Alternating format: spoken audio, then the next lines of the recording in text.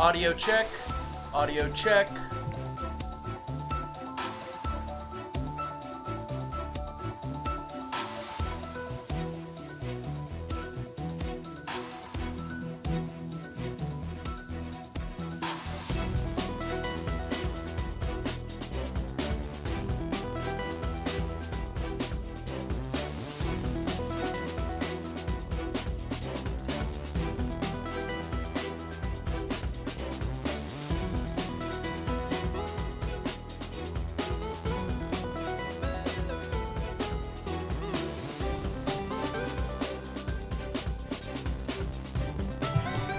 Checking my audio.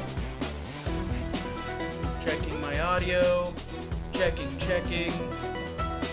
How does it sound?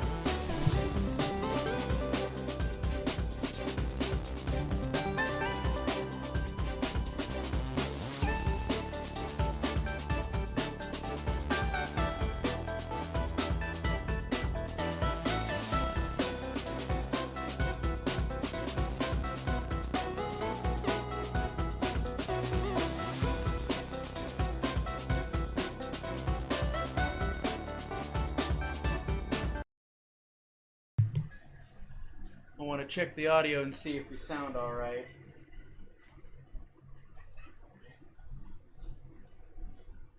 Give me a second, Josh.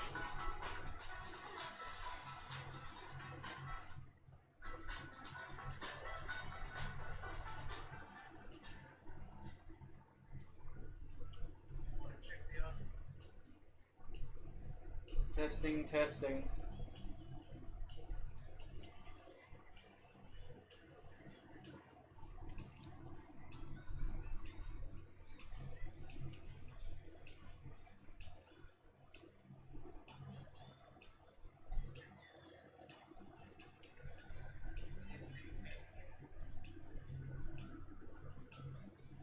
I might be too quiet. Let me see.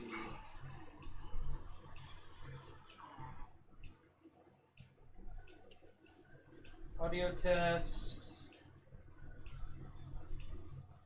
Music is loud.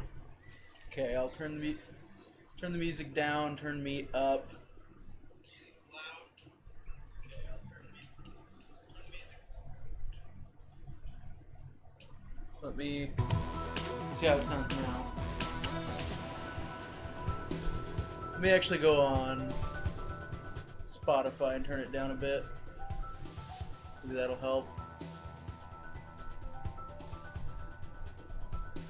This is a good song to check with. It's a louder song, so that'll be helpful, but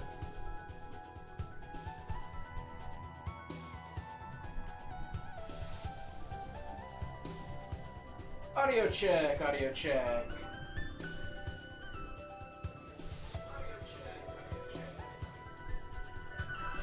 You might hear an echo just because I'm going over. Doesn't do it on my end.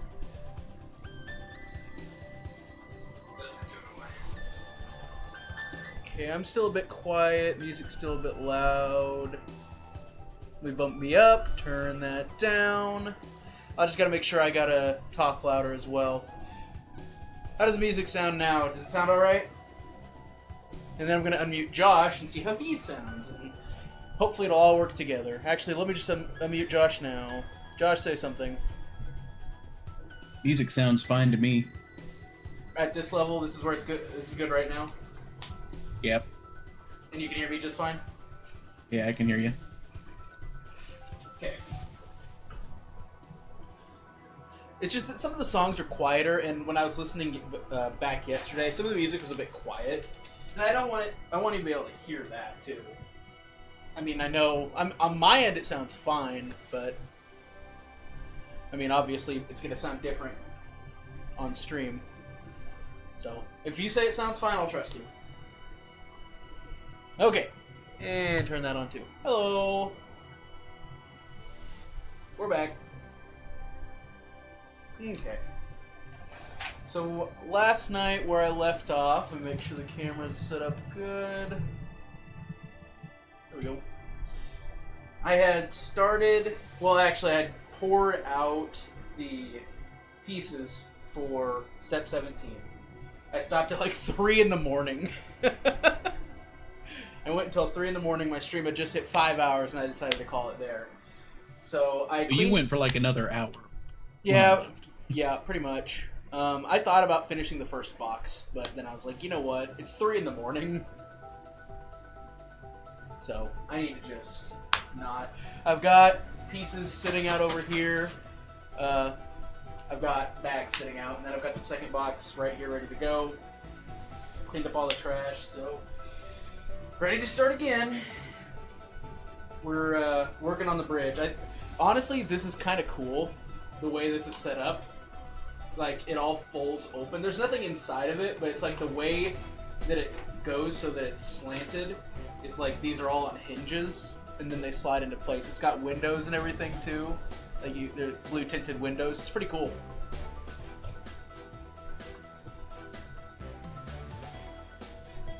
Alright. Now, let's see. Time to go. I guess I can actually, before I get too far, I'll just kind of go back over what all I've done. Yesterday, here's the frame. This is where the frame's at. The back end's looking pretty good. It's got a good detail. We're starting to get some of that grebbling in. And then here's the rest of the frame. And then, like I said, we're working on the bridge right now. I think what's going to happen before I move on to the second box is the whole bridge is going to be done and put on the set. So that's what I think is happening here. So we're going to keep building up, and it's going to get the red on top. I mean, you can see there's red in this step, so. Alright. Actually, you know what? I'm going to turn the music down on my side and turn it up just a little bit on the stream side, because it's kind of blasting in my ears. Alright. Here we go. Kind of like with yesterday, if I don't talk, it's because I'm focused, which I know isn't always the best for streaming, but you know what? I'm building. And this is big. Liz's birthday's coming soon, and I already bought. I told you, Josh, that she finished. Did I tell you she finished her EMT class? No, you hadn't yet. She is officially an EMT. So I bought her a stethoscope that she asked for, so she knows about that part. But it's really cool looking. It's like blue on the part that goes into your ears, and then the part that you actually listen through is it's rainbow color. It's been 4 years. Isn't that crazy?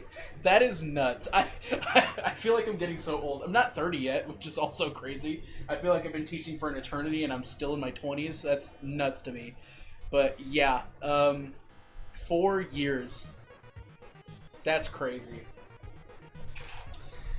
Man, sometimes I miss that first year. That first year was fun. It was crazy, but fun crazy. Let's not talk about almost being 30. Josh is not handling almost being 30 very well. We're not even gonna turn 30 this year. We've got 2 more years before we turn 30. Too little. It's too little, man. Some people say the 30s are the prime. Uh-huh. Look, man, I'll say whatever I can to make myself feel better.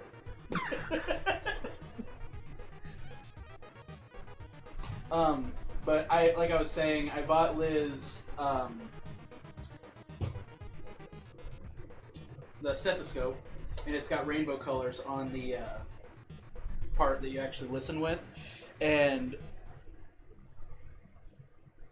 then I also last night I decided I'm gonna build her a mock of. She's not gonna watch this. She doesn't watch my stuff, so I can talk about it. She doesn't know about these things. I bought her. I'm gonna build her a Lego set mock of a Rubik's Cube because she loves Rubik's Cubes. I mean, literally, this blanket here is a Rubik's Cube and it's hers. We've got this pillow here. It's a Rubik's Cube. It's hers. We've got a whole cabinet in our living room that's filled with Legos, and she's still collecting them. So I was like, it would be really cool if I built her a Rubik's Cube, but not just build her a Rubik's Cube, one that works. So I'm going to do that. That would be really cool. Yep. I've already ordered the pieces. I'm not going to have her build it because she doesn't really care that much about building it. When we built the flowers together, I pretty much did most of the work because she says it stresses her out. And I'm like, Lego building to me is so cathartic. I don't think of this as stressful. I mean, it can be if things break. But, I mean, that goes with anything. When it's going how it's supposed to, it's relaxing to me. But it's not for her, so I'm going to build it for her. And then I also ordered her, because she's doing so many runs. Yeah, Josh, she signed up for a 50K this year, which if you don't know, do you know what a 50K is? That's a lot of Ks. It's 50 kilometers, which is 31 miles. That's a lot of Ks. That is a lot of Ks. And so she's doing that, which I think is crazy, but she loves what she does, and I'm not going to fault her for that, and if it makes her happy, that's amazing. But I could never. And next year she's like, I'm going to do a 200-mile race, and I'm like, excuse me? But she has, at work, she has all of her bibs from her races and her medals and stuff just like pinned up on a cork board.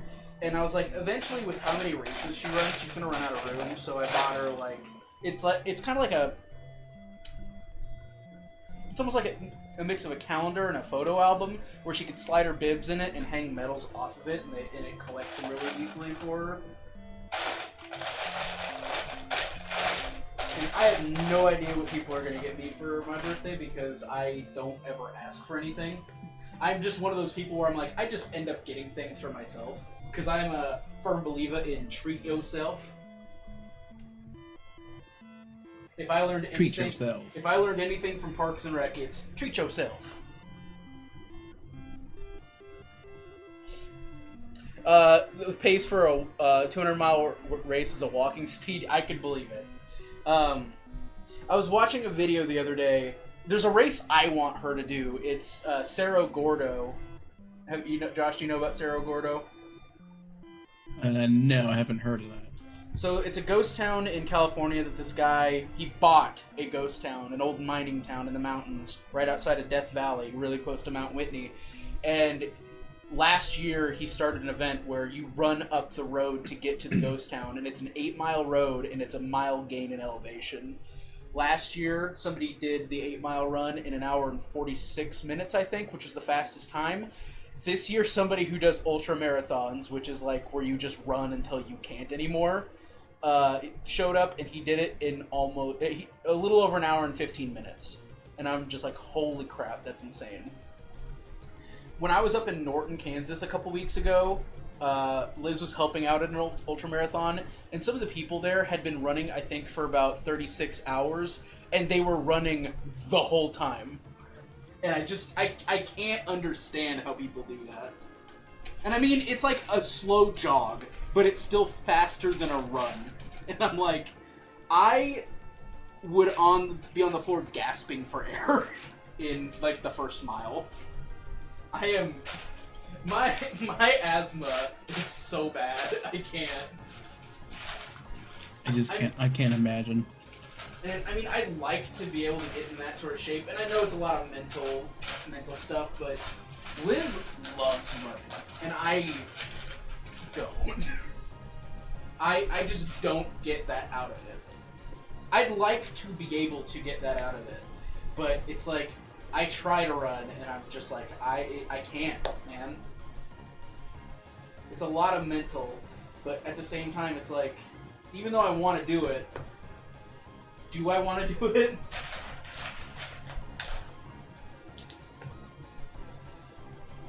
I'll never be at that level, I know that much.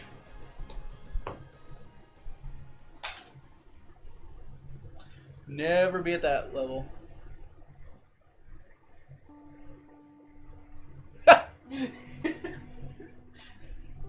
That was funny.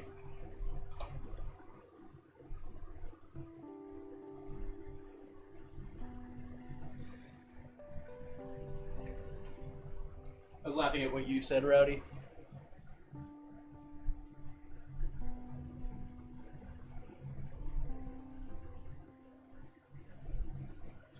I mean, the thing is, Liz is actually pretty quick. And it's not because she's like a fast runner, but it's because she just has this level of endurance. She comes back from like 13-mile runs without stopping, and she's just still fine. Like, she's breathing a little bit hard, but within a couple minutes, she's like, yeah, I'm good. And she just, like, gets up and goes and takes care of her plants and goes and does work around the house. I'm like, how do you do that? I'm winded if I have to climb a flight of stairs. And we were dead when we did alumni band a couple years ago. Yeah. I couldn't. Liz was like, man, I kind of wish I was still in band. And I'm like, I wish I was 18 and still in band. I always have to preface it by, I wish I was 18 and still in band. Still in band. In my body, in my current state, absolutely not. Might throw something. Might injure yourself doing a TTR once. TTR move, TT. Oh God!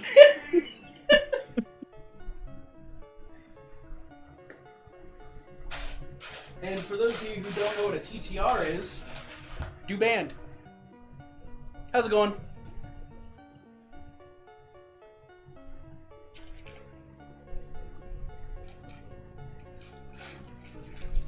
If you don't know what a TTR is, go to K-State, join the marching band, and yeah, that'll do it.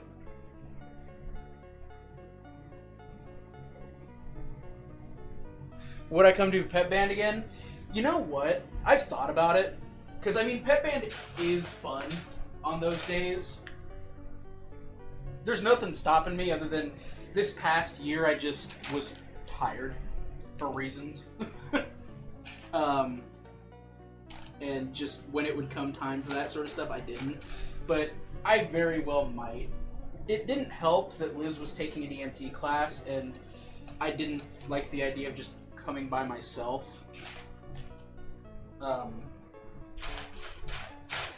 But yeah, I could. I really hope that the new band teacher you get continues what you guys have been doing, because you guys were doing a lot of good things. Liz and I both made this observation whenever we did go and we heard the band playing, there were so many good changes that we had seen that, I mean, I just really hope it continues, because it seemed like you guys were on the verge of, like, having more people in band than not in band, which is incredible. And it also seemed like there was this push going from kids as well as from people involved in the band world there, that you might have been getting a marching band back, which I would have cried. Because, you know, I mean, you know me. You were in my class. You know how many times I'd show marching band videos.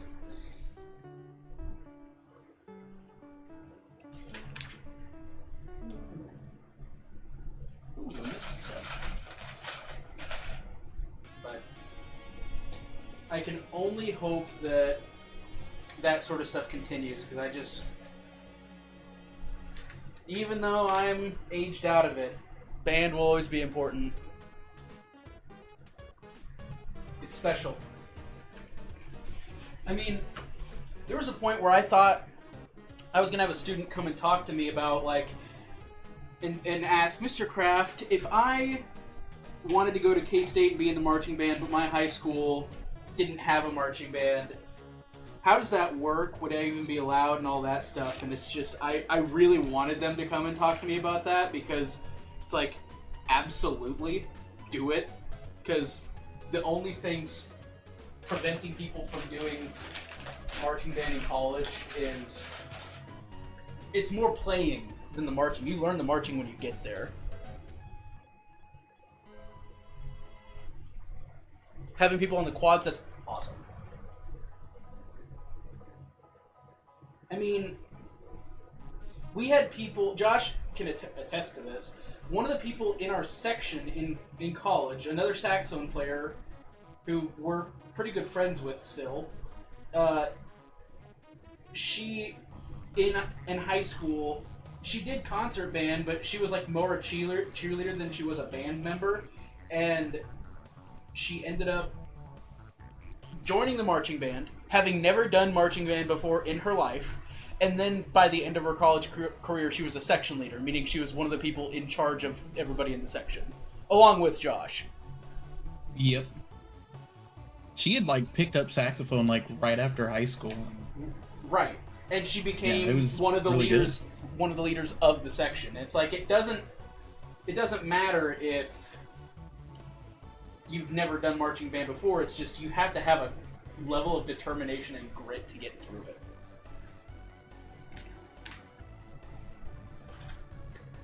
And it's like, I will, even if Meade does not have a marching band, which I am hoping so much that it does, but even if they don't get to that point by the time you're in school, if you really like it, if you really like playing your instrument and being a percussionist, and it's something you're interested in, you should try out anyway. I mean, I would try to find somebody to give you lessons and stuff on that type of percussion, of course, but it is so worth it. Yeah, and if you've never done marching band before, if you choose to pick it up in college, then that's the whole...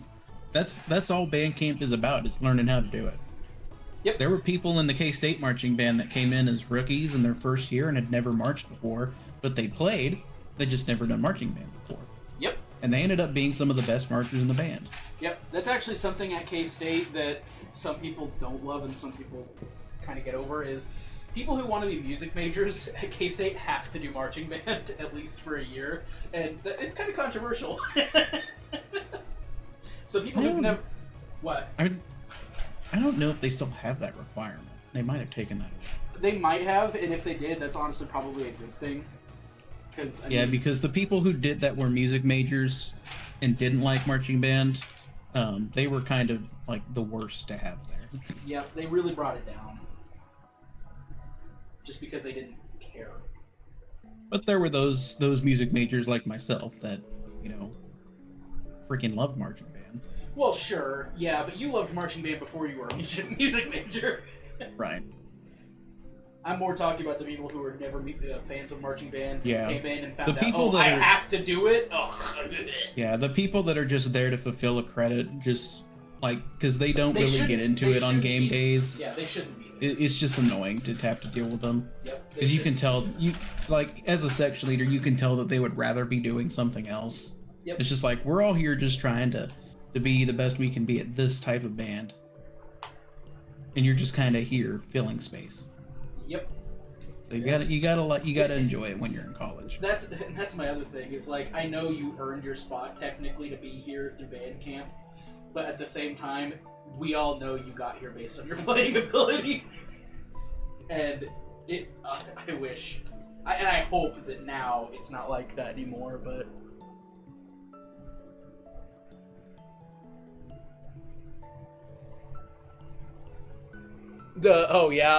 Honestly, K-State's gotten in trouble for that on rare occasion as well, where he was saying how Southern's band got in trouble for playing, and the announcer actually called him out for playing while the ball was in motion. It's like, dude, we play on kickoffs. That's our whole shtick. You should, yeah. At K-State, Dr. Trace, the band director there, who is just a fantastic human being, he really likes to push the envelope when it comes to playing in the stands. Yes, sir. And he will always have us play right up until the ball is snapped, until he gets that look from an official, or until Mike Gundy runs up to an official and goes, "The band!" Look that up. That was back during the 2020 season when they moved the band was smaller and they moved them to the north end zone to spread out, and the band was playing like right up until the snap when Oklahoma State was on offense, and Mike Gundy's just yelling at the official that the band can't be playing. It is so funny. The band, the band. And then it became the same drive that he did that I think they scored anyway. Yep.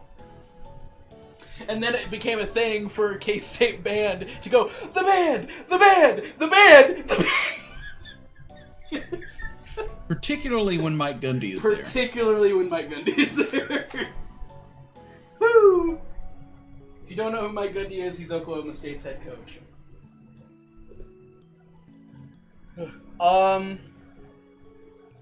Let me do this.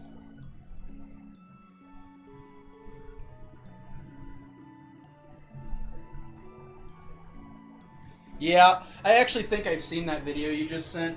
How's it going, Dylan? But I think I've seen that video you just sent, and that's honestly the sort of stuff that we would do. I mean, kickoffs, we literally wouldn't stop. They still don't stop during the kickoff. They play through the entire thing. And it's awesome, and I love it. Every time. Yeah, whenever K-State kicks off, you always play Wabash Cannonball right up until the end, right up until you can't play anymore. Which is the next play. Which is when they line up behind the line of scrimmage to snap. And Wabash always starts right when the ball is kicked. The kick is where the drums go doo doo doo doo doo.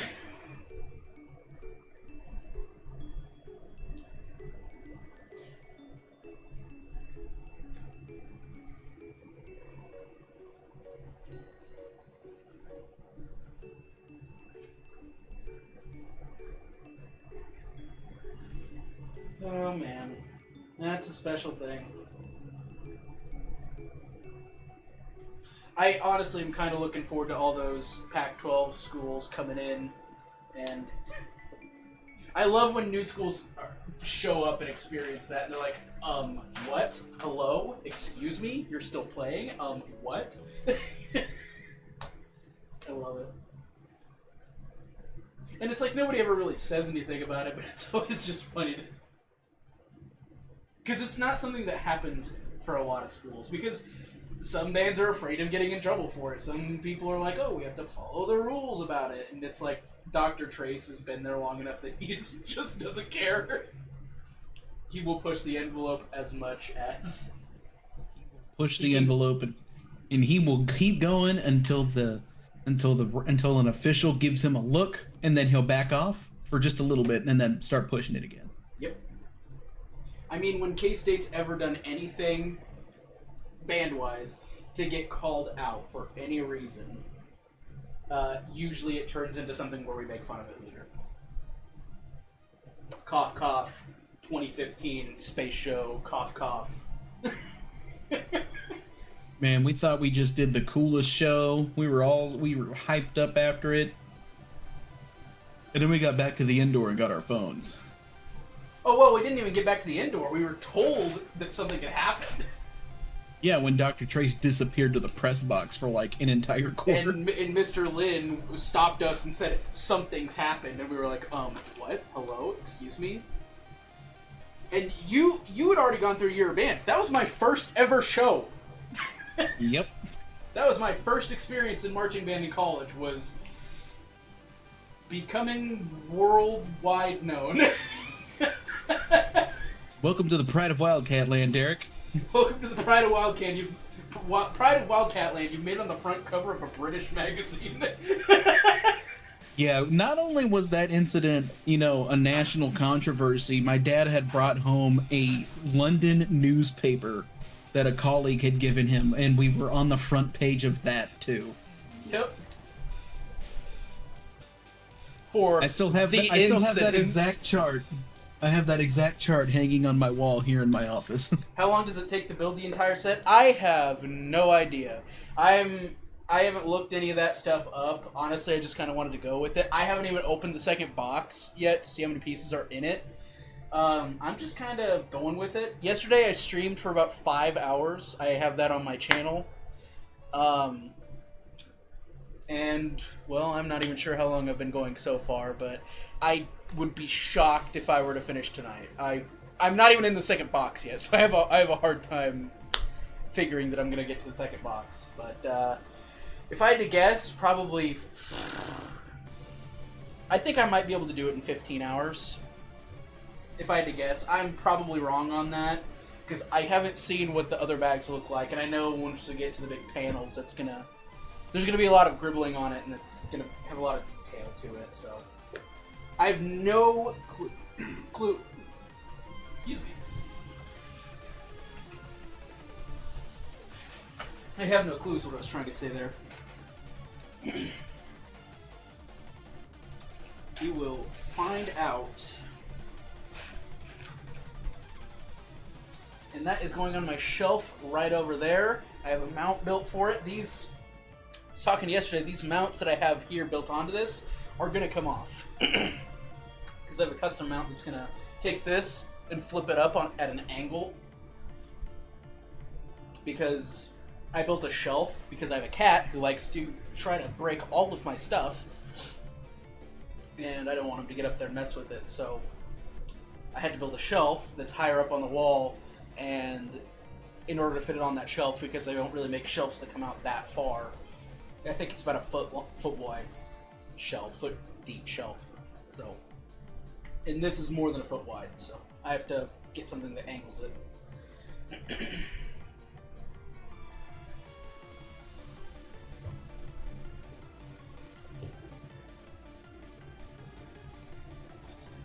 Do I need to do this twice?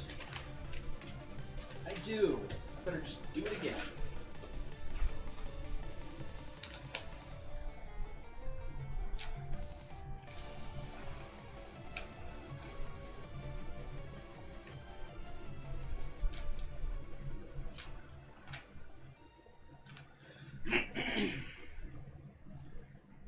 I don't know why I was talking right there, and then suddenly I almost couldn't talk. It just got a really bad scratch in my throat. I don't happen. Don't know what happened there. It's like, oh no, I am choking on air.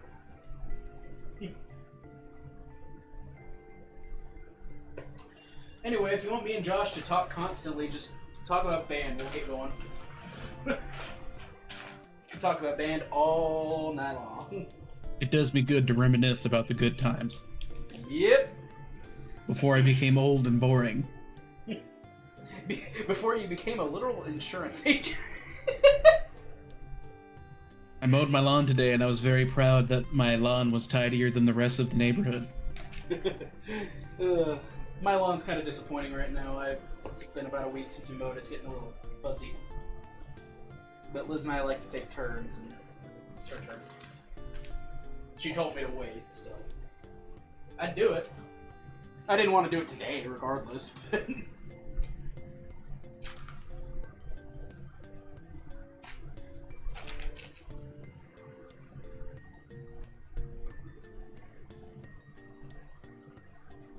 Thanks for the luck.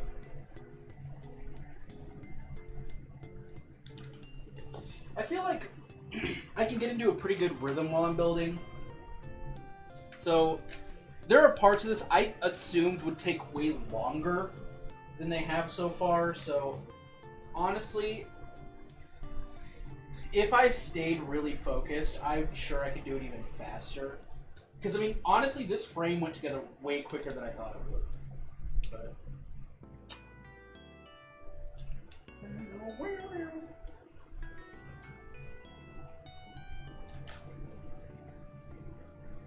Boo-doo-doo-doo. Boo-doo-woo-doo. Boo-doo-doo. Boo-doo. Boo-boo. Ah, this just makes me think about, Lockdown.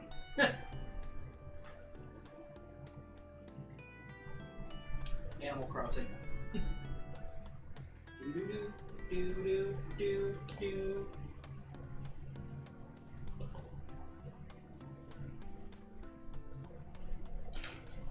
It was still such a weird time in my life because it was like, oh, I'm getting a master's degree to become a teacher. Oh, school's shut down. Now I'm going to do my first full year of teaching. Oh, the world's still kind of in a mess.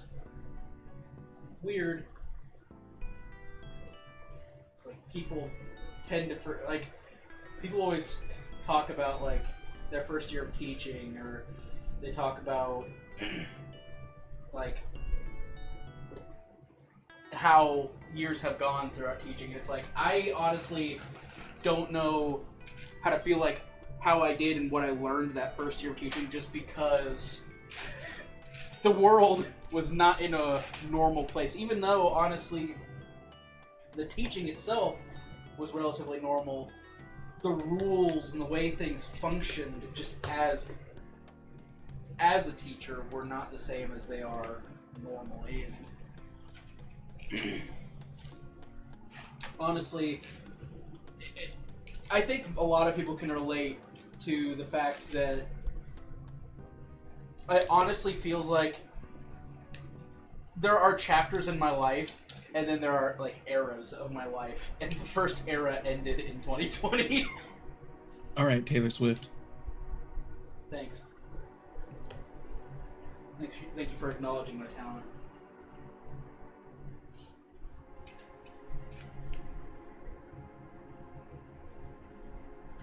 But it's like the past, like, 4 years just feel so different than everything that came before it.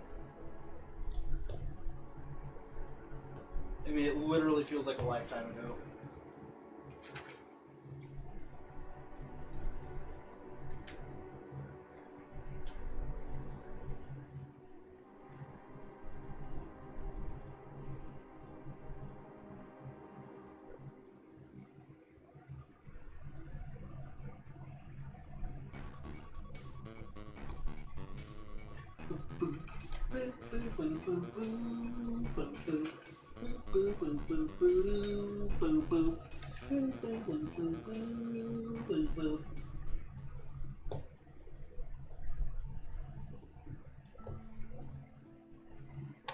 Oh no.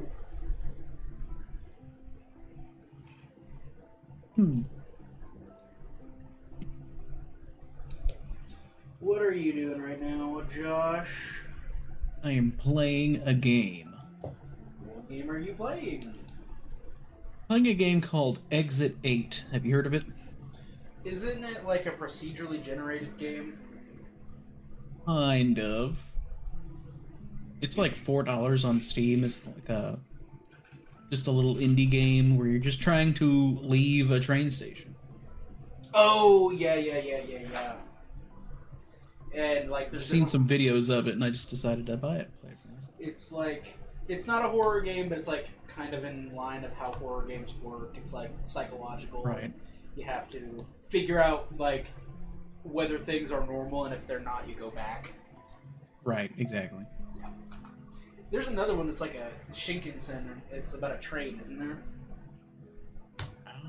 I don't know. I think there's another one just like it on a Shinkansen in Japan. I think I saw somebody play that. You know what a Shinkansen is, right? Yes. Okay. I think I've exited like 4 times now, but it just sends you back to the beginning to try and find all of the anomalies.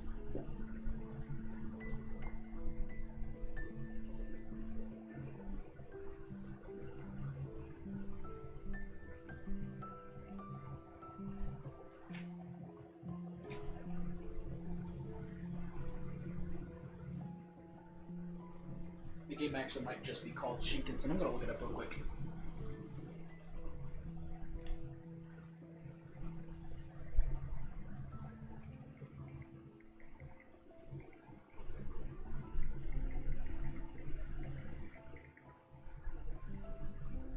Yep, Shinkansen Zero.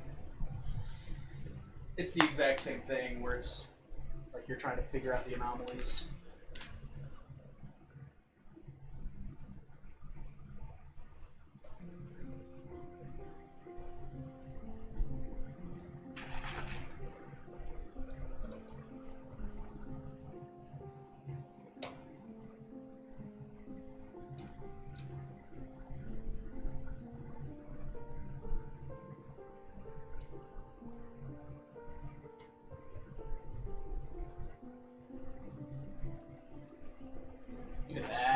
gosh.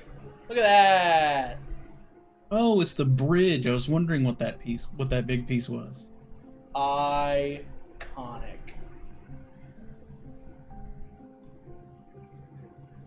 All it's missing is General Tarkin yelling at Anakin. Or not Tarkin. Yularen. Sorry, I was watching Bad Batch earlier, and they said Tarkin a few times. Governor Tarkin.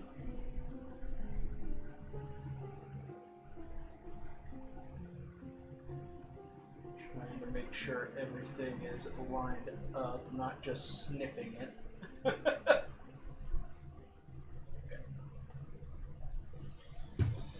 Okay. But,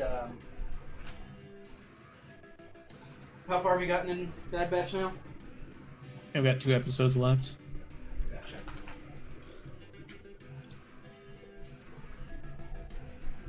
I do not get the hate from Chandler about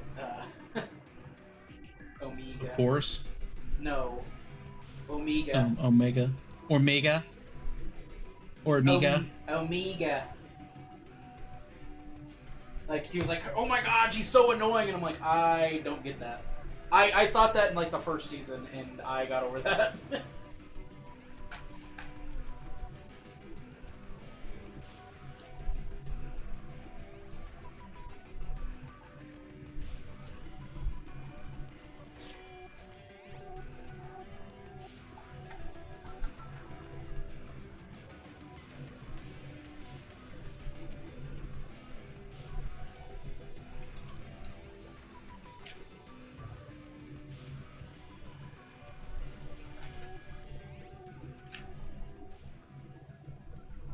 You know, when I was watching Bad Batch earlier, it was just hilarious. Just kind of hilarious, but slightly annoying, where Omega's explaining her plan to Crosshair, and she's like, this is my decision, Crosshair, and then all of a sudden it cuts abruptly to, I wanna rock and roll all night, and it's just Applebee's.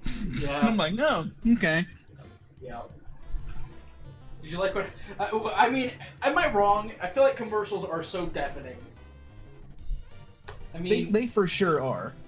Because, I mean, I'd be watching they are How the I Met most Your Mother. important part of watching a TV show. I was watching How I Met Your Mother, and I'd be dozing off, and then suddenly I'd be shocked back awake again because T-Mobile would be screaming in my ear. And I was like, you know what? No. I already have you, and I want to cancel I want to cancel because you're screaming at me.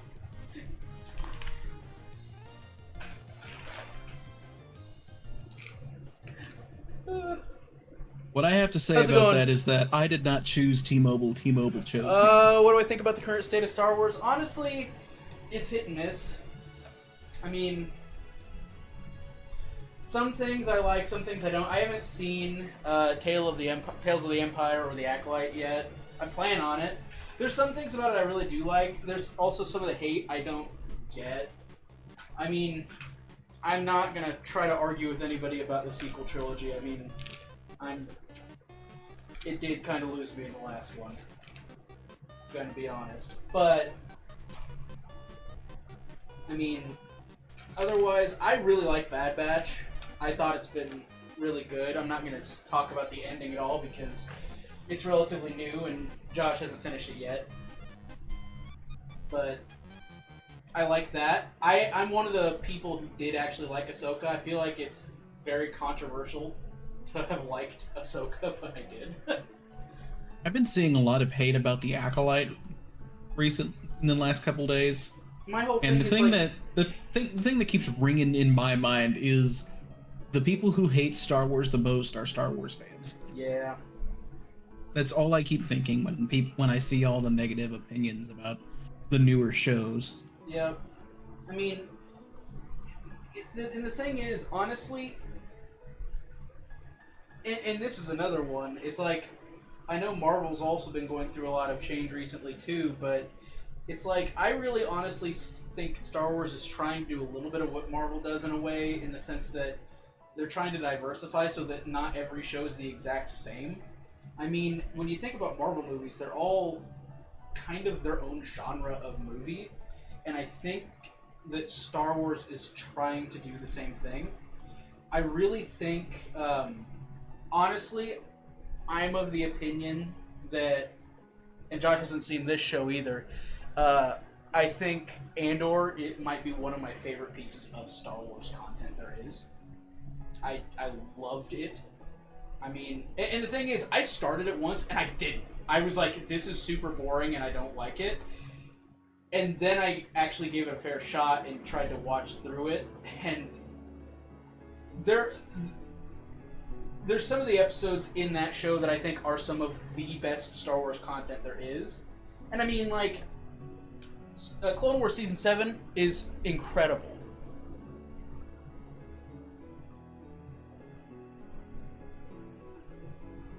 Yeah, and it's like the things that some Star Wars fans are, they just want to see more of the same thing. They want to see more of Anakin. They want to see more of the Jedi and the downfall and all that stuff. And it's like, honestly, some of these side stories that they're just the best content in the thing. It's because they're different. It's because they try to tell a story that's not just the main story, you know? Like right, they're just trying to expand on the universe, and you have to introduce new things to do that. If you read it, the problem is people, like exactly what you're saying. People are wanting more Anakin, which would be nice. We saw some Anakin in Ahsoka, but if you do too much of the same thing, people are just going to get mad about that too. Yep. Yeah. We'll keep doing some new stuff.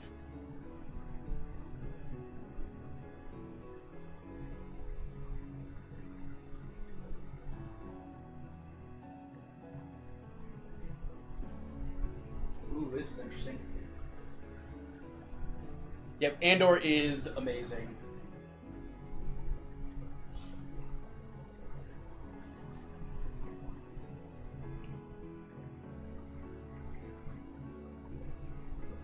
The problem these days is that, like, if someone doesn't like something, they can't just move on. They have to bring down everyone else with them.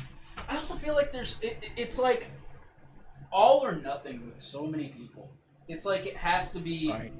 Perfect, or else it's the worst thing to ever happen. And it's just like, some things can be just okay, and that's okay.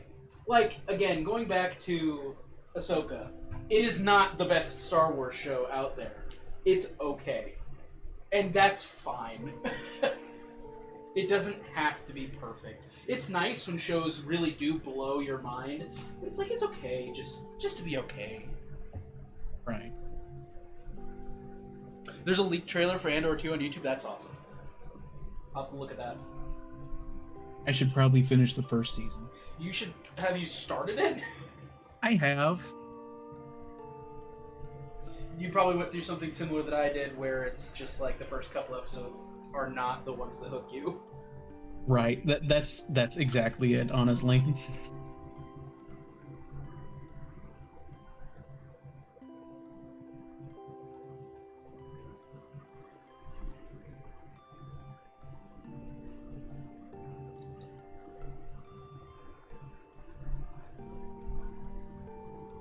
This is interesting. This is tricky.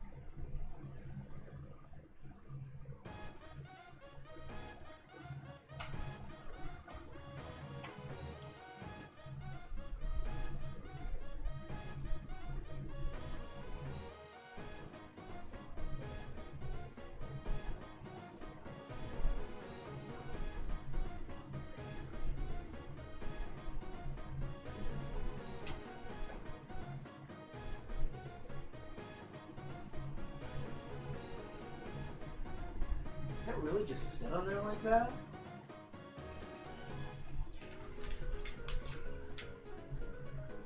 That's crazy if that's the case. Alright. That was exit 8.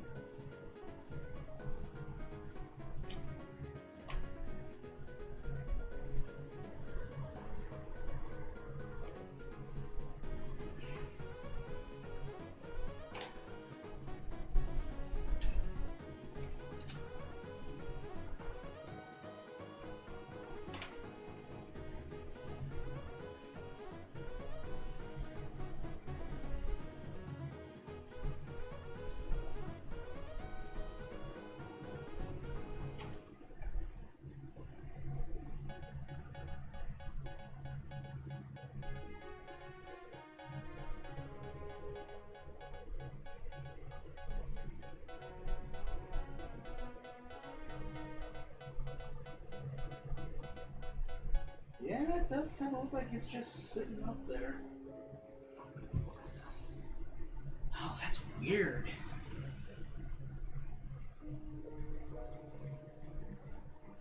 It is just...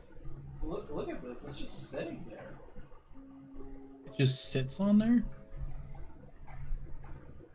I mean... I'm sure something will attach it later. Yeah, I would think so. I mean, if you kind of... It's hard to see, but like... Oh.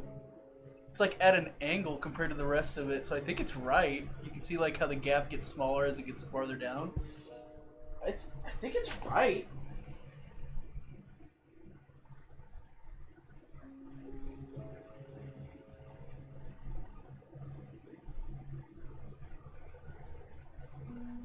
It just feels sketchy.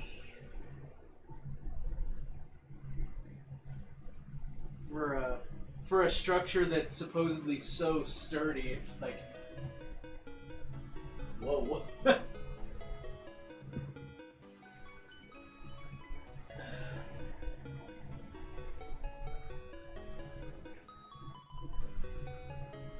Wild.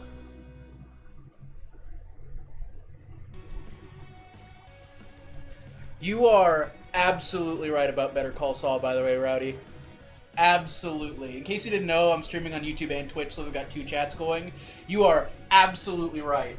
I did not like Better Call Saul in the first season. And after the first season, that is one of the best television shows there is. Very true. You are absolutely right.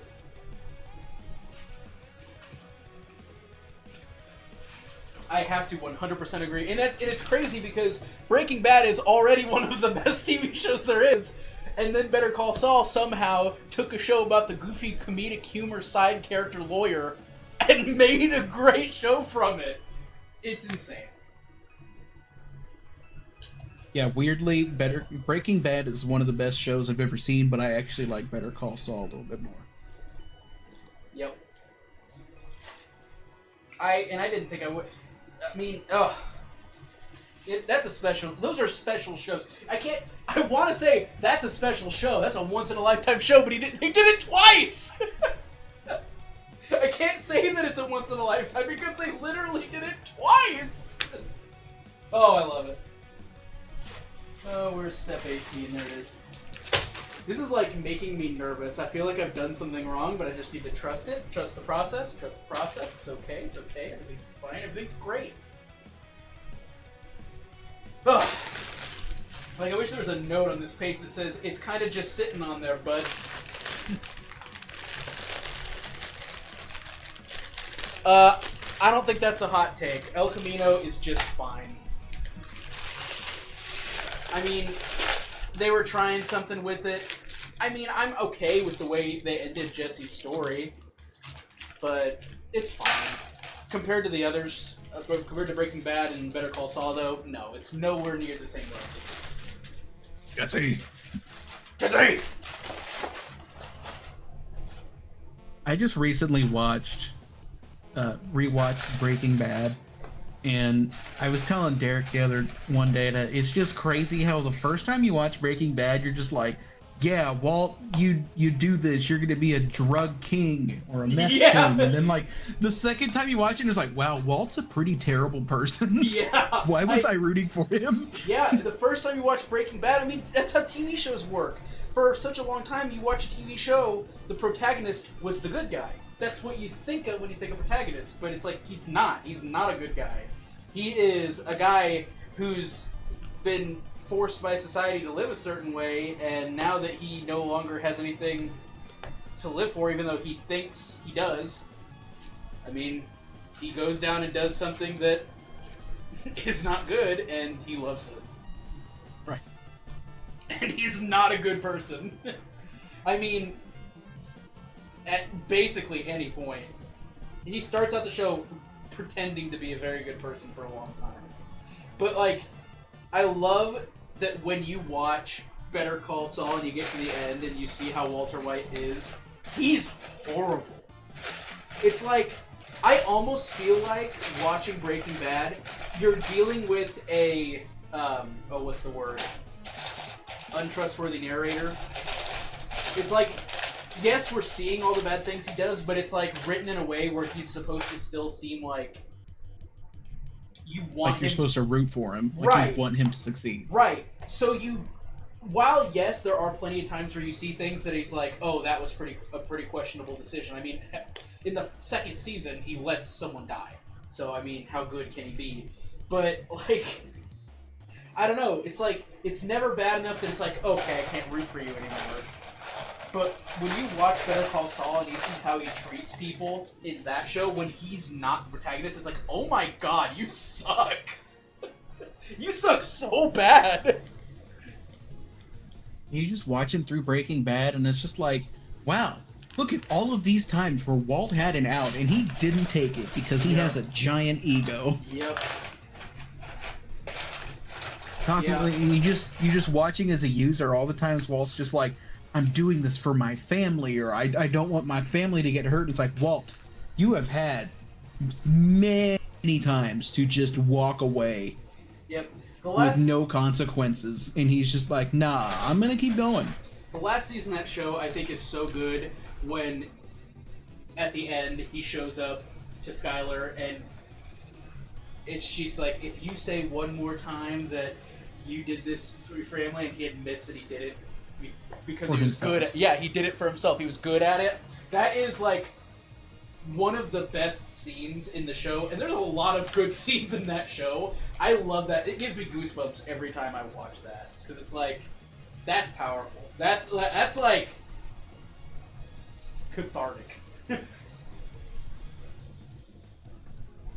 And like the ending of Better Call Saul, the first time I watched it, I wasn't super into it, but then I like thinking about it. It is the perfect ending of the show. And it's funny. Watching Breaking Bad, it's like... Breaking Bad is a show about a guy who goes down a dark path because his whole life he feels like he's not had control, and now suddenly he does, and he chooses to be a horrible person. And that's like the main character of the story, which, for Breaking Bad, it is.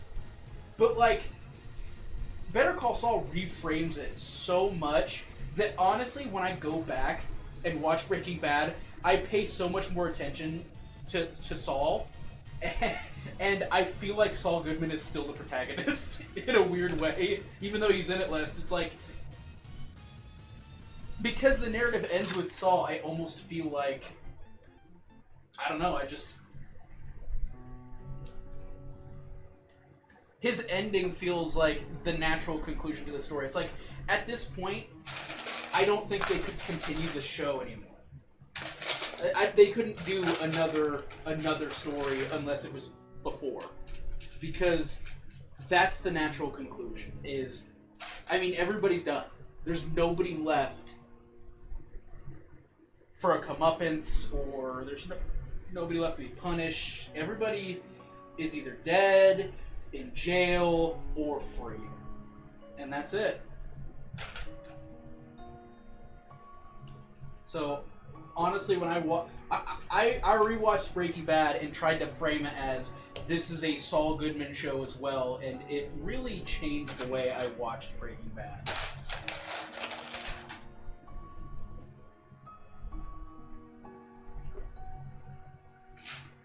There's so much Undertale music in this playlist.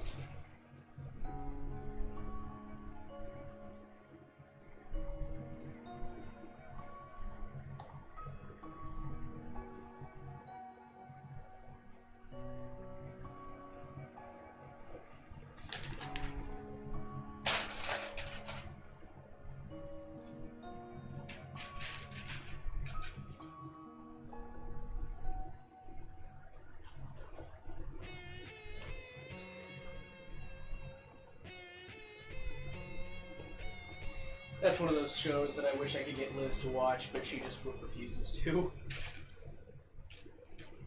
Why? Just the subject matter? She doesn't like shows that are too real.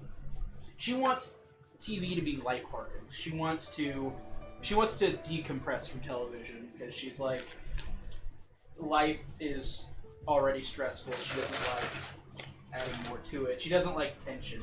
She wants to just have a nice story. Like Parks and Rec. I mean, yes, there are stressful things in that, but it's like, that's not the point. Ever. But, like, she doesn't like movies where you have some sort of emotional, where it pulls at your heartstrings and that sort of thing. There's exceptions to that. I mean, she likes Marvel, she likes Star Wars, but it's like, for the most part, she's... You would never watch Coco. Oh, God, no. She hates Coco. But man, I love Coco. I can't watch that movie without at least tearing up, and I love that. She hates that. She doesn't want to feel anything when she watches movies. And I'm like, to me, that's the point of movies, is to feel something. It's like, you're supposed to connect with it, but that's not her. That's okay. It used to bother me, but it doesn't bother me as much anymore.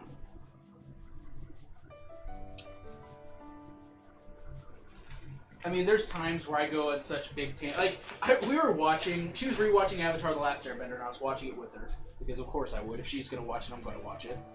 I mean, it is my favorite show of all time. How could I not? And I made her stop at a point towards the end where I don't want to get into spoilers if people haven't seen it, even though it's how old at this point. But I think it's fair game. Okay. It's the episode The Firebending Masters. You know which one I'm talking about, Josh? Yes. Okay. That episode is like, honestly, even though the comet hasn't arrived yet, I like to think of that episode as like, when you think about a plot diagram, remember back in school how you had your plot diagram with your rising action, all that stuff? Right. That episode is at the peak for me. Because, and I guess it really depends on what you think about it. If you're thinking about it as just Aang's story, it's not. Because, of course, Sozin's Comet is.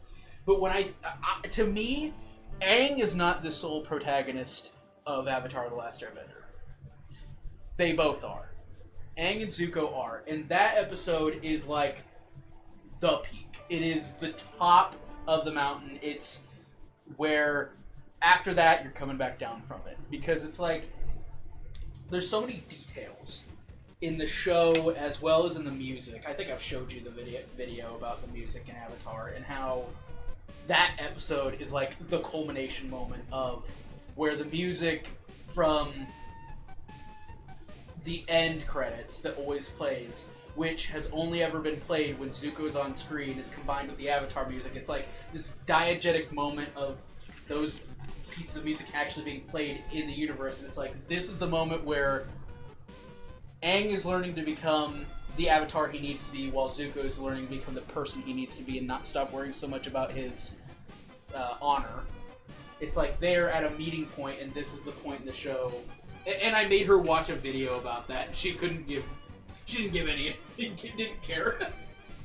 And I'm just like, man, This makes me like emotional. This gets me going. It gets me hyped up, and then she's just like, "Oh, okay, that's nice. That's nice, dear."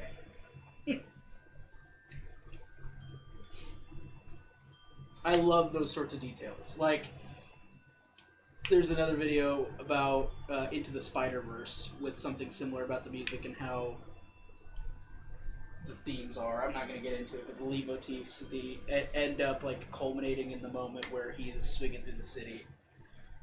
I love those sorts of details in movies.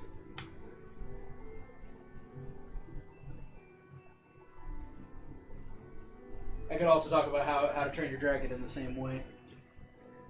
That's another movie that is just, the music gets me amped up. Sorry, my stuff I was doing is a little bit off camera. Here's what I got going on right now.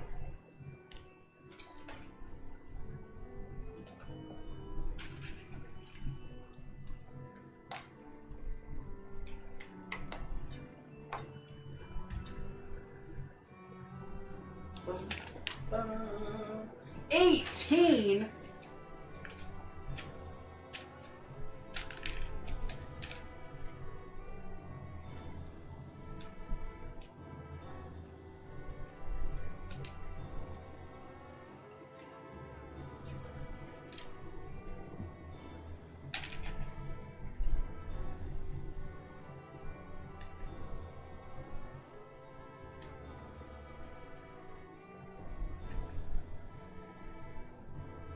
Oops. Yep.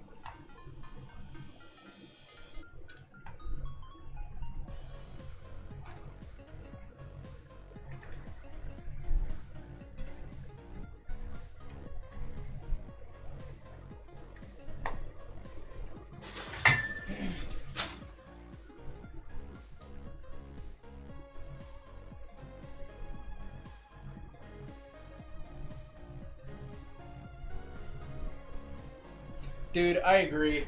Honestly, Across the Spider-Verse, I think I saw it in theaters 5 times. That movie, there are so many details about that movie.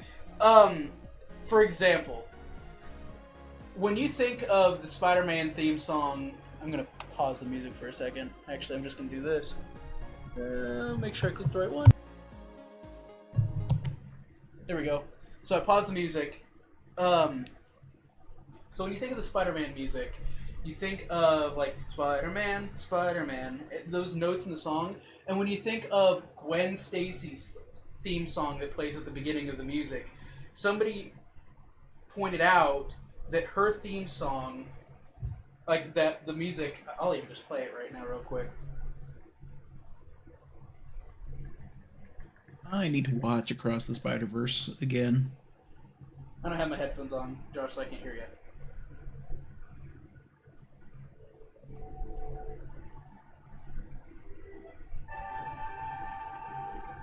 Where is it at?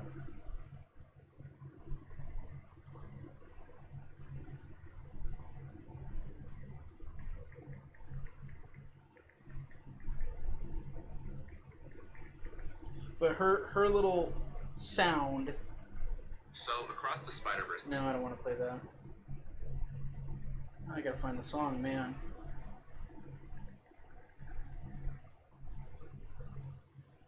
I'll just go to the soundtrack. I know what the name of the song is. There we go. That. I'll play it again. Josh, did you hear it?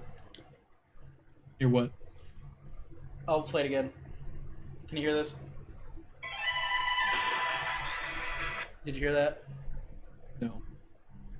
Okay. Well, anyway. Wonder if I can do it here.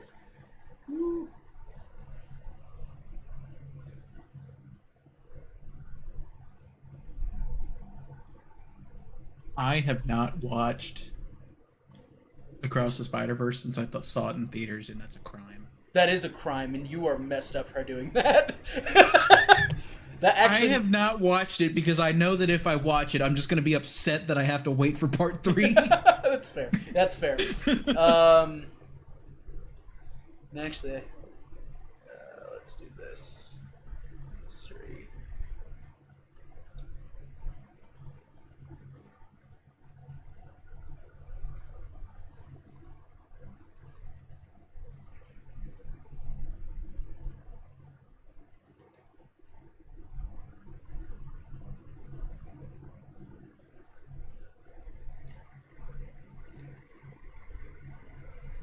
Here we go.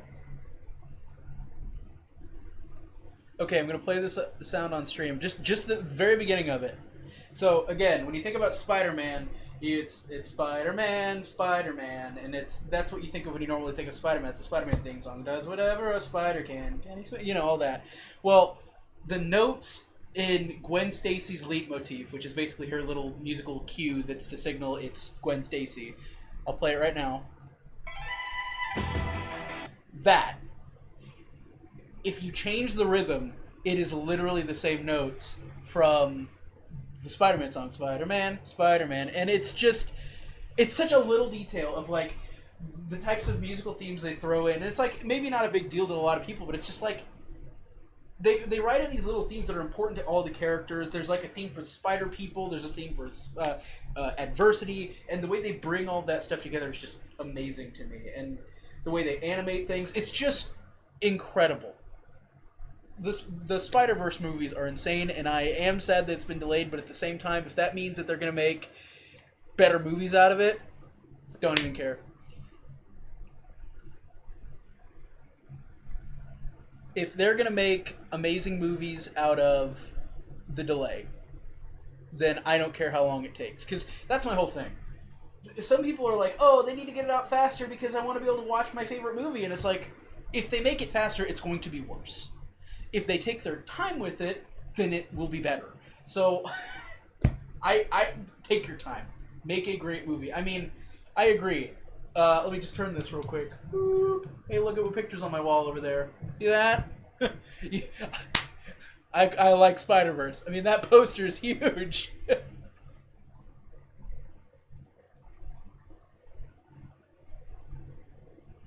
That's an interesting detail that I didn't know. Gwen's universe is set around the 90s. That's interesting. If that's true, that's really interesting. But yeah, no, I love the Spider-Verse stuff. That is actually a really good little detail. I never would have guessed that. That makes a lot of sense as to why she just opened it up. Yep. It is very interesting. But, man, I mean, yeah.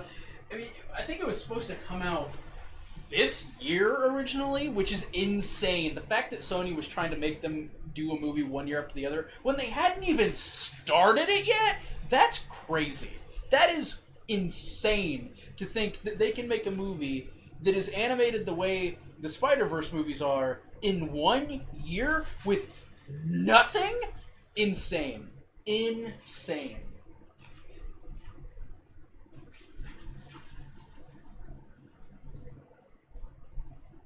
I mean, Can you tell that I really, really like movies and stuff? I get really passionate about some of these things.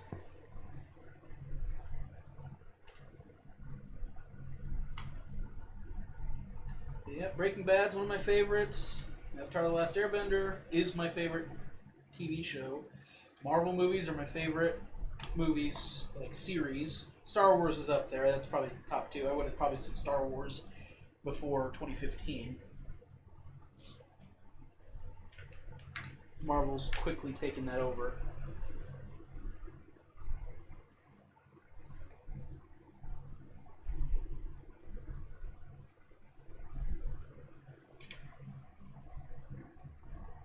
I'm just hyped because Avatar's getting a whole universe now, like an expansion to its universe anyway.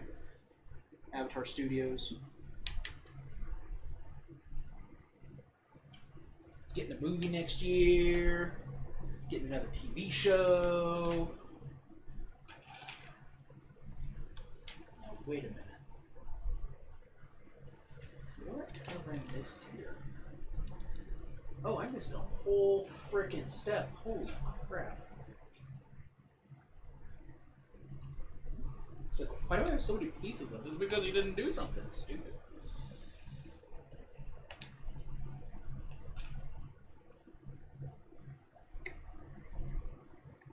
Yeah, you just want to get me to ramble, get me to talk about the movies that I really like. Or the games that I really like. Josh was talking earlier about replaying Return of the Obra Dinn, and I was like, if you're going to play that, I'm going to watch it.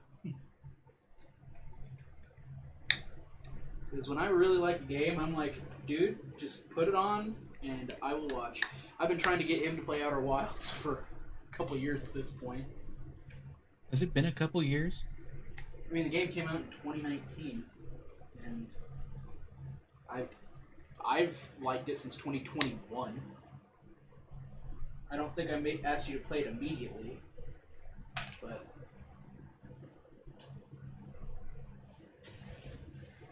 it's been a while. Because I found out about it around the time the DLC came out.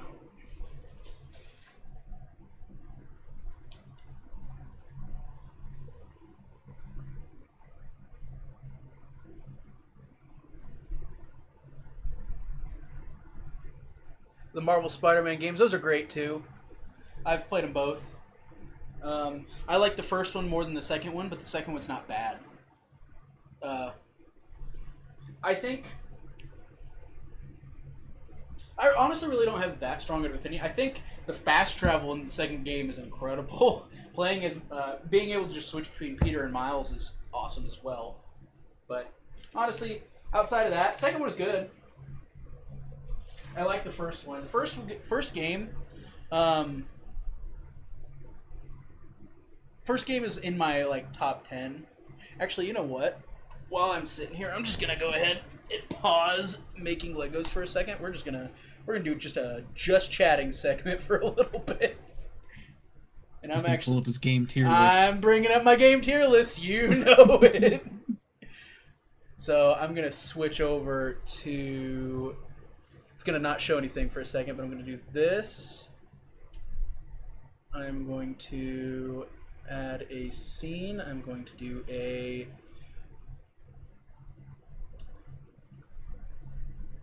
I'm going to go to it. Top 50 games. I'm going to go to a window capture. Add a source. Add a new source. This is going to be this. If I do that, how's that looking? Actually, let me do this. Let me do this. There we go. Alright. So here's my tier list. And you were asking about where Spider-Man video games ranked. Well, you can see number 6 on my list there is Dude, that first Spider-Man game and The Last of Us are the two games that caused me to get a PlayStation. Yep. Oh, I need to fix that so that goes down there. Or that goes up there, maybe? Well, I guess you're not going to be able to see me for a minute, but that's okay. It's not letting me rearrange my thing to put my webcam over this, but that's okay. Trying to get my chats up real quick.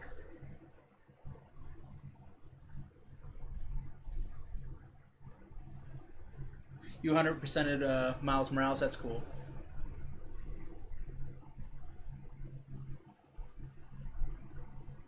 I don't know about that fan game. I haven't seen that one. But this is I've done my top 50, and now it's actually 51, I'm pretty sure. But this is my list. Outer Wilds, right up there at the top. Right up there at the top. So, yeah. And Stardew is second. A couple months ago, I was going to do a full playthrough, and then I just kind of didn't ever get around to it. But I've 100%ed a Stardew Valley. That one's crazy to do. But I did it, and I'm willing to do it again. The new update just came out pretty recently, and I really want to play it. Red Dead is a game I didn't play for a long time, and then Josh convinced me to do it, and I'm glad he did. Because you were like, I don't like this game. The first chapter is terrible. I'm like, you're right. The first chapter is terrible. It's a slog, but I also am not a big fan of westerns, and that did not matter. God of War Ragnarok is a game I got Josh. God of War is a game I got Josh to play. I'd never played the original ones, and I watched somebody do a few levels of God of War, and I was like, man, yeah, I know. I'm gonna scroll. I think I might actually need to make this a little bit smaller. And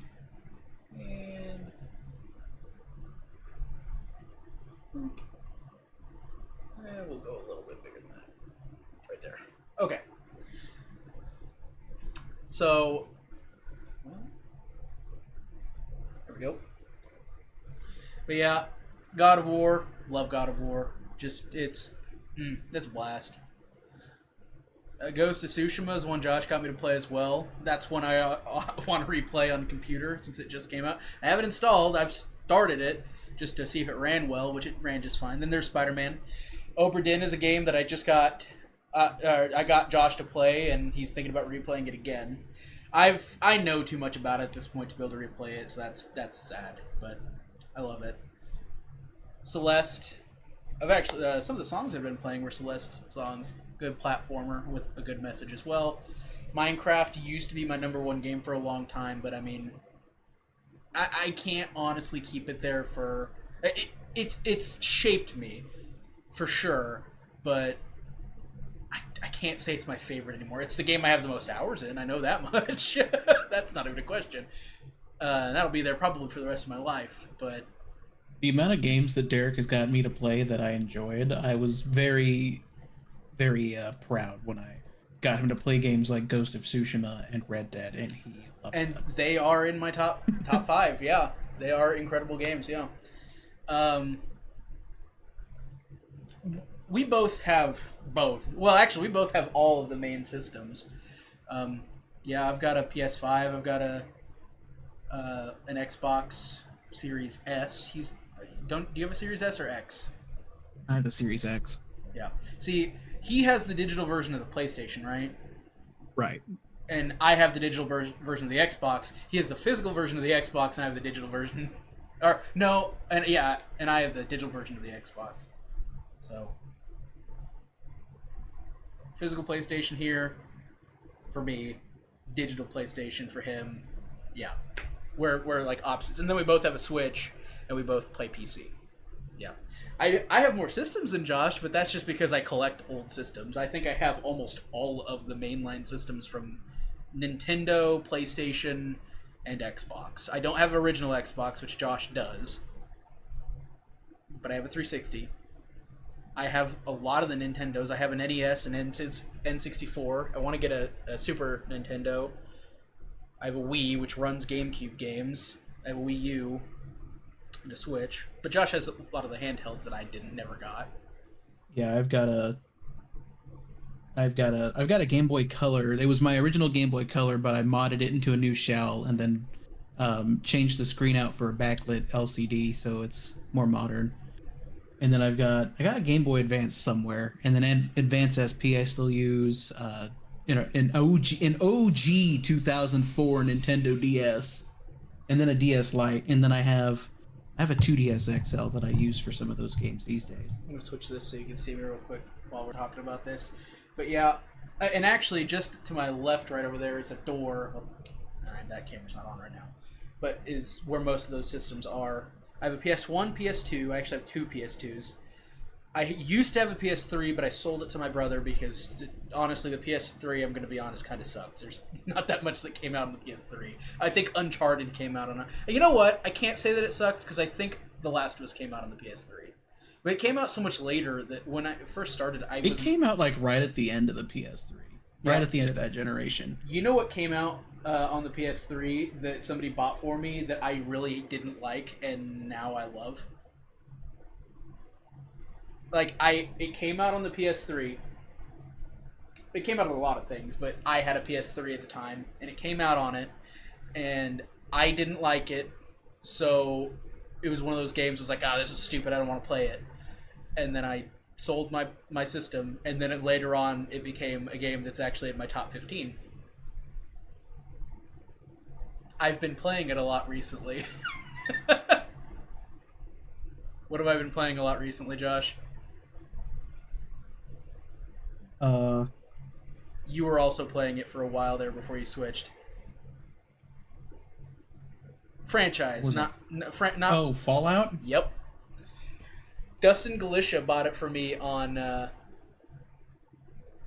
PlayStation 3 as a birthday present, and I didn't like it.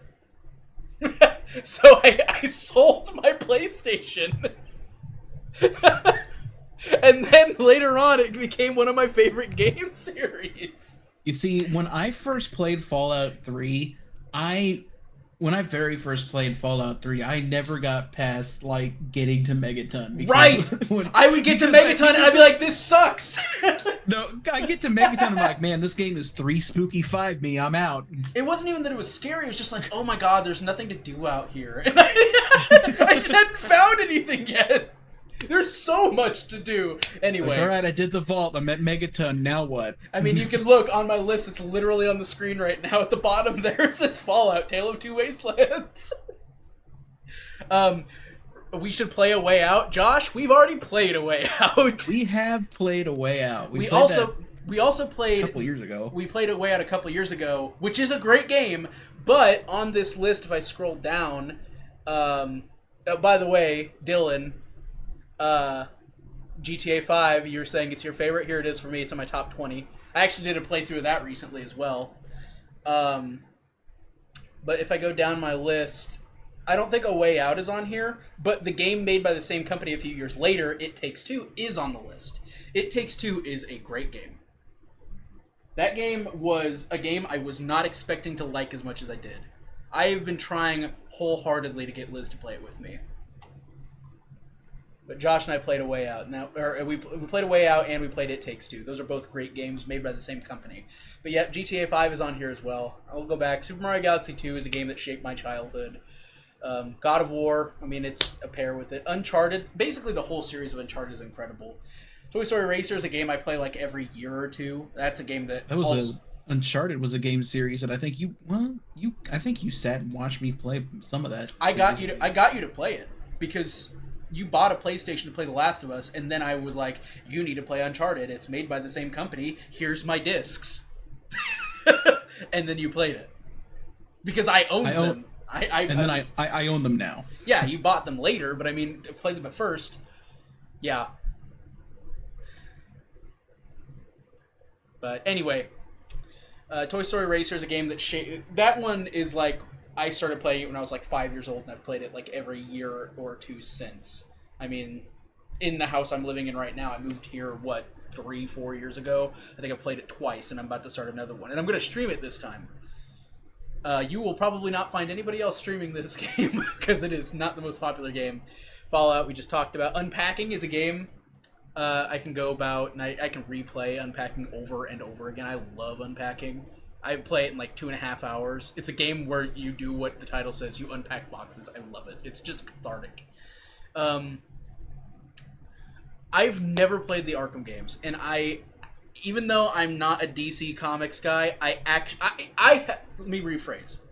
I have played a little bit in them. I've never owned them myself, but I can't remember which friend did own them that I played. But I went over to somebody's house and I played it. I actually borrowed it from them for a little bit. And it is super fun. I have to give that to you. But because I'm not a DC guy, I've just never gotten them myself. So, anyway. I do agree, though. They are very fun. And about a house tour, I would probably do a bedroom tour. I don't know if I'd do a house tour, although some of my Legos are out in the living room, so I can see why. The problem with doing a house tour is I would have to switch over to my phone's camera, and I don't really want to do that right now, because these are both wired into my computer, so I'm not gonna bother switching over to that for this stream. But maybe someday I could do like a quick turn the camera around the room in here, but at the same time I don't really want to mess with the way the cameras are a ton. Yakuza is a game. I love the whole franchise, and Yakuza 0 is the best one. That's a game I would love for Josh to play, but they are very intimidating because they are super long games. Mario Galaxy, the original, again, shaped my childhood. GTA 5, it's a great game. I love GTA. It's super fun. It's fun to just goof off in. Jedi Survivor, I mean, I like the game so much, I literally built a Lego set. There's not an official Lego set for it. I had to go buy the pieces and build it, and it was a pain. But I love that game. Jedi Survivor is great. I like Survivor more than I like Fallen Order. Last of Us is a game that's a weird one on this list because I've never actually played it myself all the way through. But I've seen it played enough all the way through that I love it. And I love the story of it. And the TV show is one of the best video game adaptations ever made. Of a TV show or movie ever made. Super Paper Mario, it was great. I have a copy of it on my computer.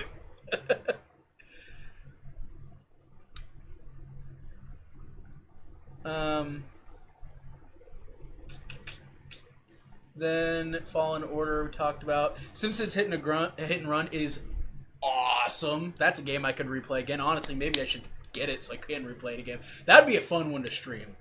Simpsons Hit and Run is a banger of a game. Chance of Sonar was a fun one. That's another one that I got Josh to play. I don't think he liked it as much as I did, though. It was interesting. I know I got annoyed towards the end because it was just very late, and I was tired. Yeah, we were. It was like 4 a.m.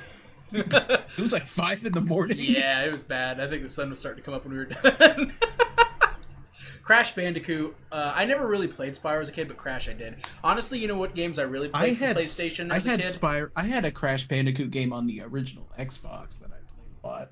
Yeah. I played Crash a little bit when I was younger, but what game made by the same company as Crash Bandicoot? I played Jak and Daxter so hard. If they made a Jak and Daxter remake, I would be so freaking happy. You cannot understand how happy I would be if they remade Jak and Daxter. I love Jak and Daxter. Mario Odyssey. And the thing is, I don't even have it on this list. See, now I'm thinking of games that could have been on this list. Oh, great. He's going to go to a top 100 before you know it. Probably. Mario Odyssey is one of the better Mario games. I think the Galaxy games are better personally, but Mario Odyssey was... I mean, that was a literal game changer. I mean, Far Cry 5 is a weird one because it's like... There's some times where I think about it and I'm like, I didn't like it, but then there's a lot of other times where I'm like, that's one of the best Far Cry, it's the best Far Cry game there was, and I think I more often lean towards that. It's controversial as heck, but it's a good game. Lego Star Wars, I mean, it's Lego Star Wars, come on. Breath of the Wild, I had never played a Zelda game before in my life. I heard the people raving about it, and then I played it, and I was like, holy crap. This is a good game. Same. That was one of the first games I got when I got a Switch. Same. It also did take me a long time to get into it, but once I got into it, I was like, this is incredible. Yeah, I bought a Switch and was like, wow, there's not very many games out on this. I guess I'm going to get this Zelda game. and then I played it, and I was like, holy crap! When it comes to Nintendo franchises... Derek's a Mario guy. I'm not as big of a Mario guy or a Zelda guy. I'm a Pokemon guy. Yeah, and see, I'm not a Pokemon guy. I don't really play Pokemon. I still don't. I own a game, and I played it for like an hour and was like, nope. I'll watch people play it because I think some of the reactions are funny, but that's about it. Portal 2 is incredible. Far Cry 3, for a long time, was one of my favorite games. Uncharted 2 is like, I mean, it's the second best Uncharted game. Resident Evil 2 and 1 are great. I think the Resident Evil 2 remake is incredible. I think they should remake the original Resident Evil again, because the last remake was from 2001 or 2002 or something ridiculous like that. Fallout 4. I'm in the middle of replaying that on my PlayStation right now. It's great. It's nowhere near Fallout 3 or New Vegas for me, but it's still a great game. Halo Reach, Halo 3, Halo 1, great games. Love them. Power Wash Simulator is just a relaxing game. There's been a bunch of Undertale music playing. I think Undertale is a game where the whole thing about Undertale is like both the emotional impact of Undertale as well as like the way it handles decisions and like playing with what we understand about video games and how that kind of messes with it. And I think if it was released today, it wouldn't go as well.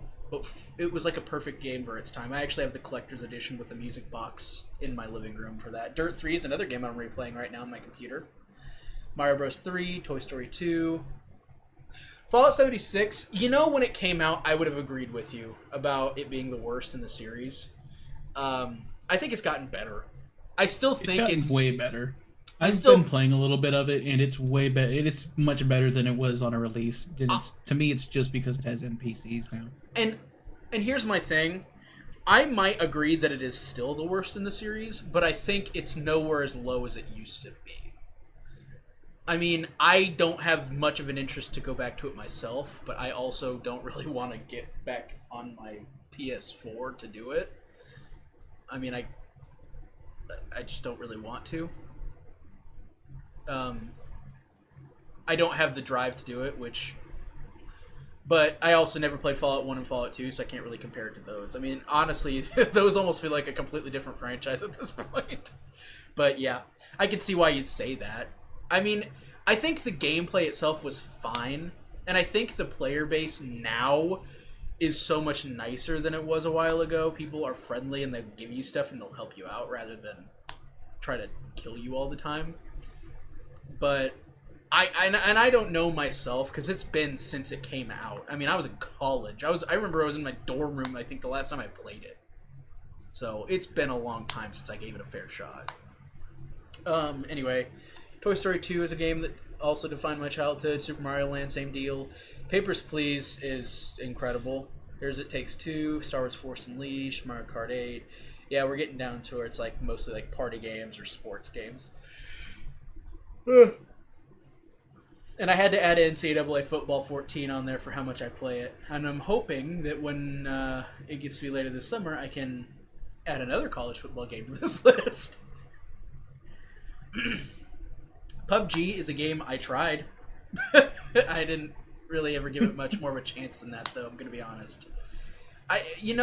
Those mobile shooting games, I haven't really actually given a mobile shooting game, not a mobile, online is what I'm trying to say, online shooting game much of a shot, just because I like stories, and I like narratives, and I like characters, and those types of games don't have that. So yeah, I gave PUBG a shot. I've also played Fortnite just a little bit, but neither of those games really just stuck with me.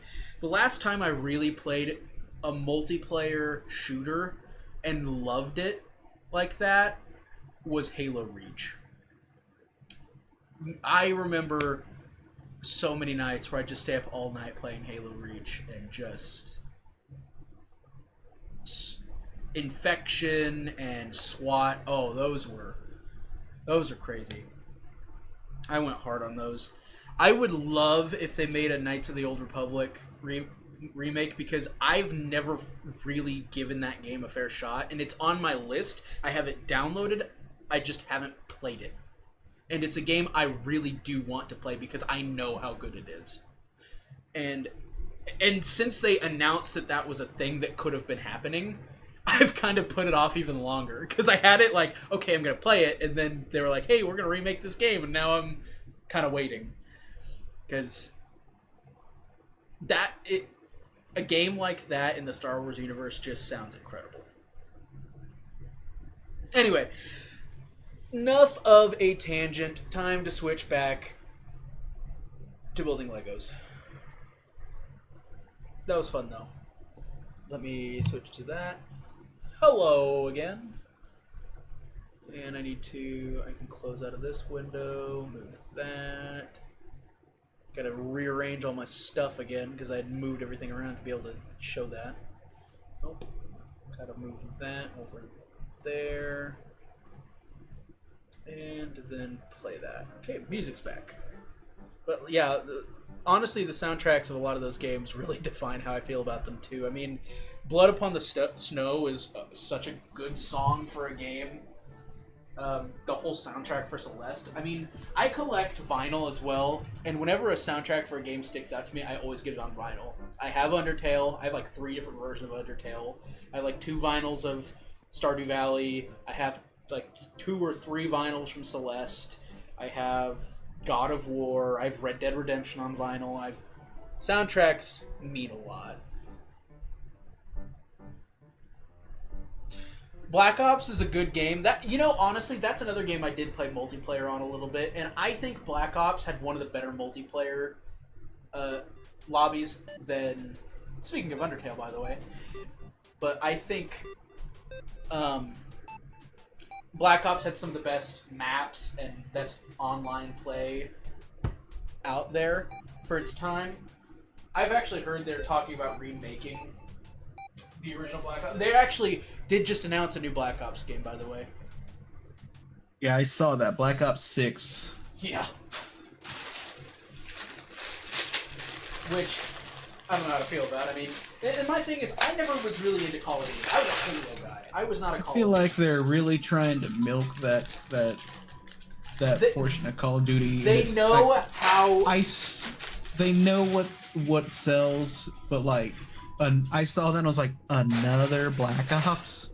Yeah, they know how special Black Ops 1 and 2 were for people, but honestly, they're just trying to ride nostalgia at this point. There's so many companies that are doing that, and sometimes it's good.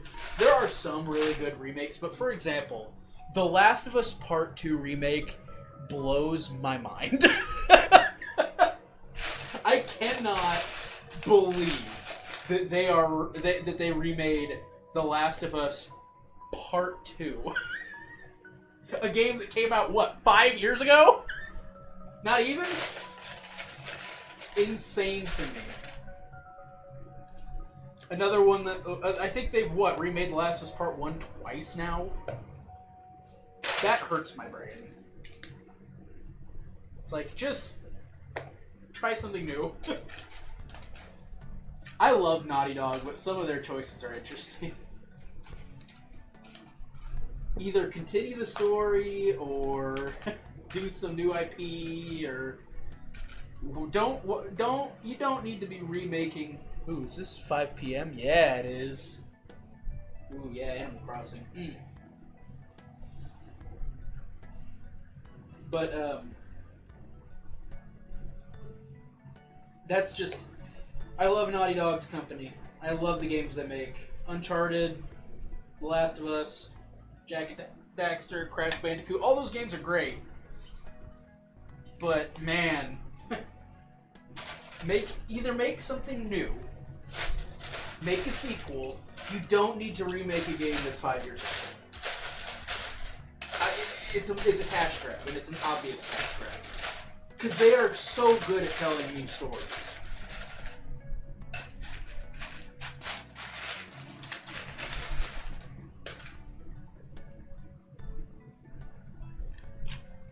That is why I miss the Call of Duties that had a story. That aren't like 4 hours long.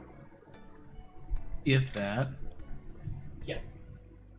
See, I never did the campaign in Call of Duty. I think I've owned 1 or 2 Call of Duties in my life. And they were when I was younger, so I could play multiplayer games with one of my friends. I don't know if I actually sat down and... I think I did a campaign 1 time. And you know what? That's not even true. I played World of War. That was a good game. And I played it with my cousin. It's not like I didn't actually play it for myself. But we were in a camper, and we, like, spent the whole day just doing that campaign, and it was so good.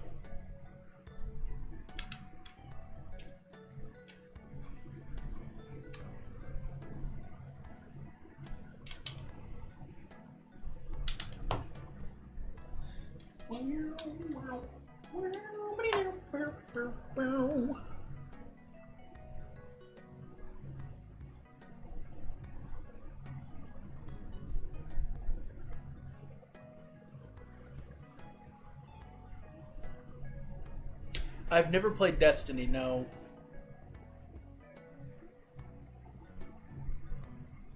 For no reason other than it never really got on my radar as something I wanted to do.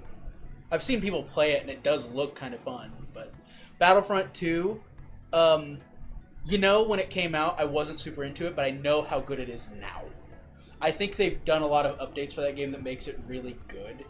And I agree with you. I hope they do break that curse and make a third Battlefront. And I hope that they actually can give it love.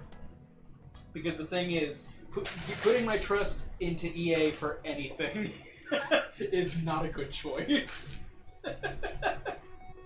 I have been burned by that company too many times.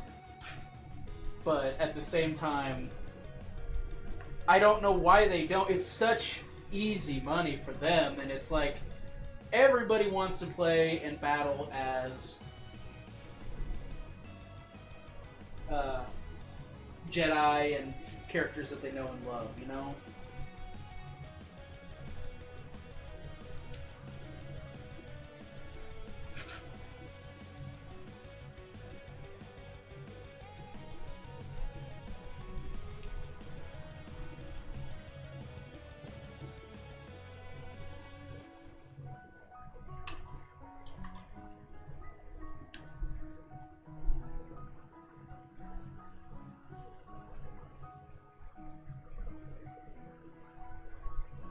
Yeah.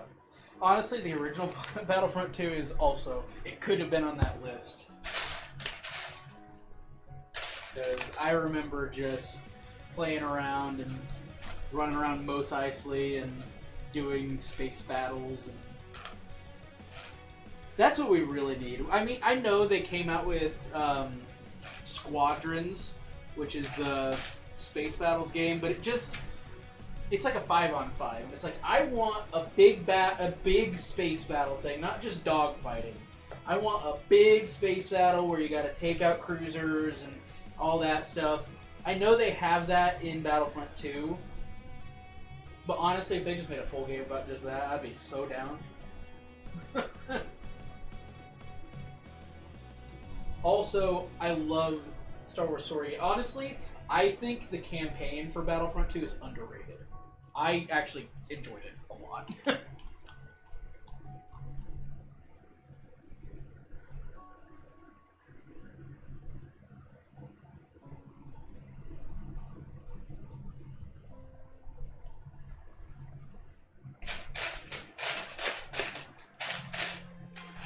So much Undertale music, holy cow. I guess we're just doing Undertale music now. Keeps going back to it.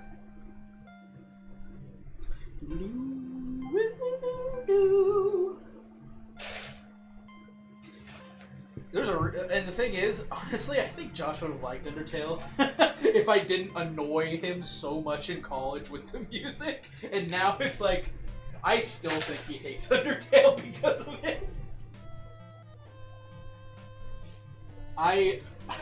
We'd be a cat band, and which is our basketball band, and I would just start playing Undertale music to get on his nerves on my saxophone. Like, I'd play Bone True Soul and I'd play Megalovania, and he'd get so mad.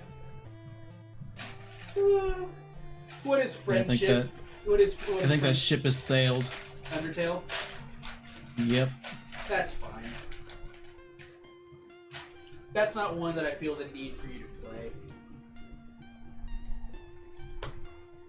But, what is friendship if not trying to get on each other's nerves as much as physically possible.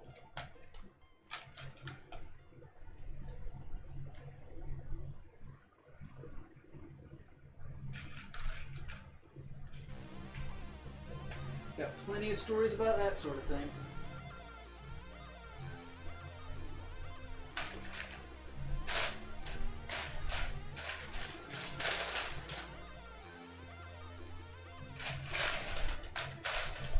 More Undertale.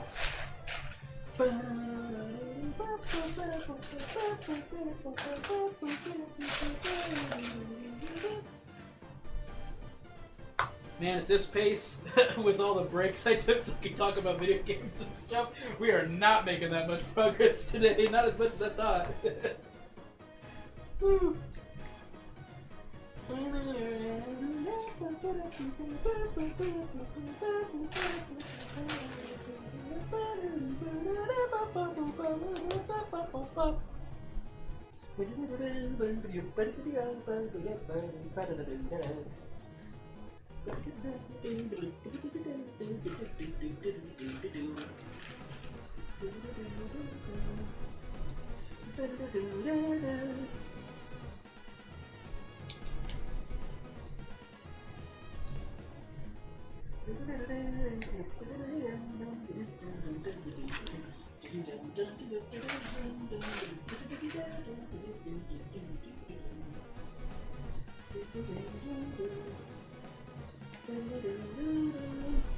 That's kind of cool.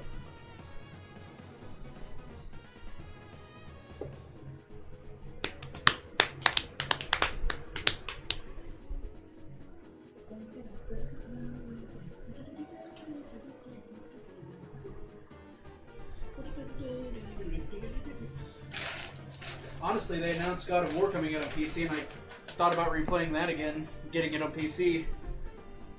Boy. I love that in a matter of months, we went through a phase where I played a game where there's a guy who goes, boy. And then immediately you got me to play a game where a guy goes, boy. Boy. You okay there, boy? How's it going, boy? That's a good boy. In my book, I started a new playthrough of Red Dead, and he was like, that's a good girl. And I was like, whoa, whoa, whoa. Whoa. It's like, that's different. I'm used to him going, you're a good boy. Oh, How's it going, boy?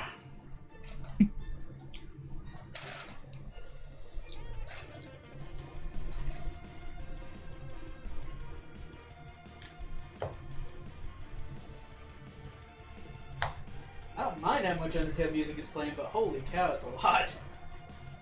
I do love this stuff. I love the end of the game music, when you're fighting Azrael. I'll be right back.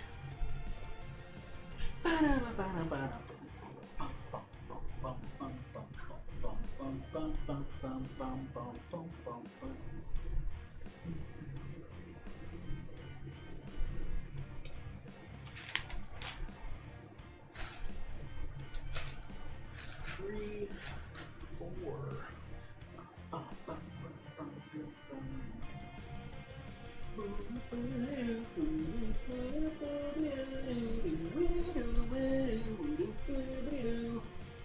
Okay, how's this going together? Like that. Cool, cool, no doubt, no doubt. Bum bum bum bum ba-dee-dum, bum bum bum ba-dum, bum bum. F is for friends who do stuff together. U is for you and me.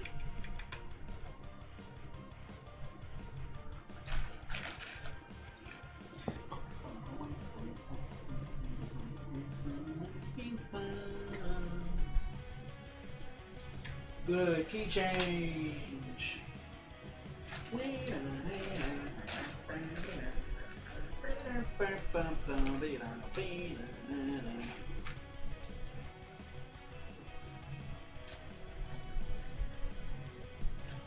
Oh, swish.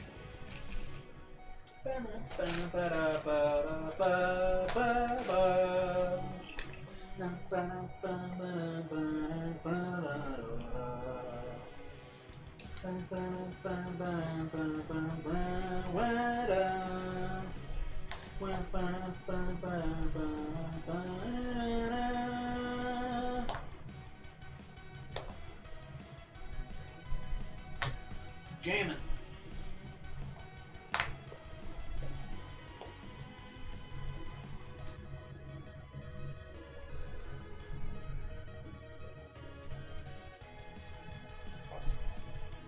I did miscount.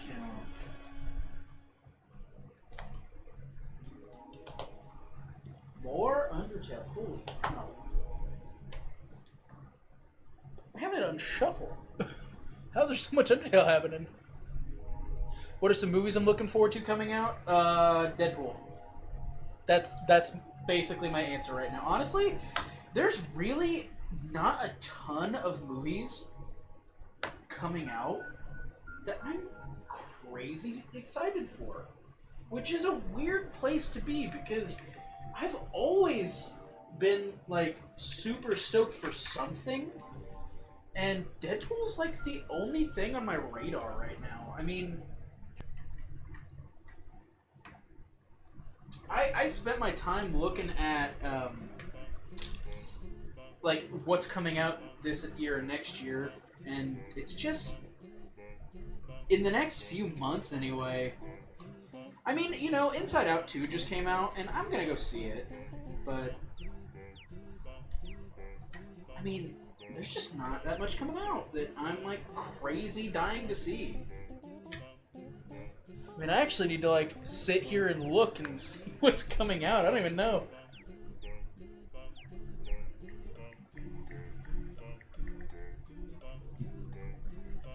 I've returned. Dylan asks what movies I'm looking forward to, and it's like, this is like one of the first years where I don't have that many. Deadpool. It's like, that's it. Yeah, there's not a lot coming out this year. I mean, and the thing is, there's a ton coming out. It's just not stuff. Nothing that's grabbing my eye. Right, like a Garfield movie came out. I'm not really interested in seeing that. Inside Out 2, I said I was. We might be going to a drive-in next weekend, and I think that's probably going to still be there. So. The drive-in or the movie? Well, fair. You know what I meant, but I don't know. I'm not seeing anything upcoming that I'm like crazy dying to see. I was excited to go see the new Hunger Games, and I still haven't seen it.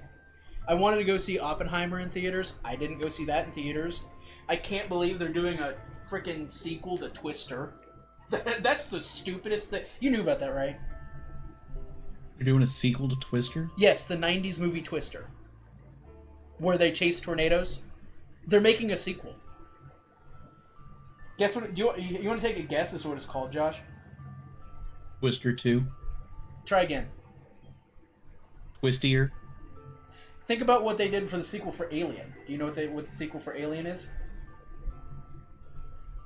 More Twisters. No. Okay. So, yeah. Well, actually, take more off and you got it. Oh, Twisters. Yes, just plural. Like, I'm looking forward to Deadpool, but I don't know. I'm scrolling through. There's a Borderlands movie coming out, but I didn't play Borderlands, you know? There's a new Alien movie, but I don't really watch Alien.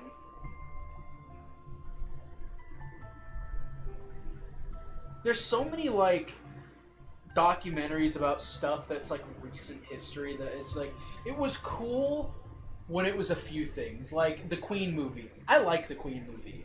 Or, the Tetris movie. That's a good movie. But now they're making so much stuff that it's, like, too much. They've killed it.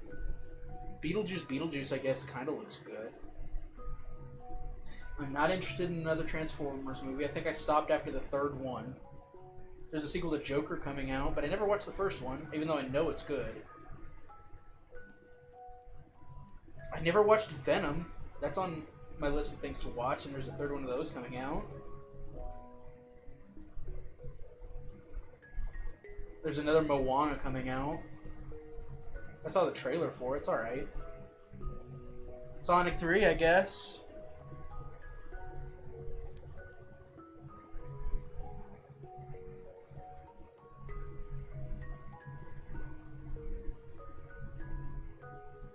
Yeah, there's been a few hits movie-wise. Like, we were talking about the Spider-Verse movies. Great.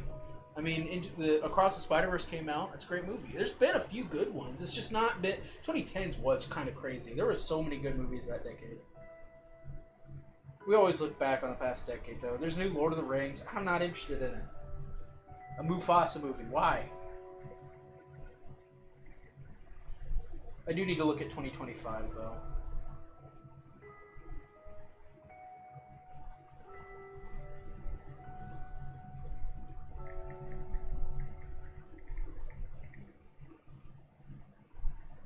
Let me see what's coming out next year.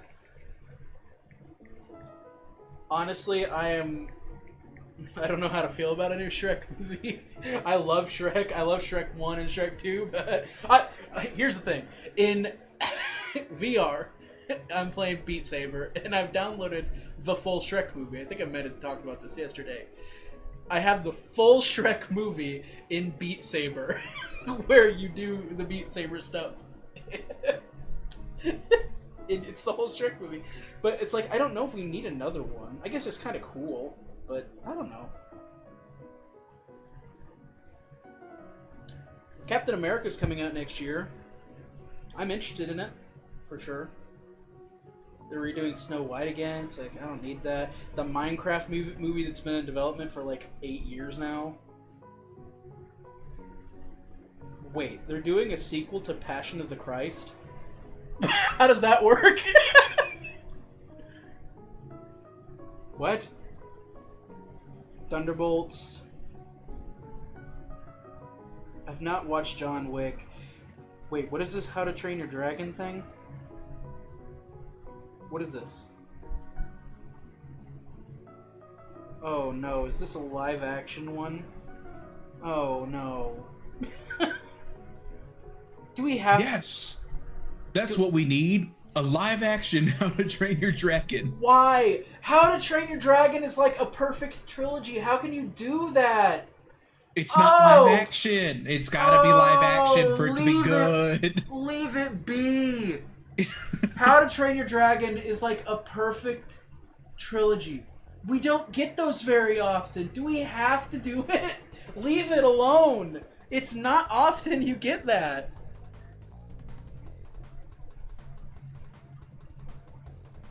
Oh, are they doing Revenge of the Sith next year in theaters? That'd be pretty cool to see.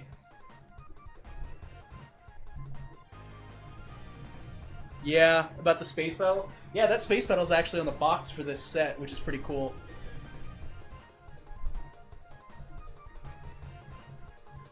I mean, I will probably end up watching the Minecraft movie. I don't think I'll see it in theaters, but I will probably end up seeing it. Because, the Minecraft movie? You didn't know that? I did not. The Minecraft, the movie, has been in development forever. You'll never guess who's playing Steve, Josh.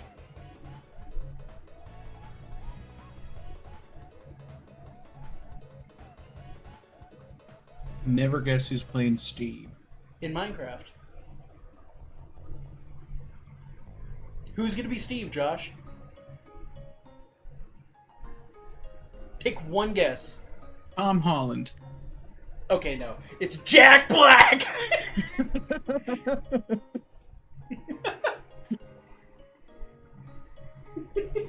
Cobble, cobble, cobble, cobble, cobble.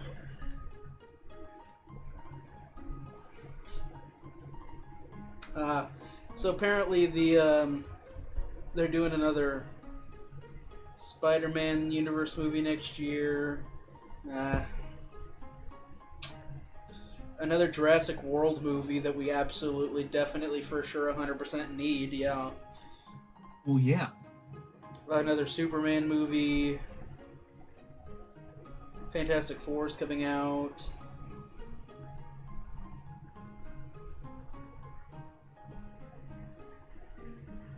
Ooh, a new Tron movie. That's actually interesting for me. I know you're not excited about another Jurassic World movie because you're just afraid of dinosaurs. I've seen...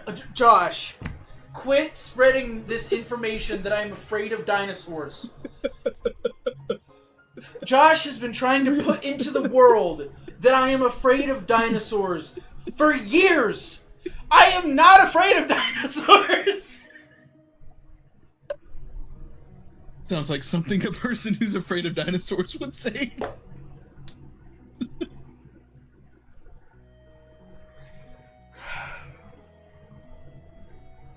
I'm gonna lose. Anyway.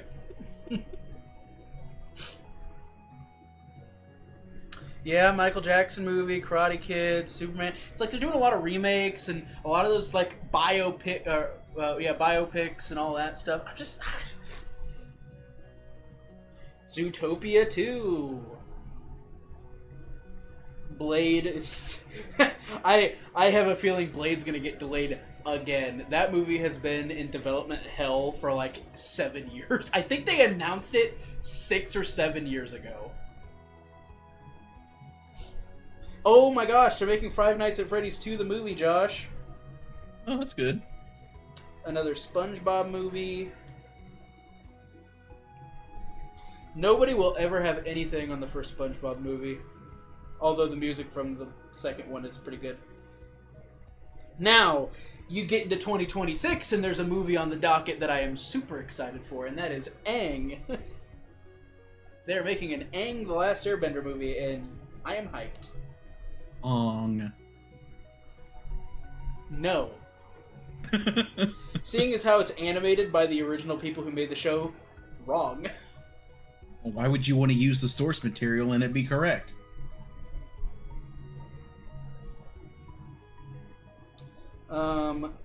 Ooh, they're making Project Hail Mary into a movie. I'm excited for that one. Ooh. It's a, Project Hail Mary is a book by Andy Weir, the same guy who wrote The Martian. That's exciting. Super Mario Bros. Was a good movie. I'm excited for that one. Mandalorian Grogu. See, 2026 is where it's hitting. And then you lost me with Toy Story 5.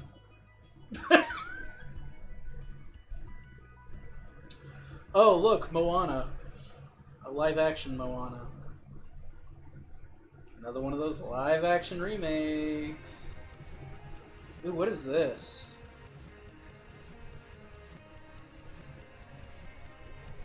Ooh, I didn't realize there was another Hunger Games coming out. That's kind of cool. And then there's another Hunger Games? Yeah, they're doing another prequel story. They're doing that new Star Wars movie with Rey. And you know what? I'm interested to see the Star Wars universe in a new place. That's all I hope for. It's like I'm totally cool with you doing sequel era stuff, as long as it's not what you were trying to do with the sequels. So I am actually excited for that one. Basically the Rey movie. I feel like we're looping around songs in this playlist. I feel like I've heard this music already.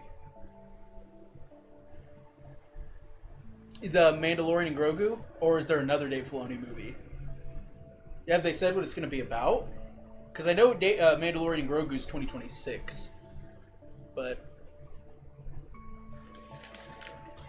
honestly, I'm pretty sure Dave is just trying to make this like era of in between the original trilogy and the sequel trilogy like his universe, and it's all going to culminate in some big way, and I'm not mad about it. Because I like that era.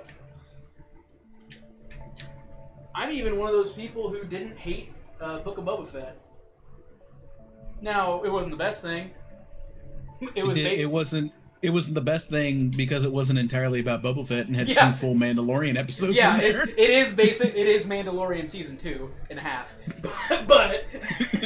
But I did like some of it. Although one thing that I will never forgive that show for is killing Cad Bane. I will never forgive that. He got so little screen time. You cannot bring that man into live action and hype him up and then kill him off. That pissed me off. But otherwise, it's fine.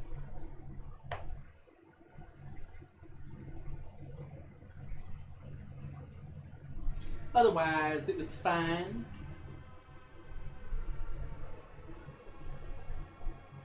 Ooh, is this the whole one? Yeah, it is. This is a banger too. It's kind of crazy, but it's a banger.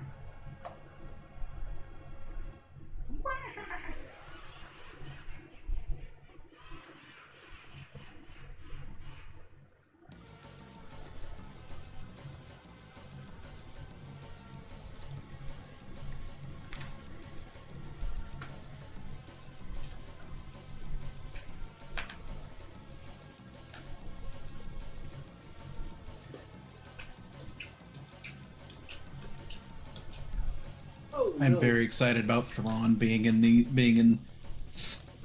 Star Wars canon of the movies and TV shows. Yep. I was honestly a bit worried they were gonna kill him off.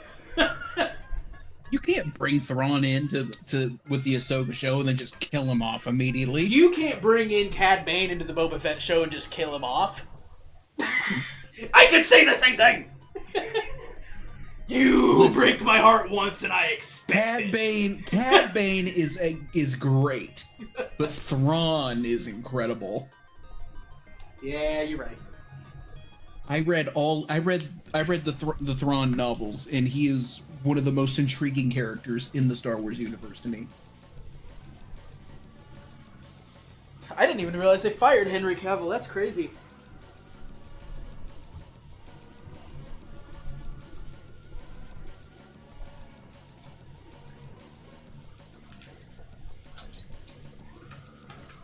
That's nuts. When I think of Superman, I think of Henry Cavill. That's wild.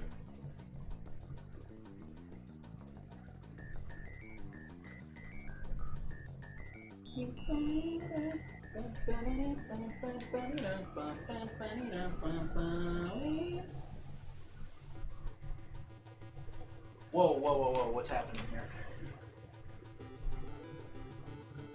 Where is it?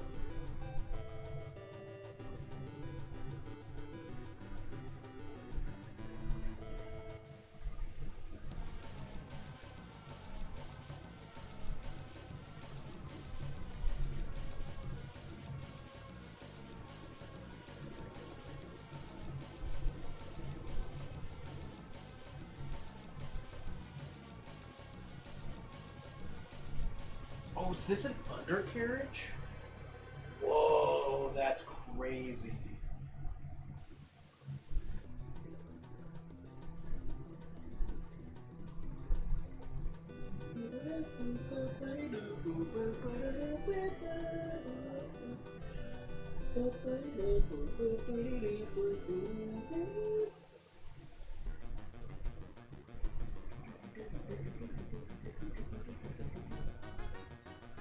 I'm gonna turn. First, I'm gonna move this because this is kind of a complicated part right here. I'm gonna turn this bad boy around. Oh, that back end's getting heavy. And then, when you finish it, you need to like fly it through your house and make spaceship noises. no.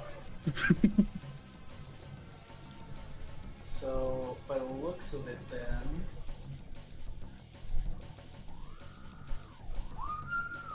Make sure you set it on your dining table and let Anakin see it. It is his ship, after all. Yeah, you're right.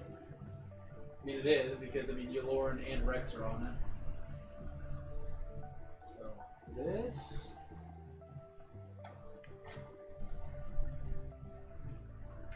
Oh, do I need to go in the other way? How does this get in there?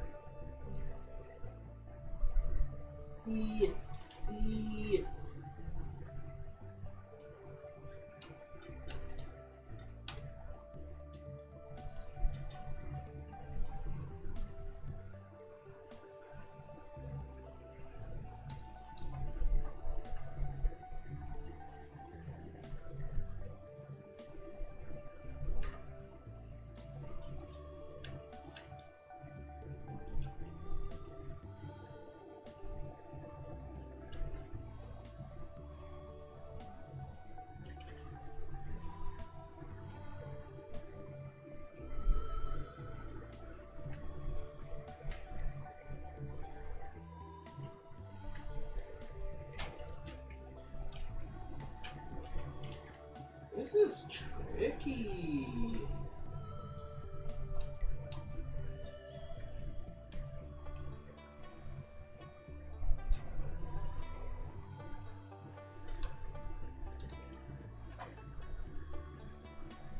Oh, I see what's going on. Get out of the way. There you go.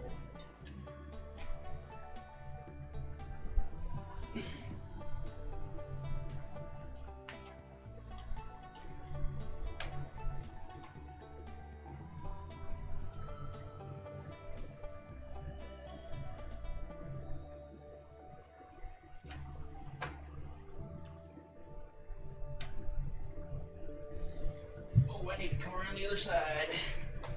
Ugh.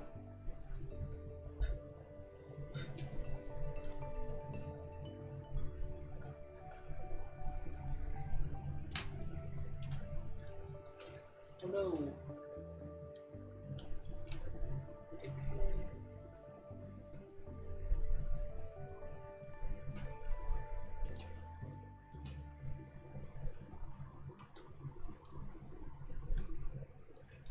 Oh man, what is going on here?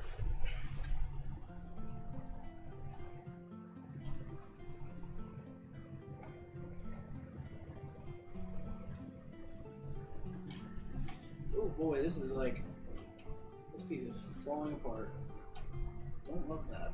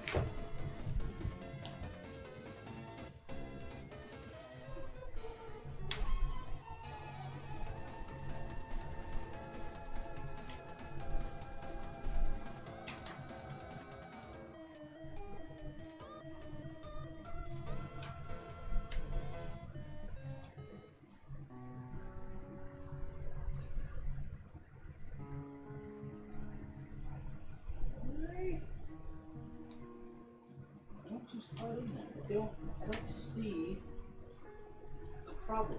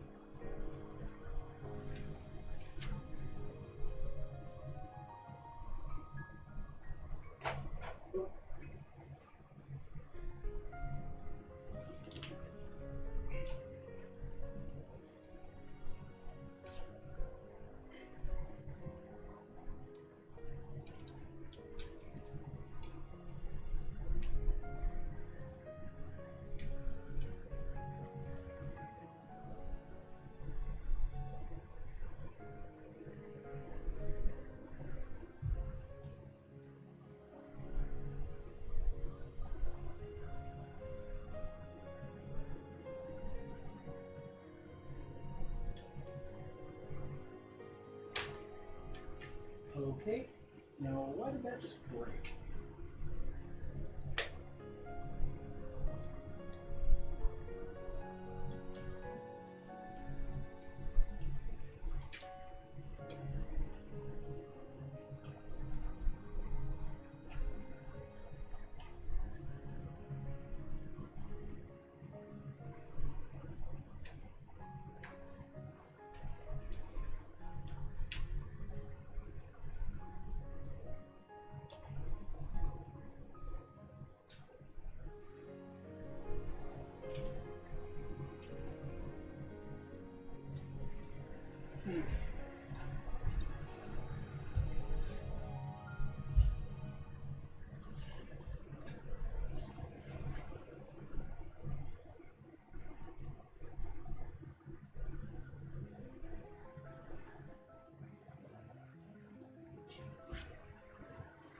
Sorry for not being very interacting. I'm dealing with issues.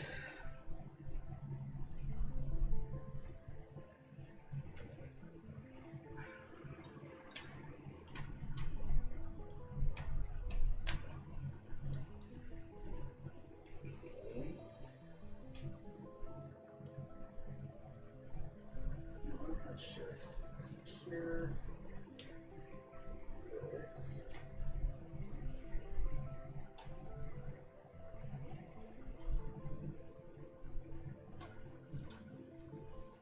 Okay. Now, this.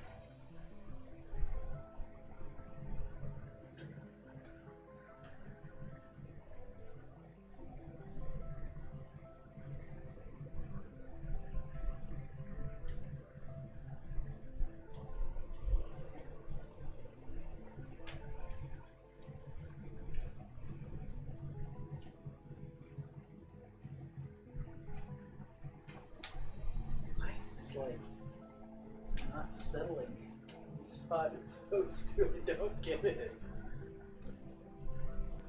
She's struggling there. There we go. Okay.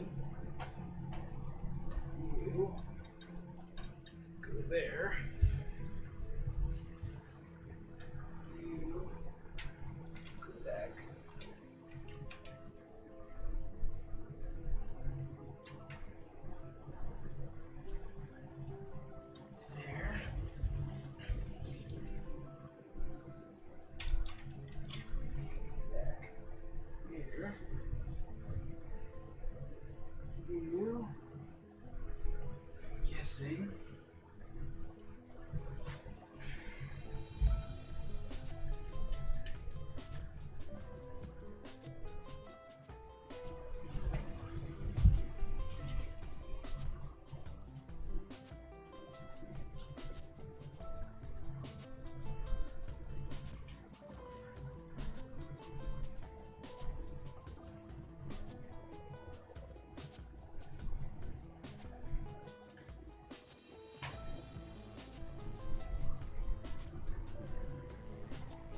Whew.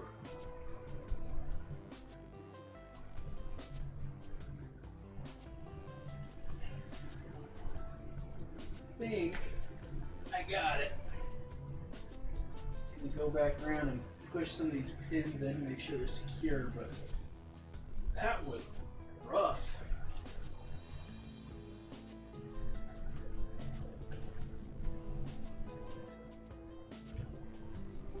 Now, just take a peek. That's balanced, that's lined up. I'm not flexing anymore. I think so.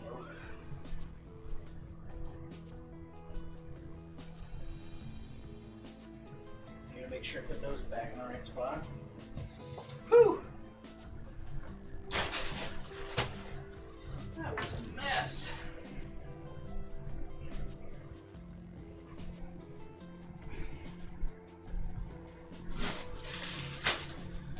Hurry! I can hear now. Hooray! Yes, it did come with the info plaque and everything. I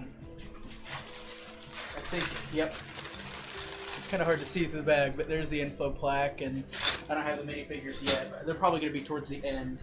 But yeah, it came with a little Rex and Elorin. Okay. I'm going to go back a little bit and make sure I put the towers back where they're supposed to go. I took them off to put them in the right spot.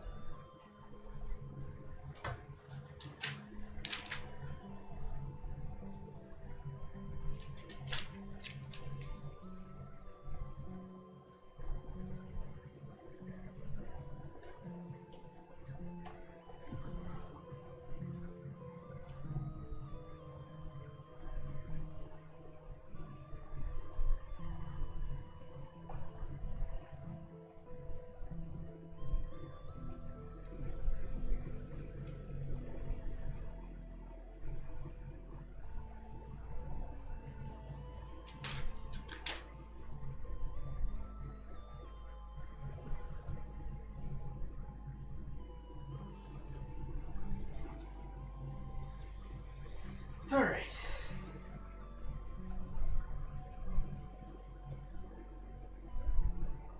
Man, that was a challenge. So that's through the green. Just the green on the other side. That's at an angle up. Let's do that front hole. And that got pushed in. Man, I wish that was a better angle. How's it going? Whew! That was a challenge. To get this bottom panel on, I'll flip it up so you can see it. Ooh! Here's the bottom. How about that? Oh, got this flipping up. Careful.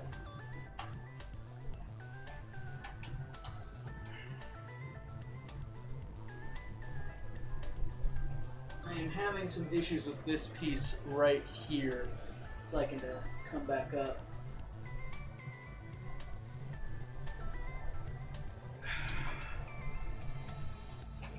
Oh no, and now it just came up. What in the world?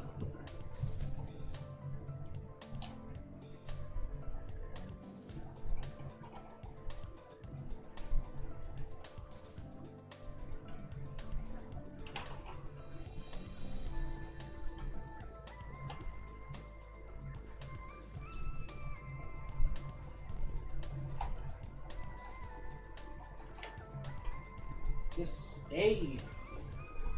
Quit being a challenge.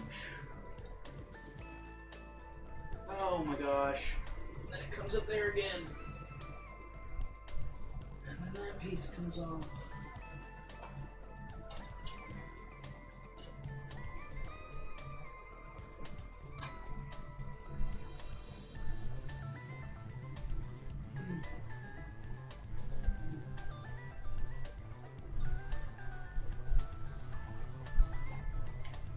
Here we go. Stay.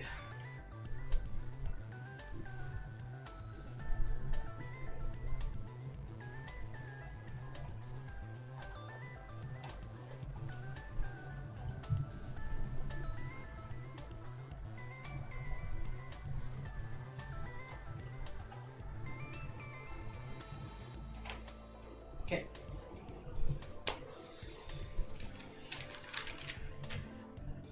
Oh boy, we got our first panel, it looks like, coming out.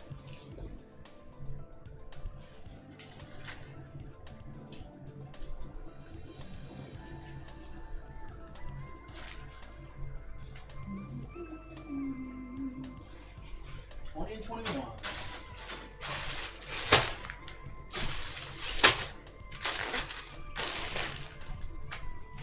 Okay, now my hope has to be that all that just stays. I actually need to go back and check one more thing. And I put... That looks good there.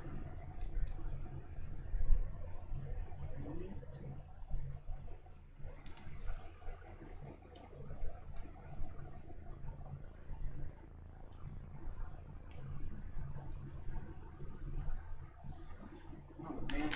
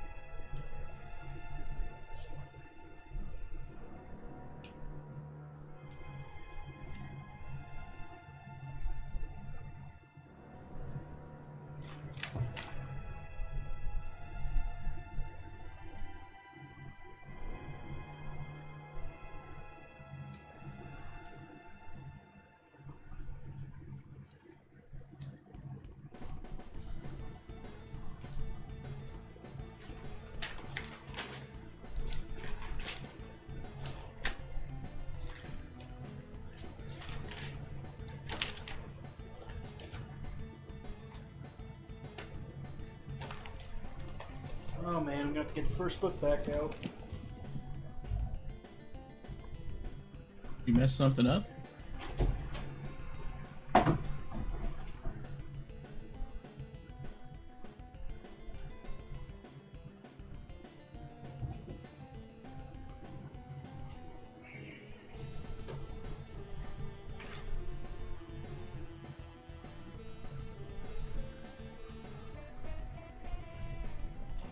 Okay. I'm just gonna leave it out. Later. Okay. And I think we're back to being ready to go.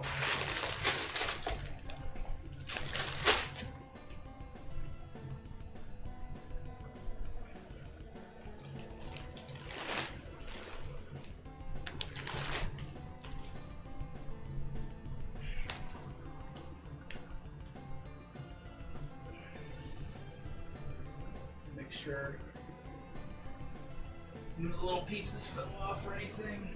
I don't think so. Okay.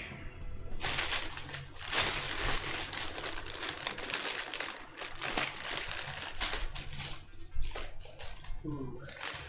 Good job.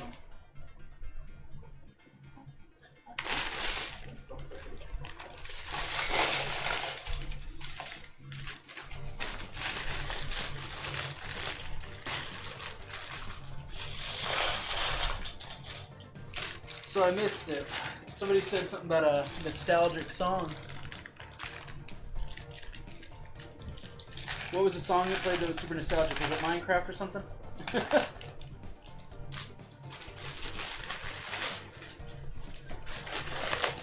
There's a 6,000 one.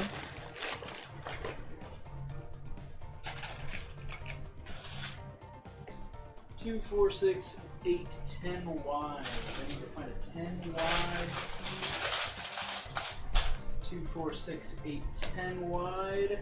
6 deep. Yep. 2, 3.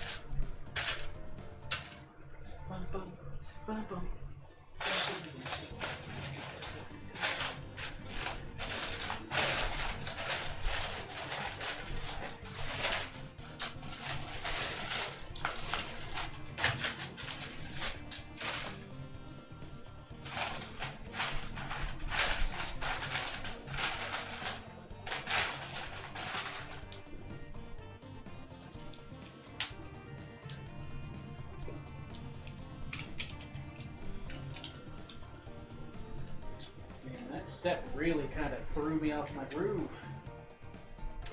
It threw off my groove!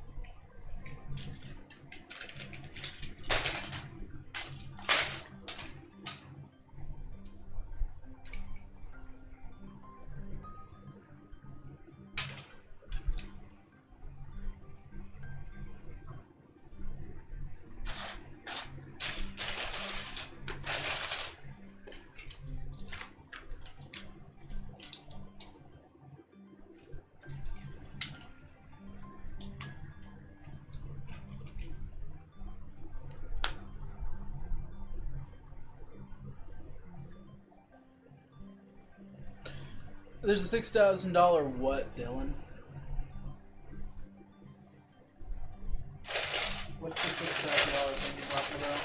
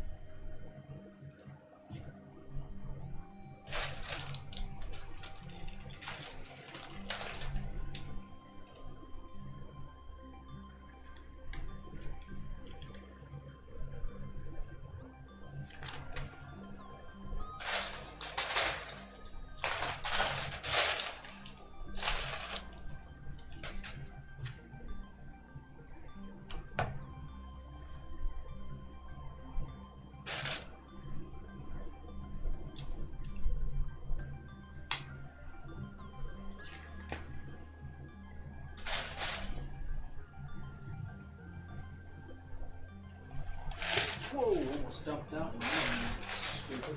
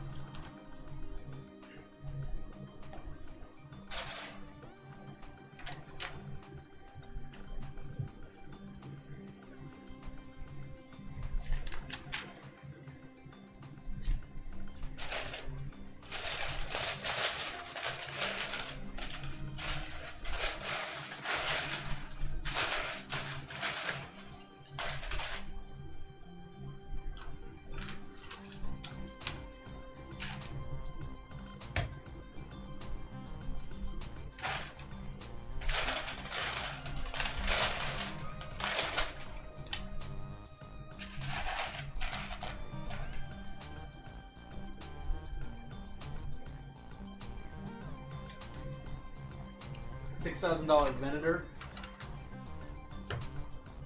Is it like a custom made one, or is it Lego? This one was like almost $700, but I haven't seen one that's $6,000. Unless it's like it was made a long time ago and people are like selling it on eBay for that much. But I haven't seen one that's like from official. I don't think Lego makes any Lego sets that are over $1,000. I don't think they've ever done that.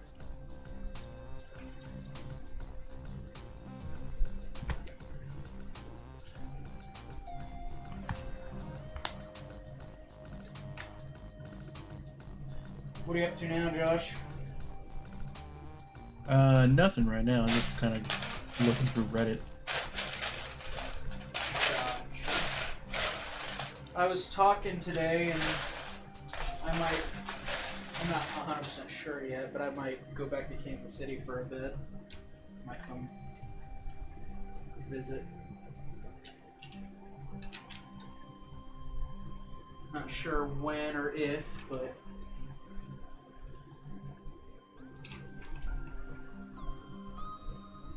something to do rather than, because I mean it can be monotonous out here in general, but I mean being out here without having anywhere to go or anything to do sucks. So I could go to Kansas City and visit.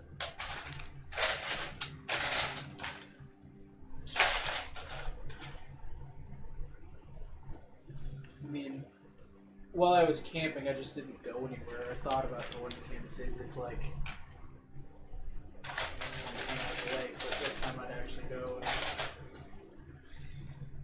come visit.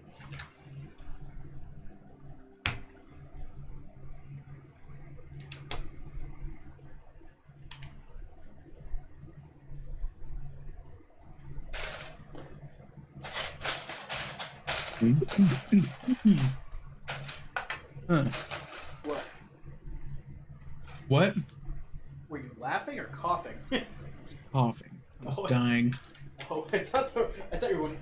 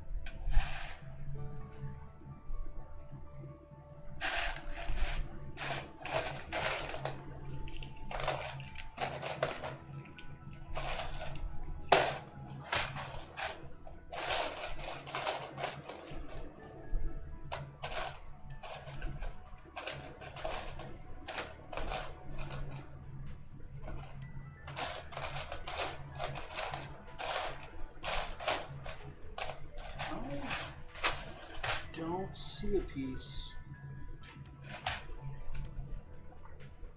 Oh my god, never mind. Stupid! Looking for the wrong size piece.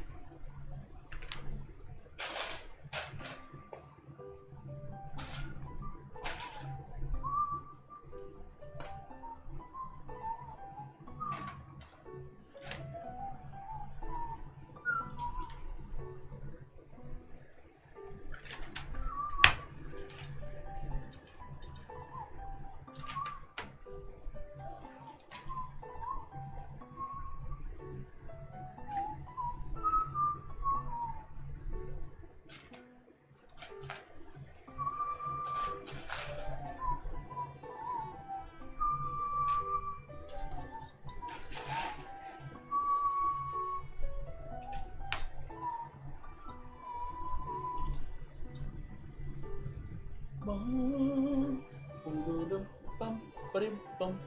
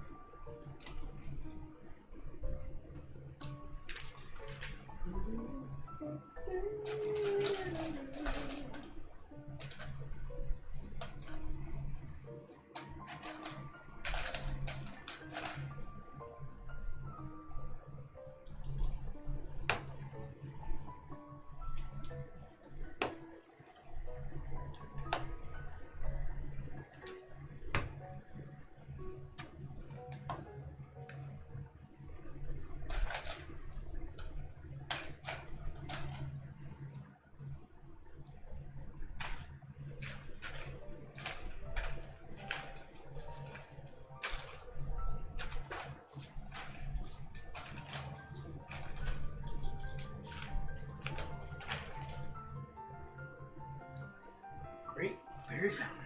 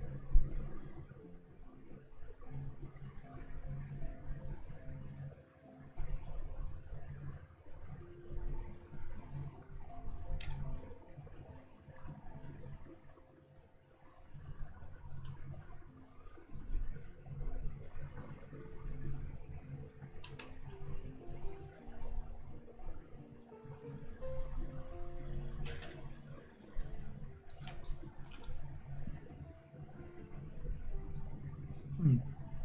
What's up?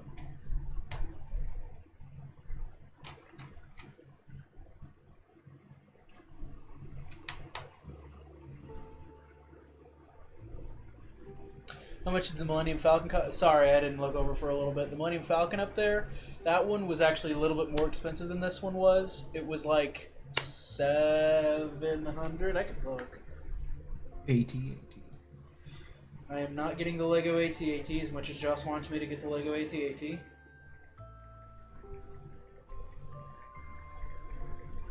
Could put it on the floor and Anakin would probably not know what to do about it.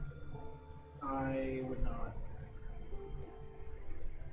This actually says it was $849. I don't remember it being that much, but I guess it could have been. $849. That thing right up there.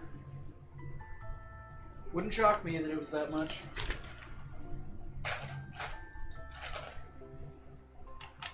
That was like my gift to myself when we bought our house. Because you know, when you buy a house, you want to spend more money on stuff. It just makes sense, right? I'm spending a crap ton of money to own a home. Of course, I want to spend even more money on a stupid, frivolous thing. Like an AT-AT. I did not buy a new house, Josh. But I also did buy a Venator, to be fair. But I am not buying the AT-AT. It's not happening. I do not have the need.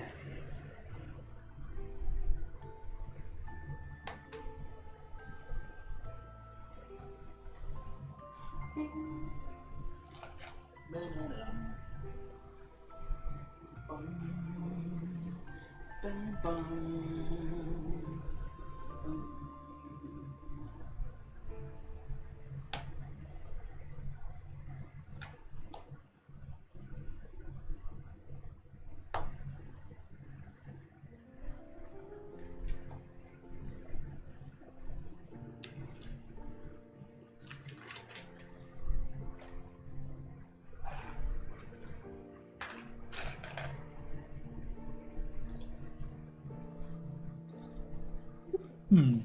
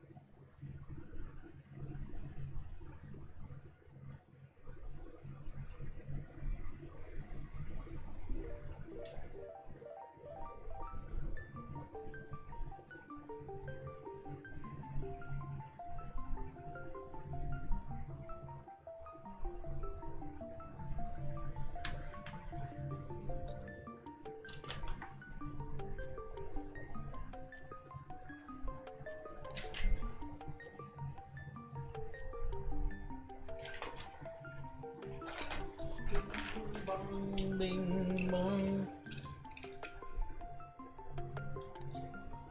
That doesn't surprise me. It's an older set at this point. I honestly am not shocked people are trying to price scalp it. I'm sure it's not the easiest thing to come by anymore. I mean, it says it's available on Lego.com though, so I would not be purchasing that one off of eBay personally.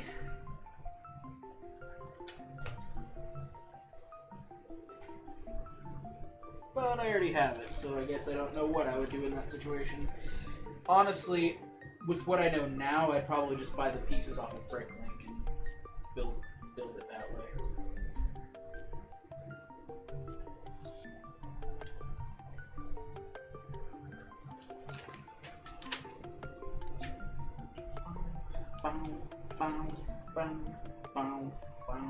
Boom.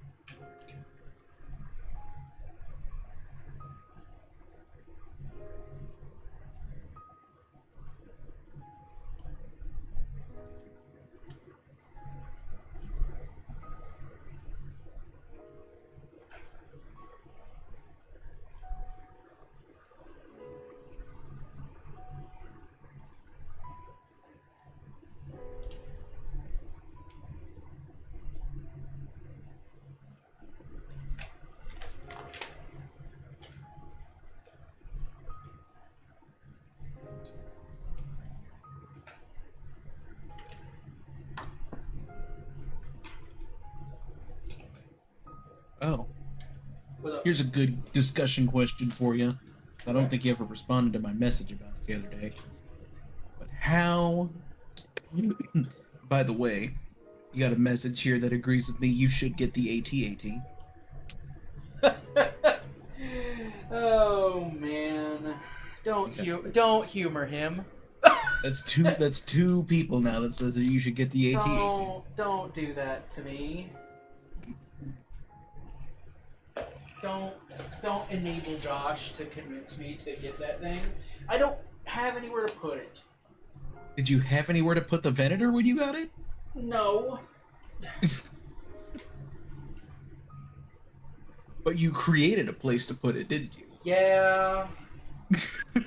I'm gonna need you to get all the way off my back on this one.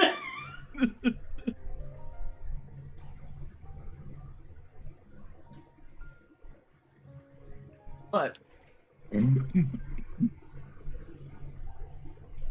the possibility of conferences selling naming rights to the conference. I just don't want to think about it. That's why I didn't say anything. I don't want to be in the Dr. Pepper conference.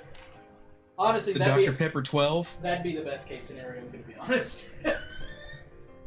and the fact that the Big 12 would be interested in keeping 12 as part of the name. Right? Like, And it's just why? like, that's what you want to be part of the name if you have someone corporate?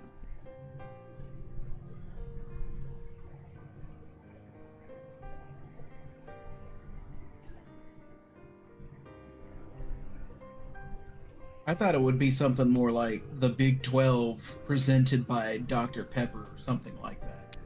But no, they were talking about potentially changing the whole name of the conference to just some corporate ass name. I know. That's just upsetting.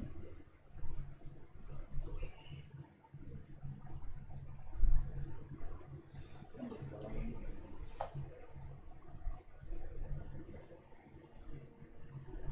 More than anything.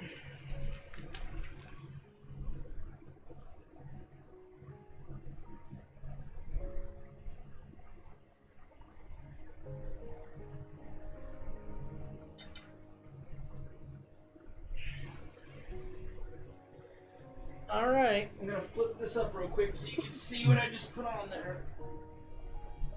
That's the first panel. It's on the bottom, so. Oh, and now we're gonna do the other side. I will say, at this point with the Star Destroyer, I would not have been able to move it around like this. This is already much more stable than the other one.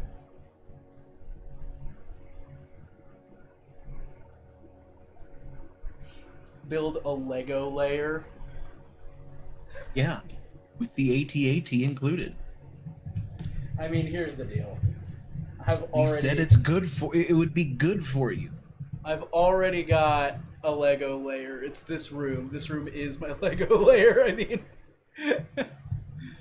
It's already the Lego layer, basically. And that's not even including what's between those double doors. You got to expand. I don't. I don't have to do that. I just. I've always joked with Liz that I'm gonna build a second shed in our backyard, and it's gonna be my Lego shed. Do it. Then you can get an AT-AT. You can get a giant Lego robot camel. Who doesn't want that?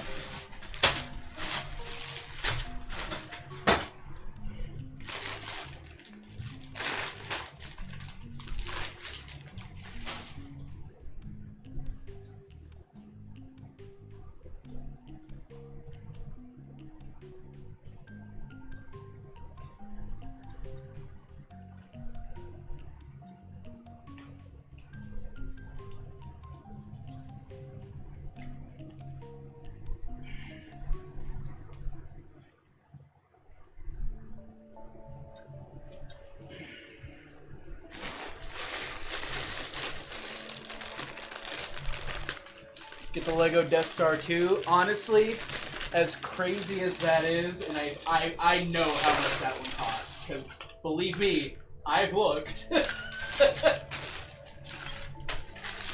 I cannot. I am going to be getting another Star Destroyer soon. Not the big one. Oh, so you could make room for another Star Destroyer, but not an AT-AT. I already have room for it. I know exactly where I'm going to put it. I have room for that one. It's going to go in the case with the big Star Destroyer. It's triangular shaped, so it's going to fit in there because it's like putting two triangles together makes a square. It's going to be like that.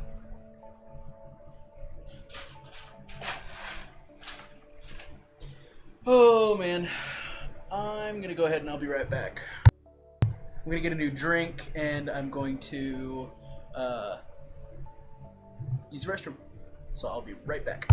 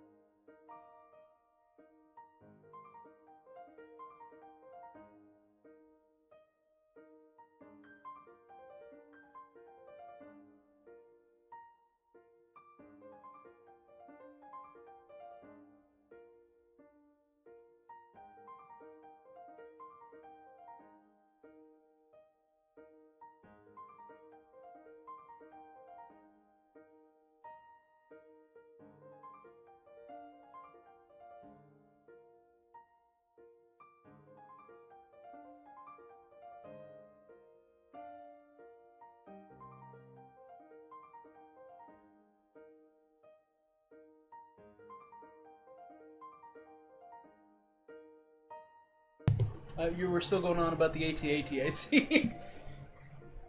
Yeah, because someone agrees with me.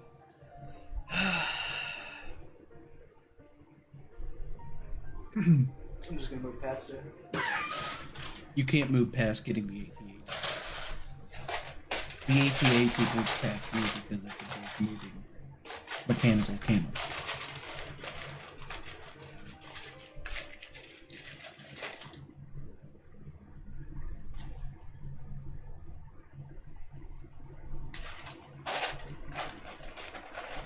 Anyway.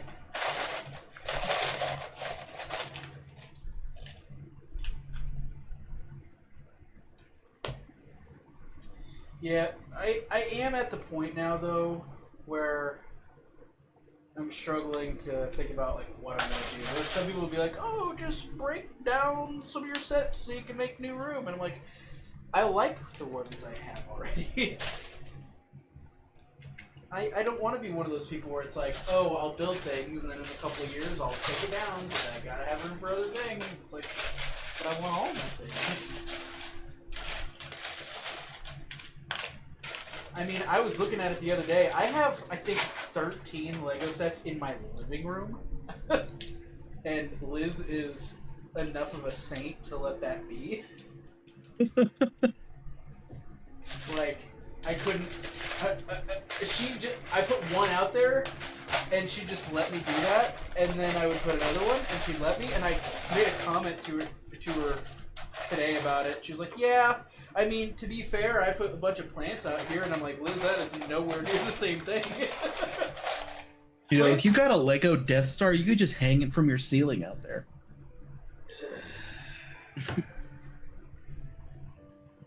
Maybe put the AT-AT like over near Anakin so that he can just check it out. I would actually, if I were to get a Death Star, I would love to put it in with the Star Destroyer in there, just because it'd be like, I'm pretty sure it comes with like a mini version of a Star Destroyer. Honestly, here's what I would really love: if I had room, infinite room, and infinite money, I would get the Ultimate Collector Series Death Star, which I think comes with a miniature Super Star Destroyer. I would get the Ultimate Collector Series Super Star Destroyer, which comes with a miniature version of a Star Destroyer. Then I have the current Star Destroyer with a miniature version of the Tantive, and up on the shelf up there, I've got the Tantive. It's like, that is such a cool scale system. I love that. It's so cool.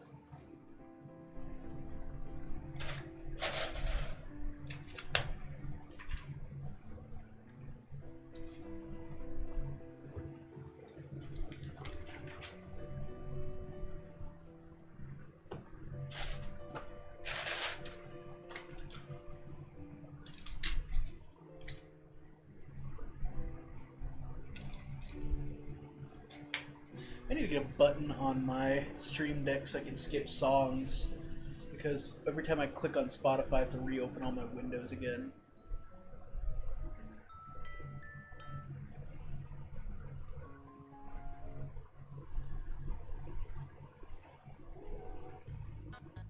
There you go.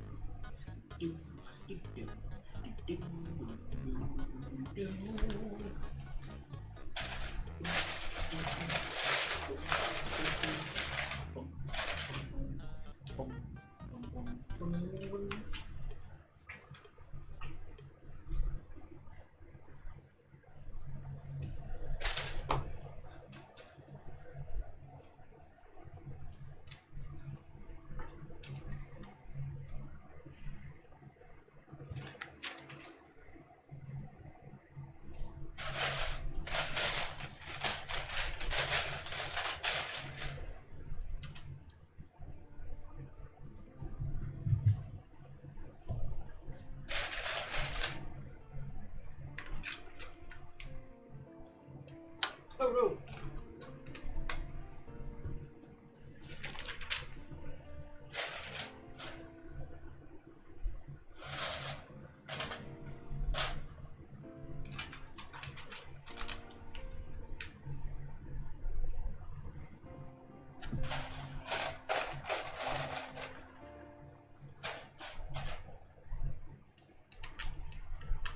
Like, this music's really pretty, but it's like super slow for a stream.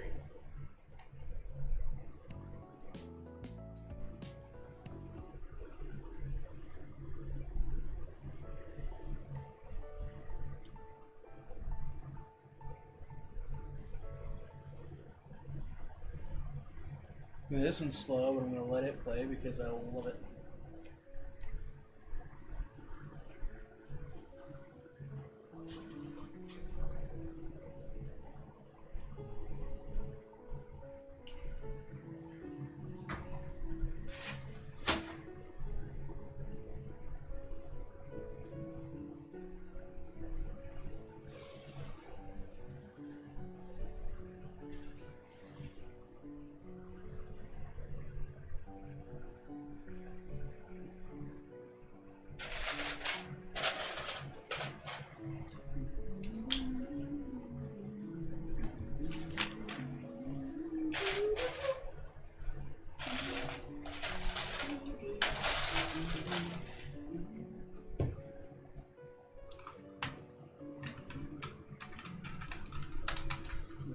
Whenever I listen to Minecraft music, it makes me want to play, but then I just sit there looking at the screen and then, what do I build? And then I just turn it off. Sad. Just don't have that same creativity with it that I used to. Sad. I need to find it again.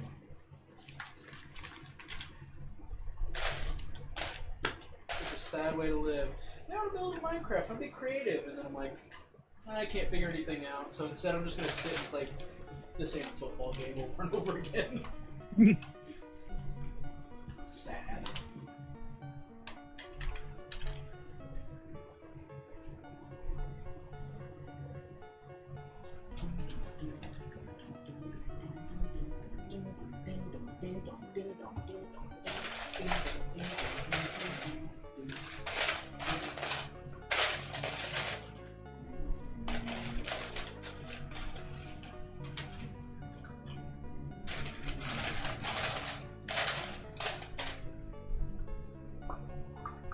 Eric, what is your favorite stormtrooper? Probably just I'm basic and I like Rex. I don't know, I like Wolf too. Why? That's a comment in your chat. Oh, you mean Clone Trooper or Stormtrooper? Because Stormtrooper, are there? I mean a type of stormtrooper? Yeah. Because if you're talking about Clone Troopers, it's between Rex and Wolf.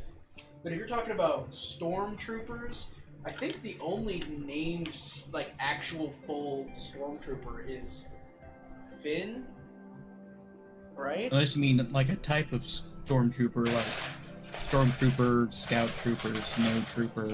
Band Trooper. Yeah. Okay, now what's your favorite type of truck? Oh, like what's my favorite type? Oh, you know what? Honestly, they had this collection of Lego heads that you could get. Like they've got. I have a Spider-Man. I have a Star-Lord. I have Captain Rex. I have Commander Cody.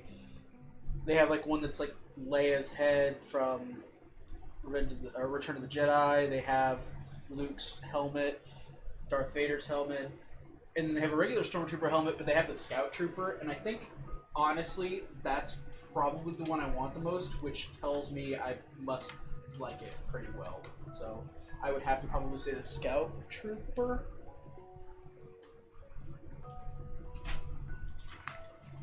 I think.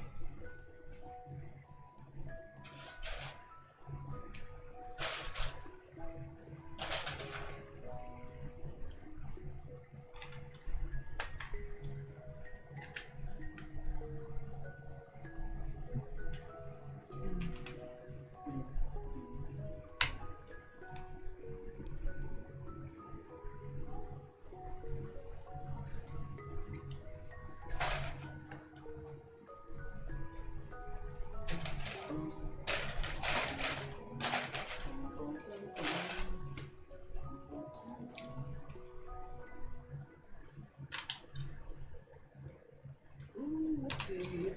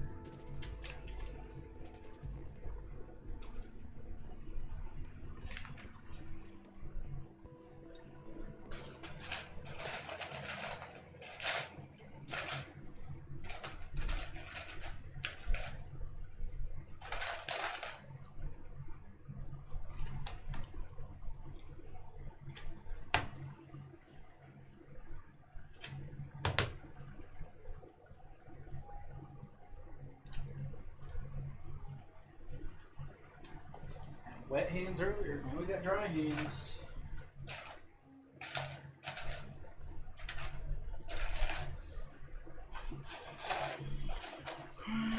2, 3, 4, 5, 6, 7, 8, 9, 10, 11, and 12.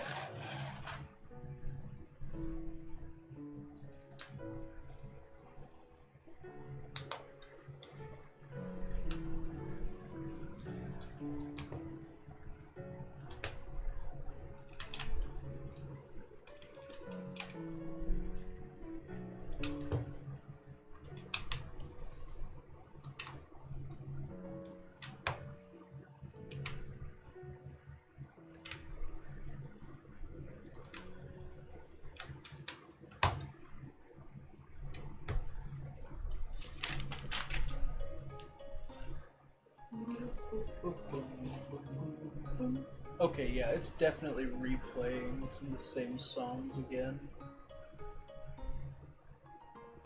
I'm gonna swap playlists.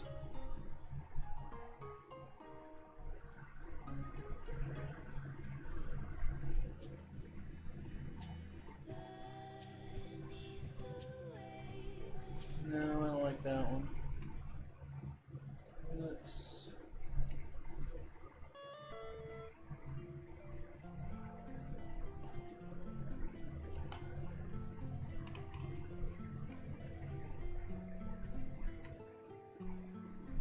Actually, let's do this one.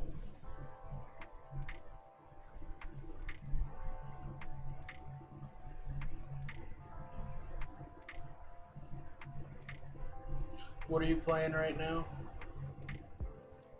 Oberdin. You're playing it, and I'm not watching. That's blasphemy. I just started it. It's fine. The last time I played this game was 2020. Wow. I would say it's been a sufficient amount of time. You'll probably remember at least a couple things. That's alright. I've seen enough time to this. There's just so many things that I know. It's like useless knowledge. Right.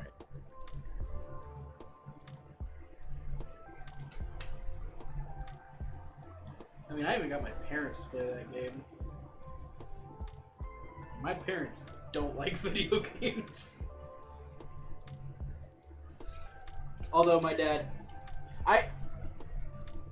my dad is like... My dad has a favorite video game. It's a weird one. It's Rugrats in Paris, the movie, the game. And I don't know why that is, but it is.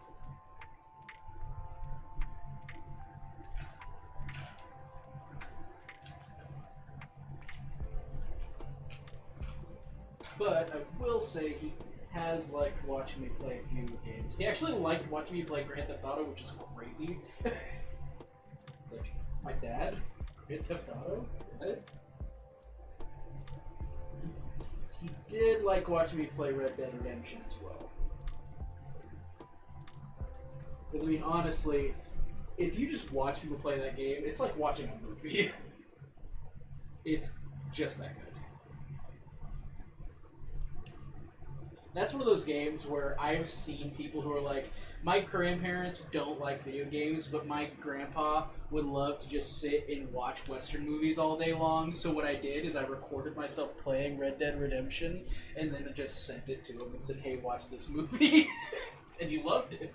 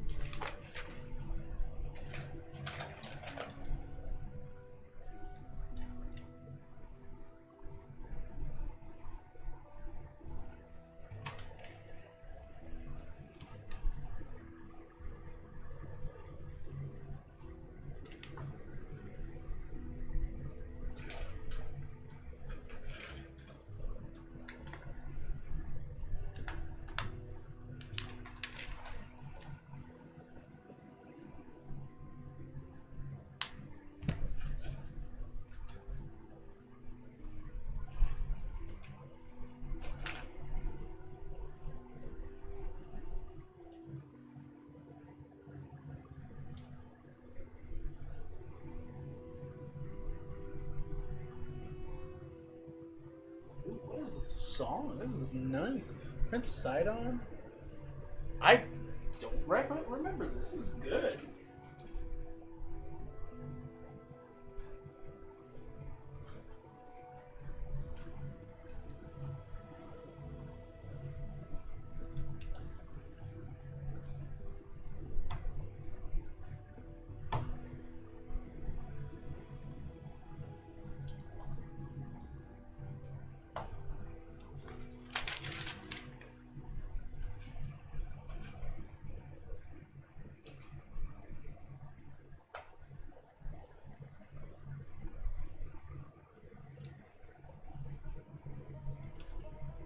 Well, we're still on it, Derek. The AT-AT is a requirement. You know what? I don't... No. I just... I can't warrant it. I can't afford it right now. I have other things to worry about, money-wise.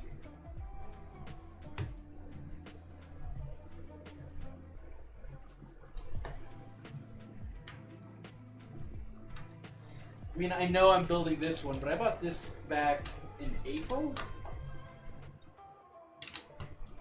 And I had just come into money from my parents selling land as well as my grandfather's inheritance. But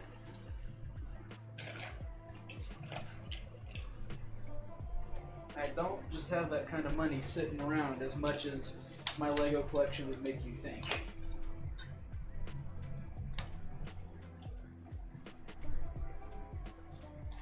Would it be cool? Sure.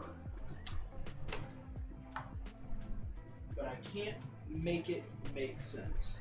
Unless I magically came into money and could afford it. If that was the case, then sure. Maybe I should put one of those tickers that are like, donate money so I can build this on stream.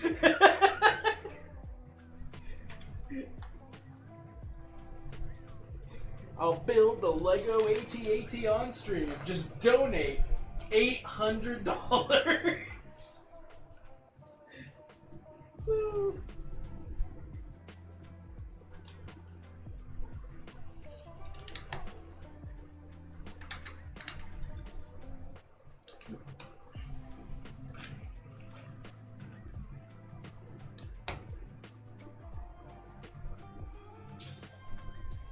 I'm not saying it wouldn't be fun to build. I do think it'd be fun to build, but I do already have one, which I guess I am building another Star Destroyer, so that's not really a great argument. But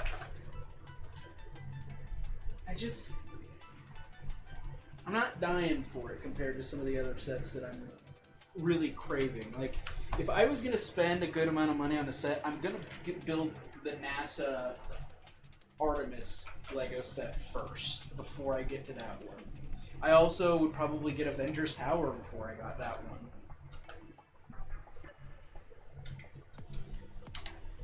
There's just other sets that I would prioritize. I want to get the typewriter. I want to get oh, there's another one. The globe. There it is. It's just not high on my list. Alright.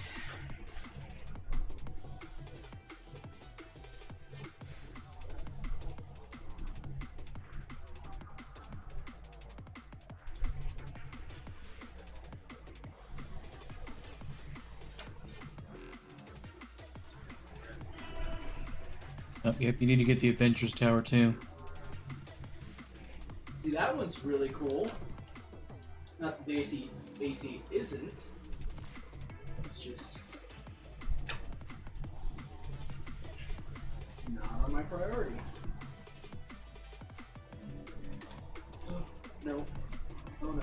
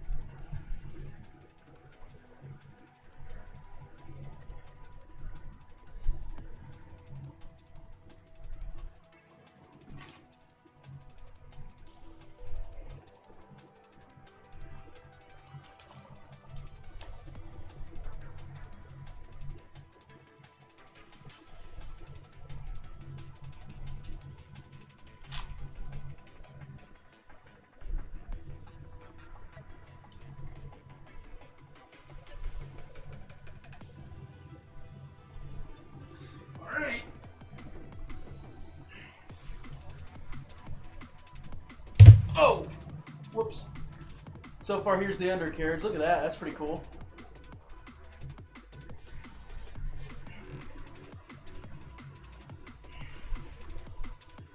And guess what?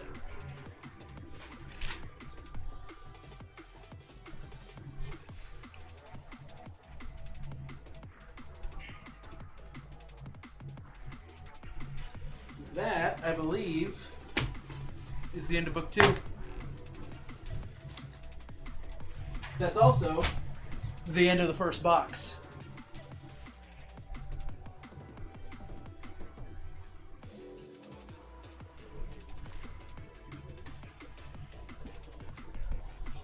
I will say, I do know that in the Avengers Tower, it's pretty repetitive because there's a lot of like glass block pieces. There's like, I think like 300 some just window pieces. Look at the artwork on this box. It's pretty cool. This side, it's pretty cool.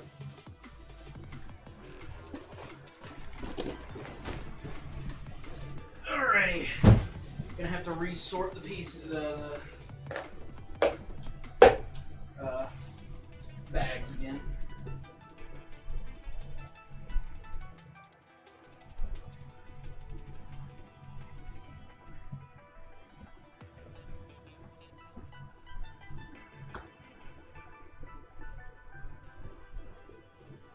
The problem with the Avengers Tower set is it's bigger than the AT-AT.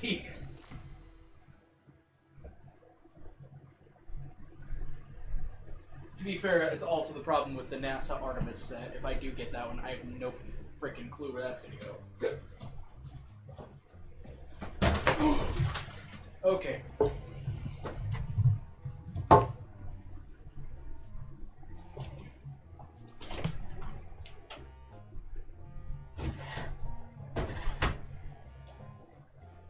I'll be right back.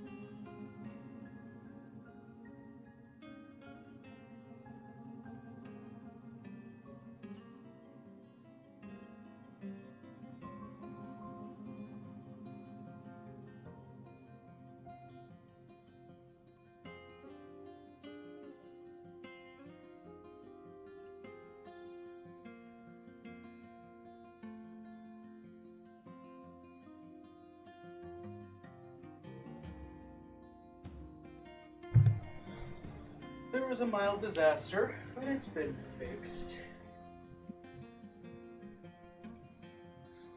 I will be back real quick. We'll get back to it.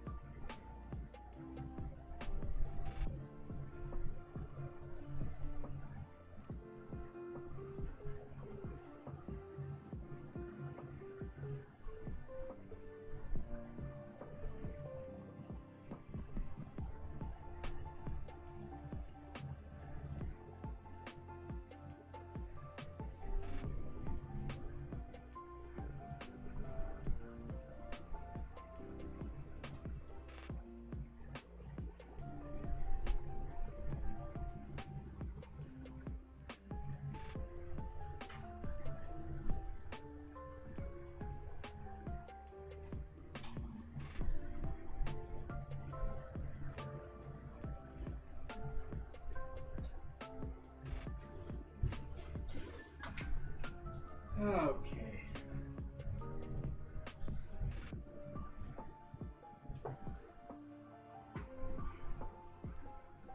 Oh, I should probably move this. Okay.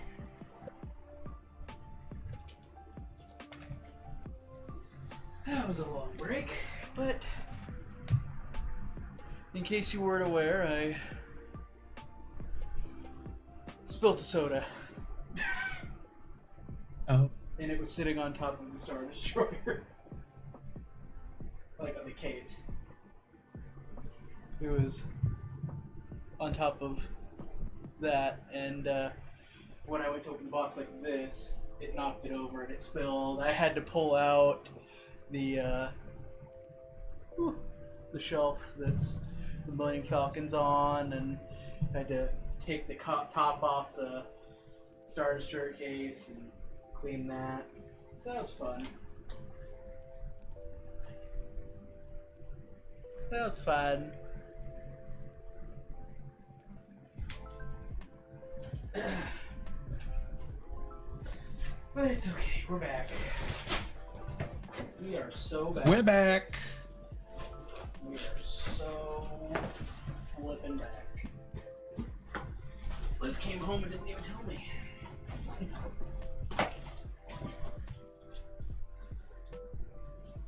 Okay. Just go over there. Go over there. Go over there. Whew. That's exhausting.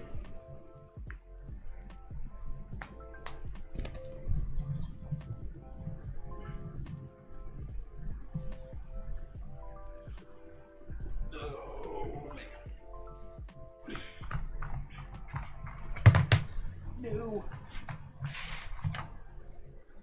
I don't have a confident place to put my soda anymore.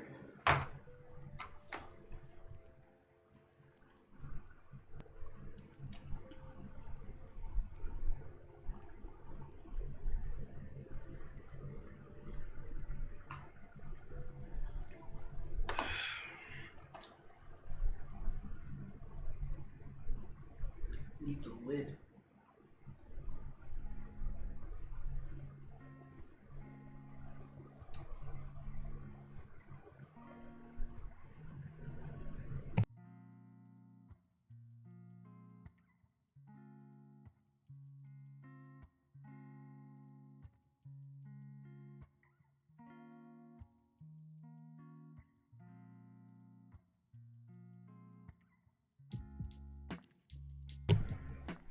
Okay. Time to organize bags again.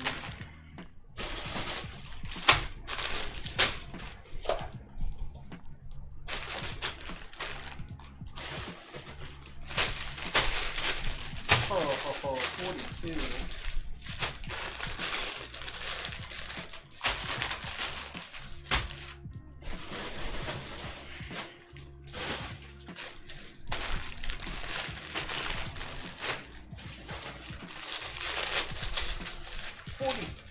Holy. 48! Oh no.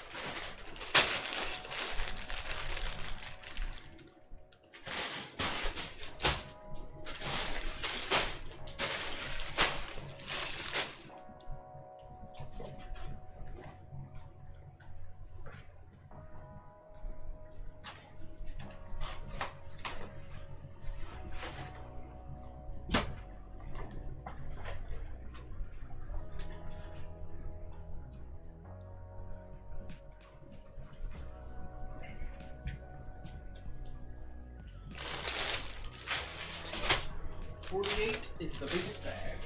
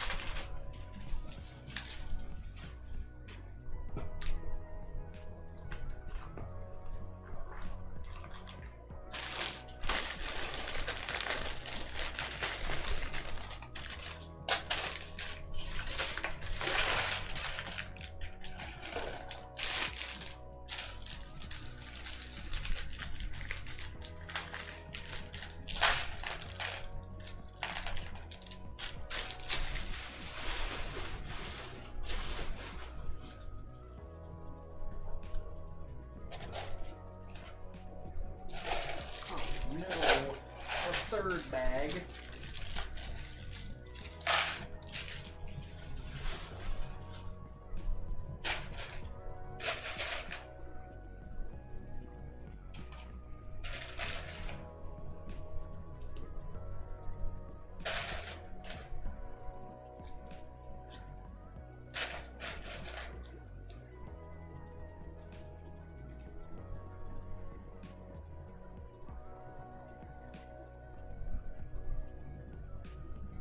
Still been going on with Oberdin up to this point.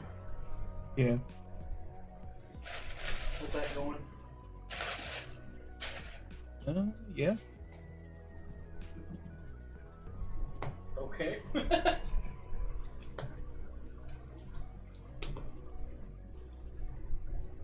I got the captain right. Well, that's good. That's the tutorial.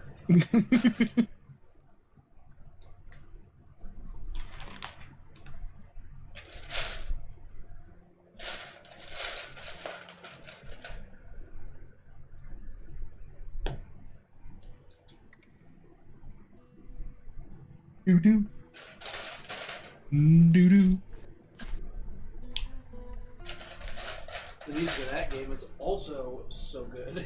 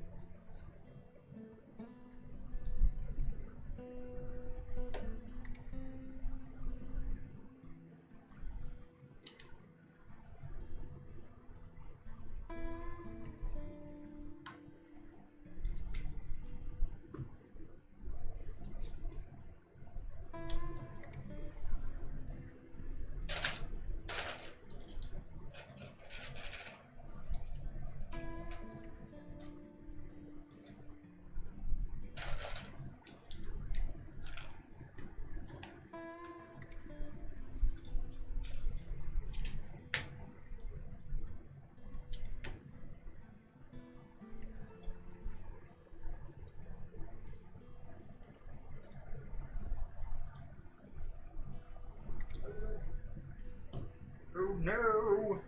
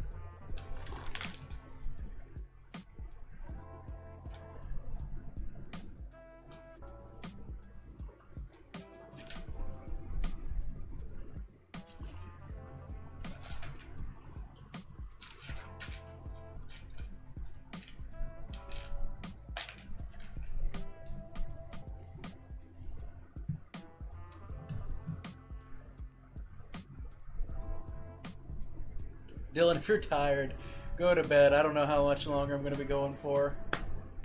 It's honestly, I have no idea. It's 2 in the morning. I'm really not that tired. I could go for a few more hours, I'm going to be honest. So, if you're feeling tired, don't worry about it. The video is going to be up on YouTube later anyway, so... I mean, honestly, just remember how long you've been watching. I mean, you can look in the time and see how long it's been going for, and just either write it down or something, and pick back up where you left off later if you really want to, but by no means feel like you have to stick around for the whole thing.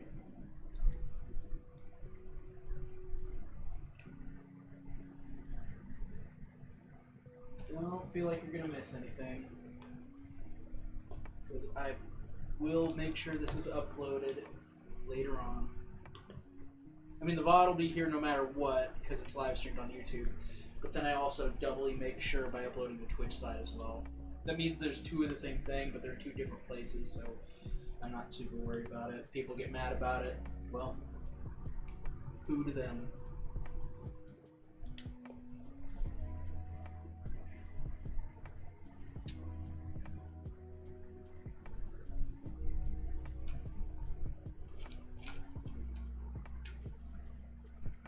But the reason I was gone for so long is because that whole display case that's over there, that big piece right there, I had to clear it off. Was covered in Pepsi. Yep.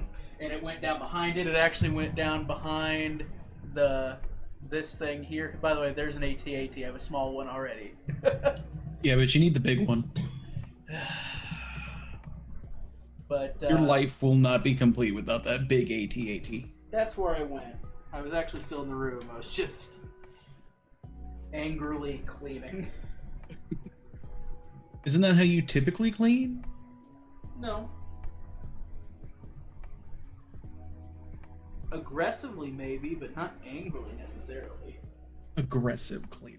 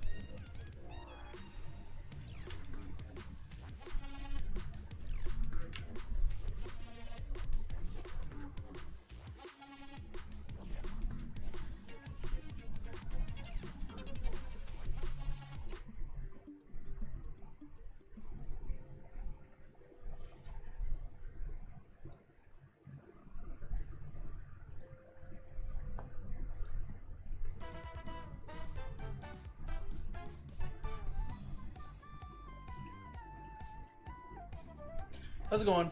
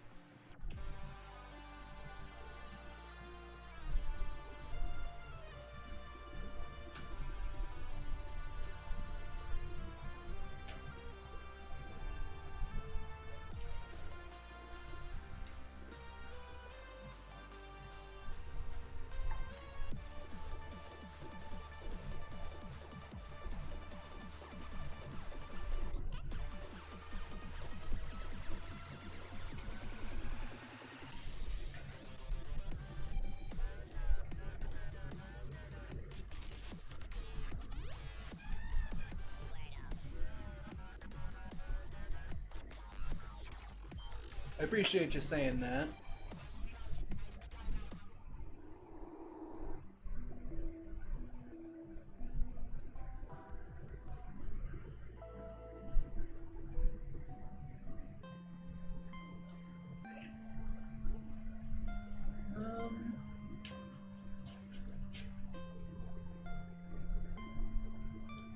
Not a fan of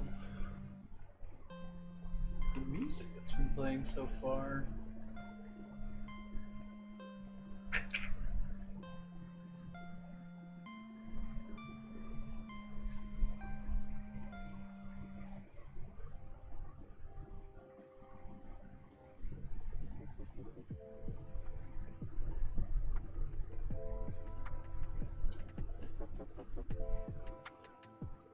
I still feel like if you're really that tired, don't feel like you need to stay up just to watch this.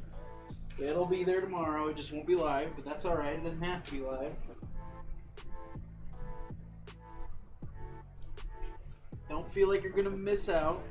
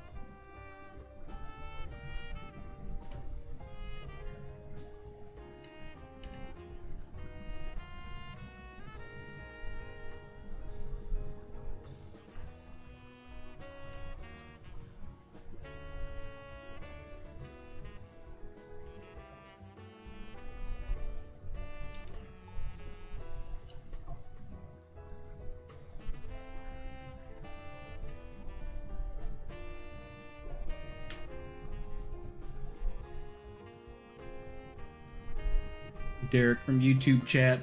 Best cruiser, Venator or Imperial Star Destroyer? Ooh, for me, I think it's an obvious choice, personally. I would have to go with Venator, just based on looks alone. And now, intimidation-wise, I actually think it's Star Destroyer. But best, like, my personal favorite is the Venator.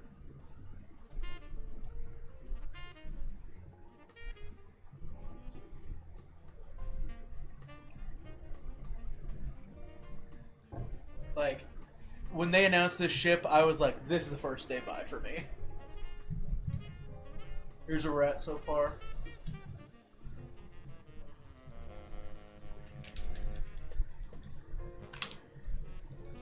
I'm also partial to the Venator. I just like the shape, like the look of it more.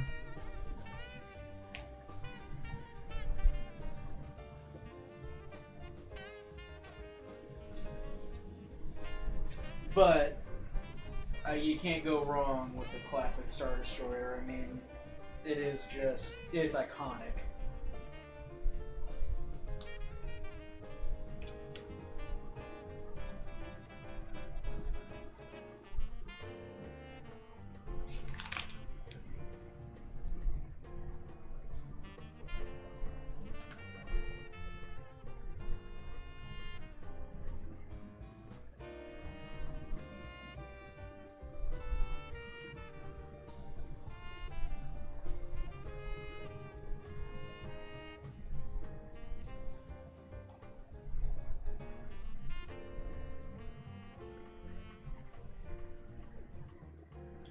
Oh, we're gonna have to make some adjustments to the setup. Turn him around.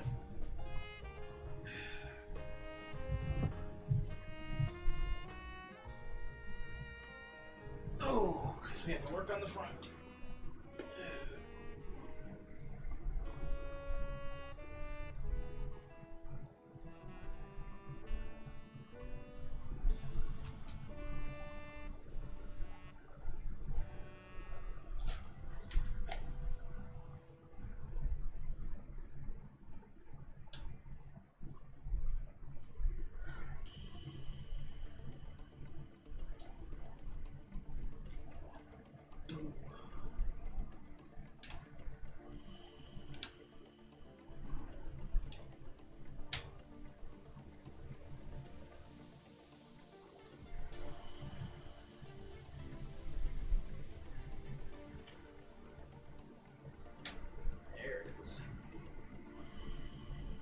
There you go. Now you got a bit of a frame there. Look at that. Got that nice. Starting to see that power triangle. The wedge.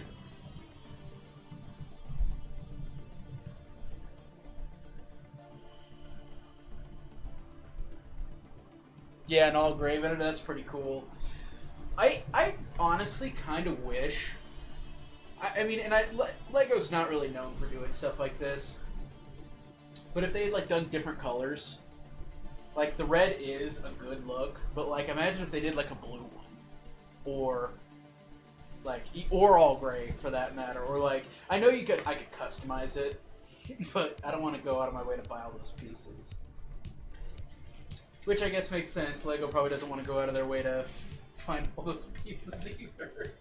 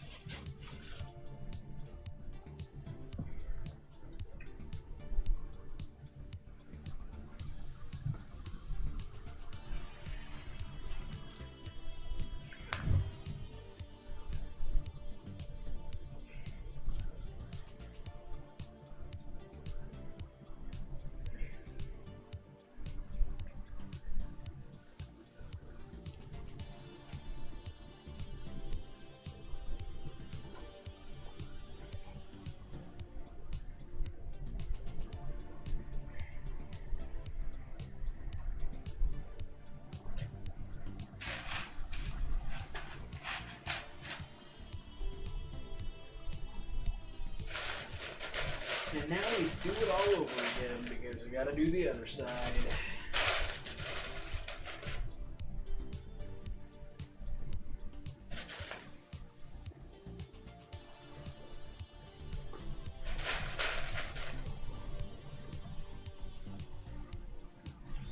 You know, honestly, Dylan, you are not the first person who said that to me.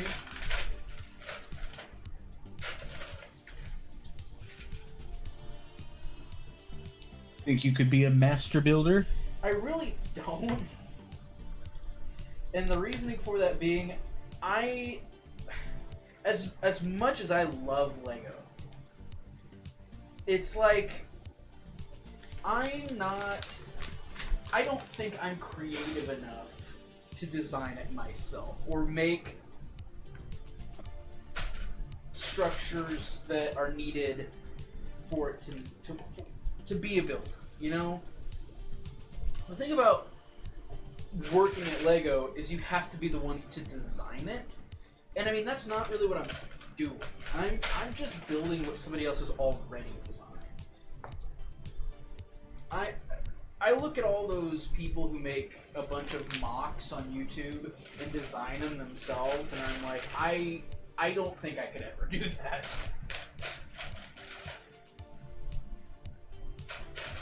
I mean, it's really cool, but I don't think I've got the creative know-how to do that myself. I mean, I'm sure you can learn it, but I don't know. I feel like I gotta be a specific kind of person to be able to do that.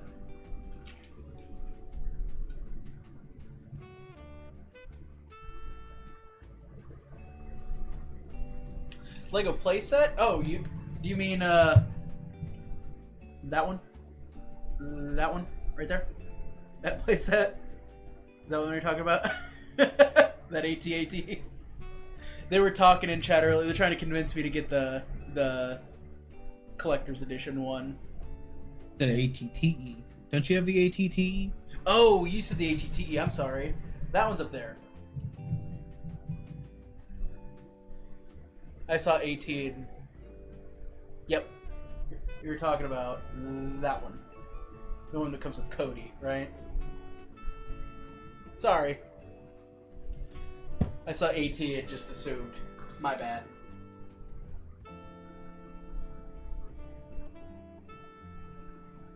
That is a good set. I made sure to get like 2 of the battle packs that came with battle droids and put them up there, and I put some other clones up there. There's some other clones mixed in. I have a bunch of clones in this cabinet. I have the 501st as well as the 332nd. I got a couple battle packs.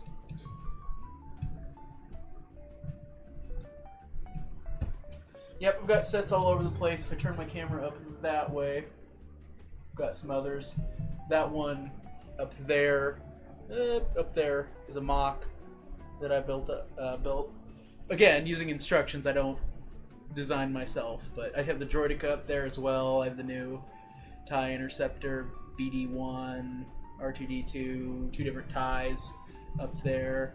Mandalorians and 1 fighter. Up there I've got a bunch. I've got the gunship, the Ghost, Tantive, all sorts of stuff. We also have some non-Lego, the ones that are made by, I can't remember what company that is, but I've got Bill Snyder Family Stadium for K-State. I've got the Arrowhead Stadium. I also have the Office Lego set there in the corner. All sorts of stuff. Oh, and then the Star Destroyer is down on the floor there. It's also got one of the small Death Stars and the Super Star Destroyer. And then, of course, there's that door, which I have others in there. Up above me is the Space Shuttle and the T6 from Ahsoka, as well as Yoda's Jedi Starfighter is up above me. And in that cabinet straight ahead of me that you're looking at there, it's I've got the Saturn V rocket, the Moonlander, International Space Station, the Nintendo Entertainment System with the old school TV, and a Mario set that goes with it. That's pretty much it, I'd say. Oh, well, no, it's not. There's the living room. In my living room, I've got a bunch of sets too, but I won't talk through them. I guess I can talk and build. I'm not pointing at them this time. I've got Spider-Man's head. I've got Commander Cody's head. I've got Captain Rex's head. I've got Star-Lord's head. The Infinity Gauntlets, the Nano one, and the regular one. I've got the Invisible Hand. I've got a Japanese, or not Japanese, sorry, a Chinese New Year dragon. I've got the Galileo set that they released at one point with when you bought stuff at the store for a certain amount of money. And then I have another mock out there that is Appa from Avatar: The Last Airbender. Because that's my favorite show, and I was like, there are only 2 Lego sets that ever were made for Avatar: The Last Airbender, and they were a long time ago. I think it was like 2007. And they're super expensive now. I used to have one of them, and when I was young, I was dumb and took it apart. And now they're in a tote at the school that I work at. And I could dig through it and try to find all the pieces and put it back together, but I don't want to.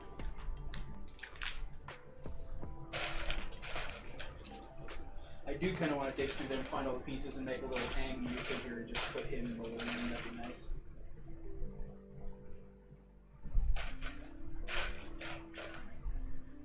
But anyway, that pretty much, I think that covers it.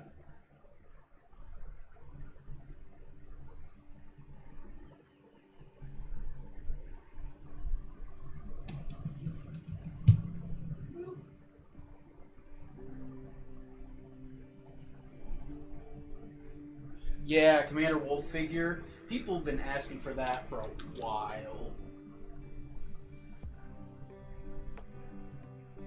Ooh. I have not heard this lo-fi cover of Outer Wilds. This is sweet. Ooh. I like this. But, yeah, I would agree. I would love to get a Commander Wolf. I mean, I've got Cody. He's up on the TE. I've got the 501st troops. I've got the 332nd. I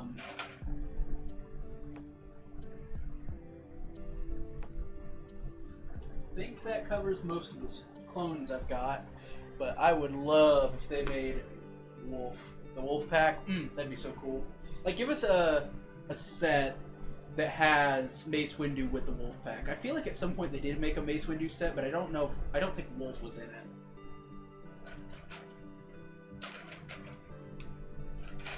And that was a while ago. They don't make it anymore, so I'm sure on eBay it's like $500 to get something that has 100 pieces in it or something.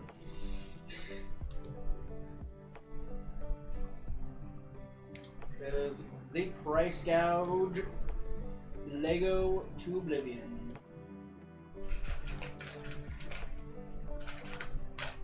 Man, this is a nice cover. I like this. This is chill. Oh, it helps that Outer Wilds is my favorite. I know, Josh, that's shocking, isn't it? I am completely shocked. Befuddled. Baffled. Mind is completely blown. Oh, so at the Meat Locker here in town, they have started doing like individual meals to go, and I got some buffalo mac and cheese, and holy cow, was it good! They're just like pre-made meals that are just individual size, and I mean they've got like spaghetti, chicken Alfredo. It is shockingly good for coming from the Meat Locker. I could not believe it. I mean, I could believe it because the Meat Locker is just really good. As you know, I've cooked burgers using their meat.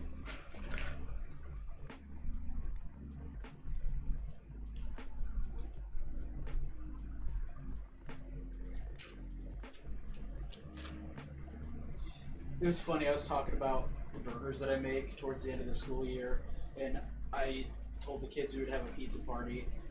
When I brought the burgers, they were like, Mr. Kraft, we want burgers instead. We want to have Mr. Kraft burger.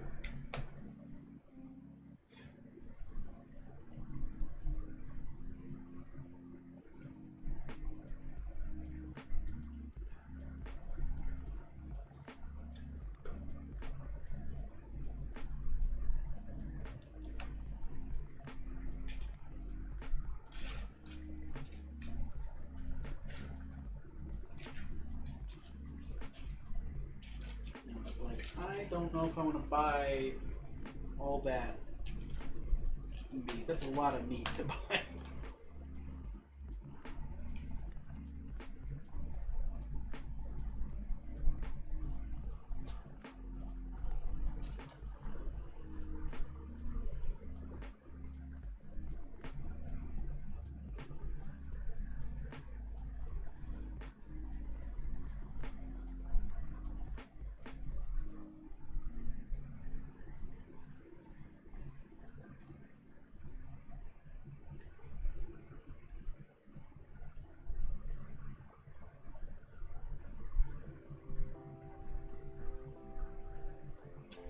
So they did make Wolfpack, but so Wolf wasn't a part of it.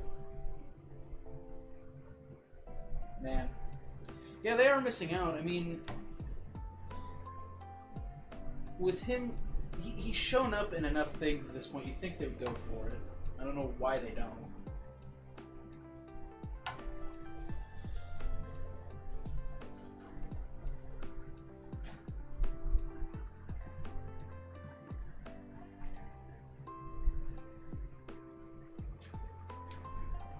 Tell you what, Mr. Kraft likes making burgers, but Mr. Kraft makes some fries that are just the best. I do make some French fries that slap. He makes some French fries that absolutely slap. Homemade, baby, cut straight from the potato. Or bussin', as the kids say. I think bussin's out at this point. It's out? I don't know. Probably. I don't know the lingo. It's summertime. The kids were still saying bussin' these days. Bussin's like 2 years old, Josh. You know how quickly things come and go.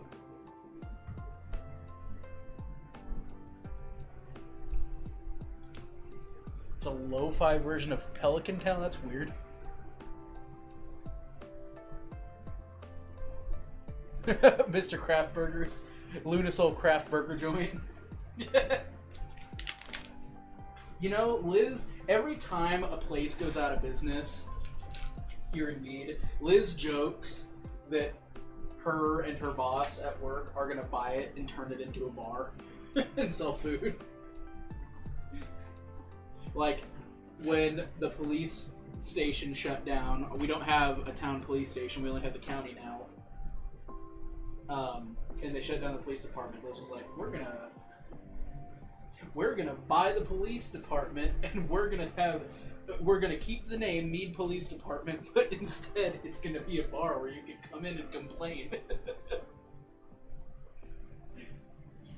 And then the Family Dollar Tree shut down, and Liz was like, we'll just slightly change it to Family Dollar Tree. That way it's unique, and we'll make it into a bar.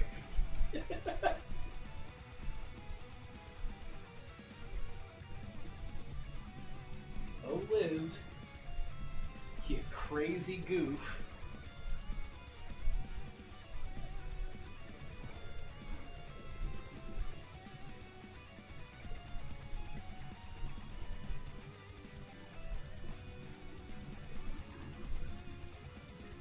Oh, where is it?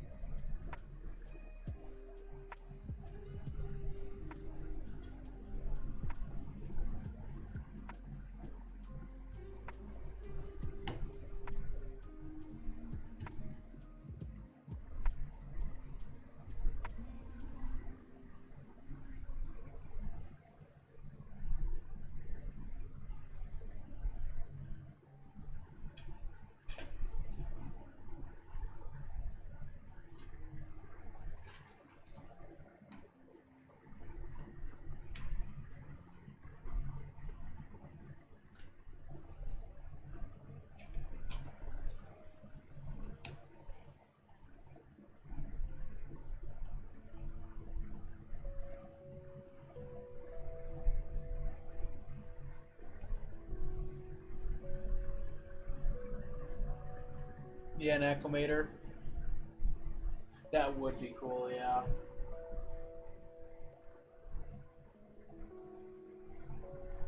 I know they made one already, but it's been a while, so I think it'd be cool if they made it again, but like a Malevolence. Or even, like, I know they just did a small invisible hand, but what if they did like a big one? Like an Ultimate Collector Series one. That would be so cool. We need more. We have so much Republic stuff. We have Empire stuff. We have Rebellion stuff. But man, give me Separatist. Give me more Separatist things.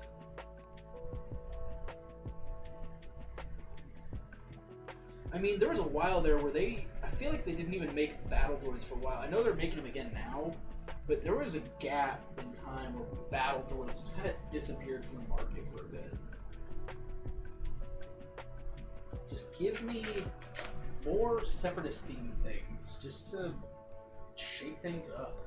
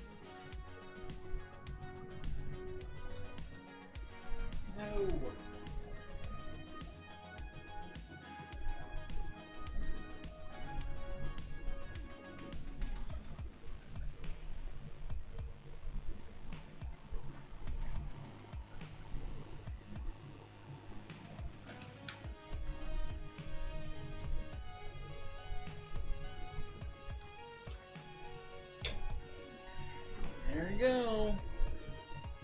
The power triangle is actually a triangle now. It's actually got the frame outline now. That's sick.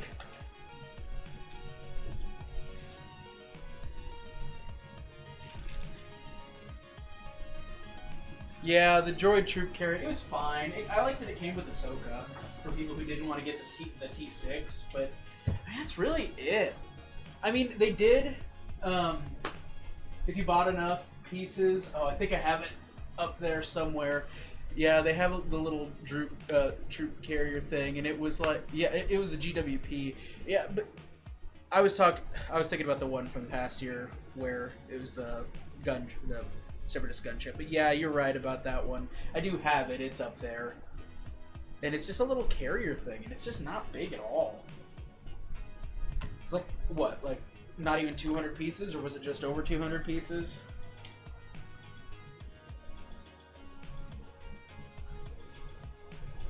That's what I'm saying. We just need more Separatist stuff.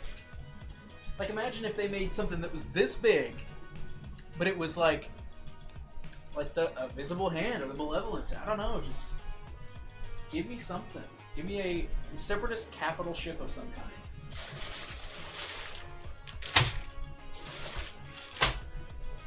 That's what I'm asking. And have it come with like Grievous or Count Dooku or... I mean, when's the last time there was a good Count Dooku minifigure? We've got plenty of Palpatine.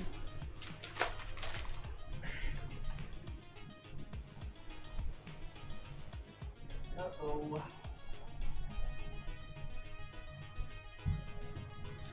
I dropped a piece.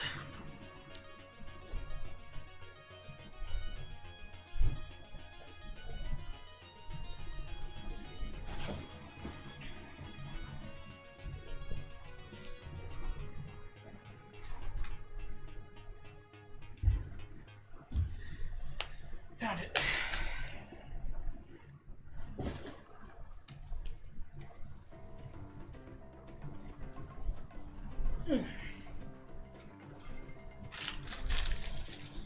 Uh-oh.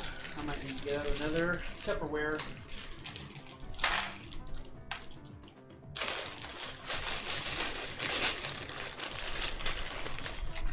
Yes, I will. Or... That's crazy.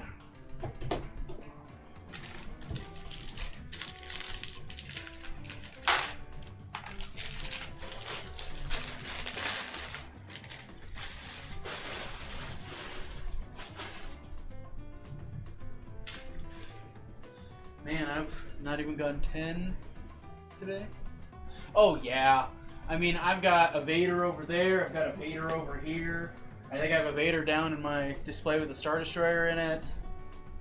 And I mean, here in about 2 months, I'm gonna buy... I know I already have the UCS Star Destroyer, but I'm gonna end up getting the other one, the playset that's coming out this year. It looks good. I saw a video today of somebody who got it early and built it, and they said it looks great, and it does look great. And they said it plays great and stuff. And it comes with a Vader, but the reason I want it is A, I like the playset size of it, and I just like the size relative to other builds. But also, like I showed, I have that mock of the Stinger from Fallen Order and Survivor, and I want that Cal Kestis because he's going right up there with it. Like, I got 5s. I'm excited about having 5s. I love that.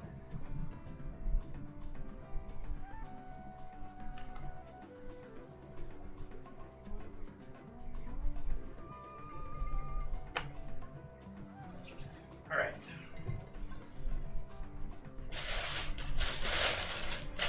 It's always weird when they do these things 2 bags at a time.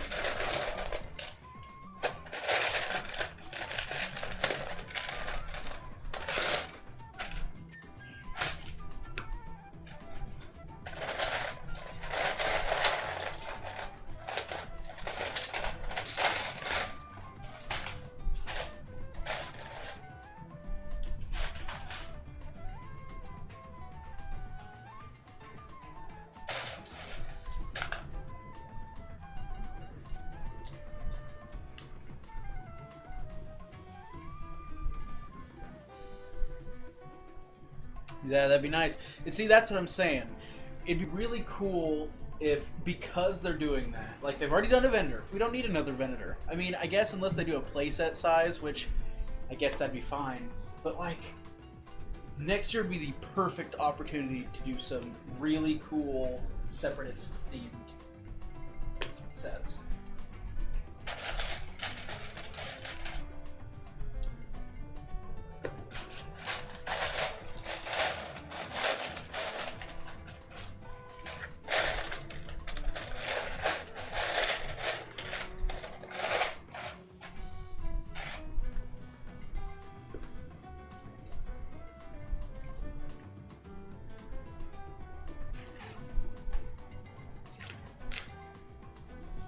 Like, I wonder if we're doing an undercarriage or if we're doing a top side. I guess I didn't look very closely. That looks like it very well could be. I think that's the bottom.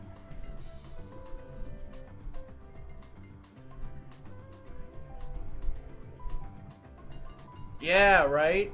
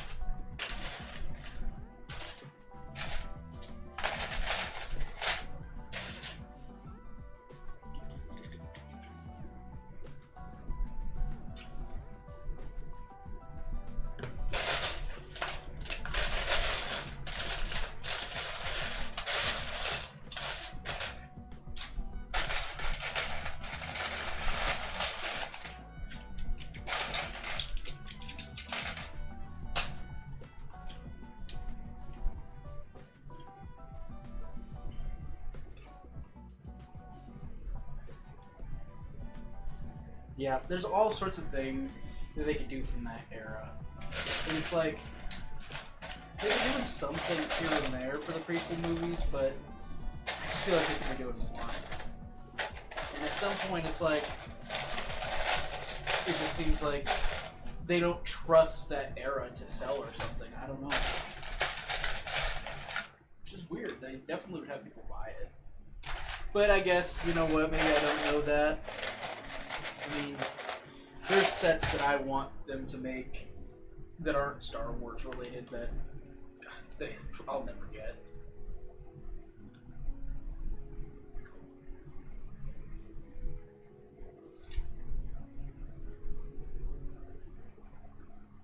Ooh, did I use the wrong size? I absolutely did.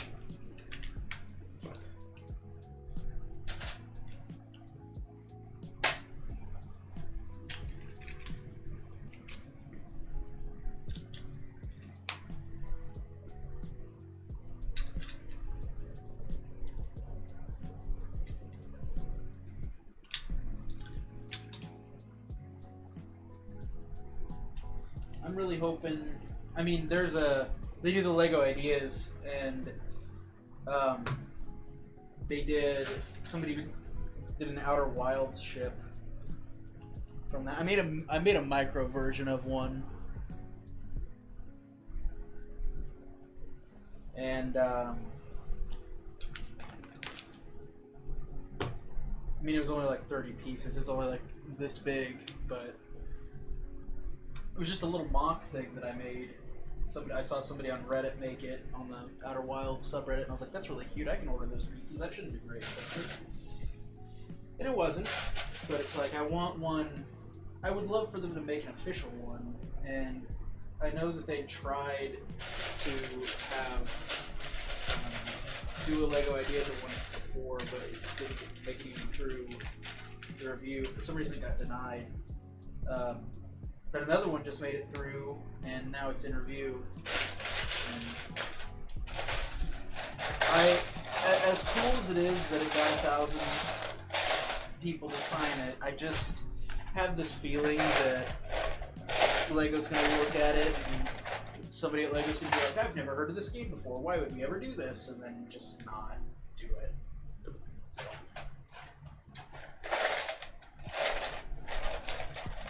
I don't know, I rarely ever have faith in corporations. Especially ones at this scale where, I mean, they know they can just make something and put it on a shelf and people will buy it. And I mean, with how much things cost from them now, whew.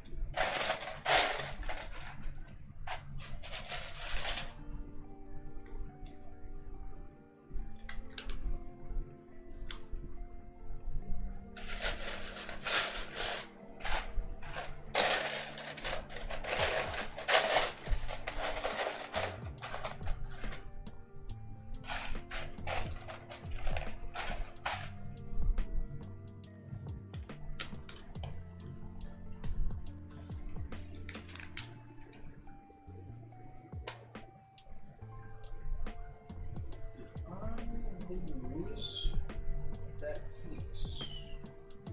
I don't think so.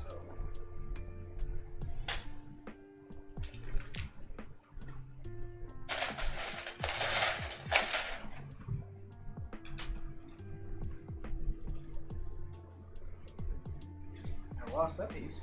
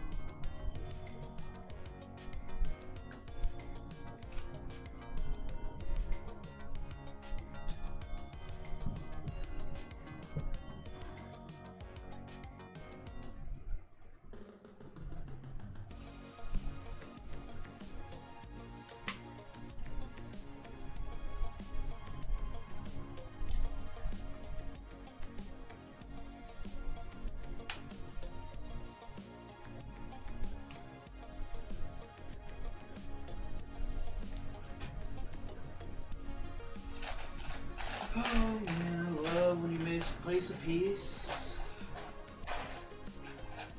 I love it.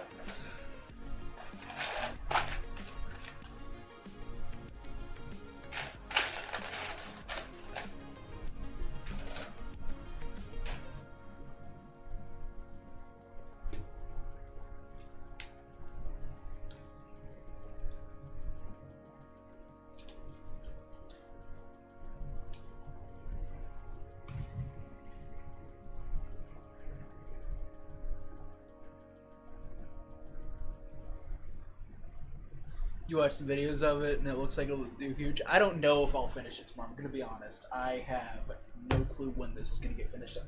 This is step 26 and 27, and there's 48. So I'm only a little over halfway.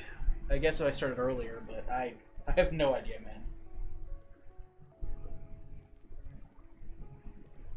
I honestly am not sure when this is going to get done. I mean, it's looking great. Honestly, the framework being where it's at is awesome. But it is hard to say when this will be done. I would love to say tomorrow, but I cannot. I can't guarantee anything.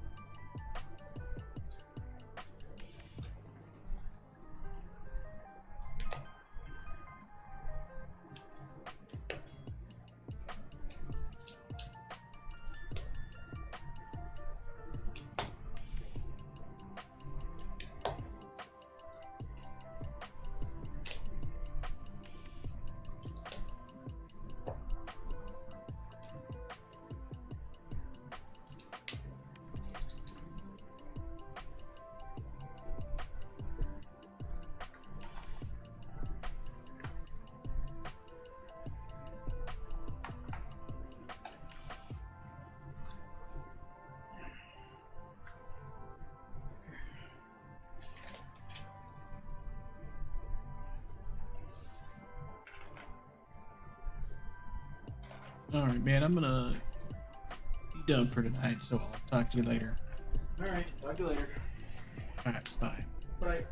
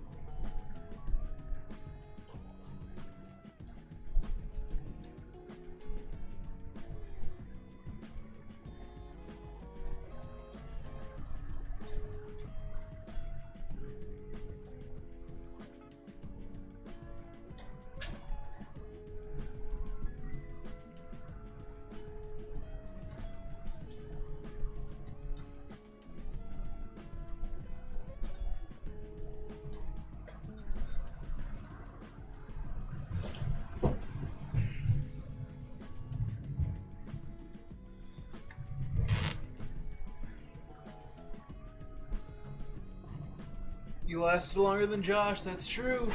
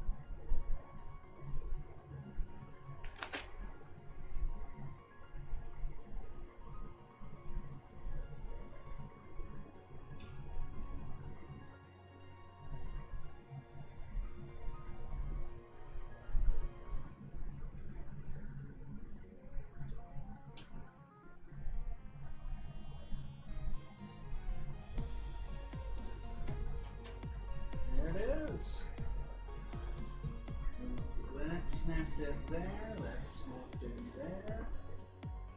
How about that? Let me flip her up and show you the underbelly.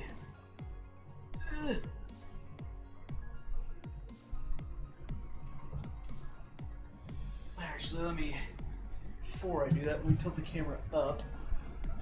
And then I'll flip her up.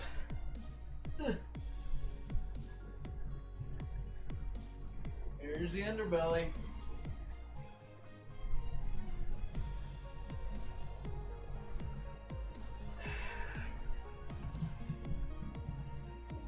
Pretty sweet.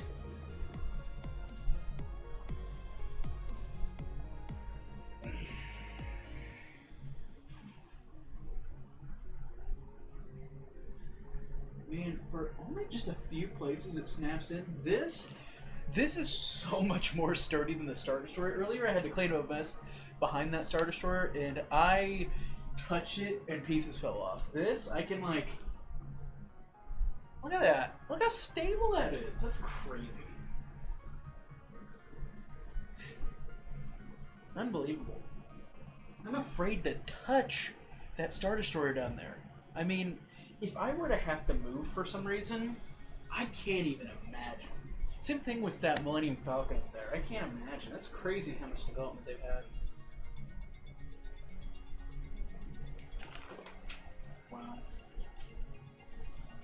Unbelievable.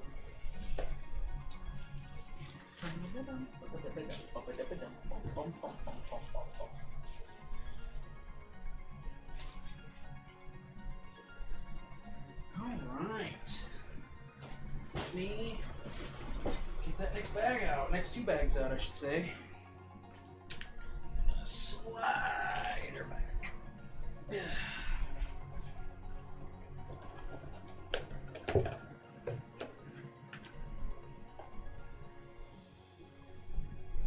I mean, I did have a couple pieces fall off while I was putting that on, but I mean, they were super easy to fix. I mean, usually when I'm having to make repairs in these things, they're so obnoxious and difficult, but no, this is good.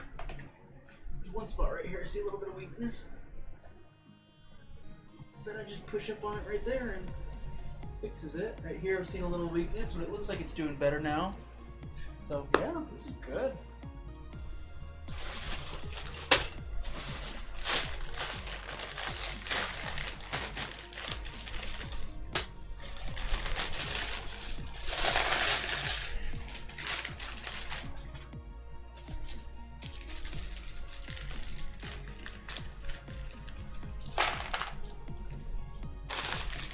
I think kind of similar to yesterday, it's actually a little bit later than yesterday. I started at a similar time, but I actually think I went slightly longer. But I think I'm probably going to end stream. And I'm not sure what I'm doing stream tomorrow. Because on Sunday, Liz's schedule is different, and when she's home, I kind of want to spend some time with her. So when it comes to the evening time, depending on what she's up to, is gonna tell me what my plan's gonna be. I mean, I'm gonna build it some more, and it will be on stream when I do build it, so don't worry about that. But this is looking awesome. This might be one of my favorite builds I've ever done. I'm going to be honest. This is so cool. It's cool to build. It's cool to look at. The details. Oh man. There's a few things that I wish I could change about it, and I mean, I could order mock pieces for it, like. There's some people who have made it so that you could take the top. I mean, the top does come off, but you can put rooms like inside of these compartments and actually change the structure here so that it folds open like the hangar bays in the show. And it'd be really cool to do that. Like, and to put like Ahsoka in there with some of the troops, so where she had to deal with the attacks. I actually, when I put this up there, I'm very likely thinking I'm going to move the troops that I have over there. Like. Not all of them, like the ones that come with the ATTE, I'm probably going to leave, but all the battle packs, I might put over there with this, just because it makes sense. But it's looking good. And man, those mock parts are tempting, but I probably won't end up doing anything with them. But we are at bags 28 and 29. We're at step 854. And I think I'm going to leave off today. Like I said, I'm not sure when tomorrow I'll stream, if I stream tomorrow. Fridays and Saturdays work because Liz works in the evening, so I'm home alone. But when she's here, I like to spend my time with her. But I will try to find time at some point, either tomorrow or shortly after, to continue this. But it'll be on Twitch and YouTube. I will get... This will still be in the live section of YouTube, but I will also make sure I upload the Twitch recording up on YouTube as well. I like to have both just because some people don't think to look in the live section. YouTube's changed it to where now there's a live tab and a videos tab, and they're separate, so I like to put it in both, that way people can find it. I have people who like the very infrequently watch these things, but next time I'm streaming, this is what I'll be back to, and I'll stick to it. Honestly, I've been putting this off for so long, that's one of the reasons I haven't streamed very often, but now that we're going, it feels good. And after I'm done with this, I'll get back into some games. Maybe I'll do Ghost of Tsushima, Toy Story Racer, which is something I've wanted to do, even though I know probably nobody's looking for it, but it's for me.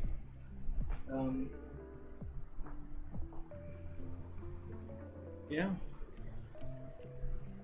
It's late. Where I'm at, it's 3:30, 3:40 now. So, that's gonna do it. Thank you so much. Those of you who were here with me talking, that was nice. I liked having you. If you want to come back and watch again, that'd be awesome. If not, that's alright. If you see this on YouTube at some point later on, and it's between my next stream, before my next stream, come see me next time. Thank you. See you later. Bye-bye.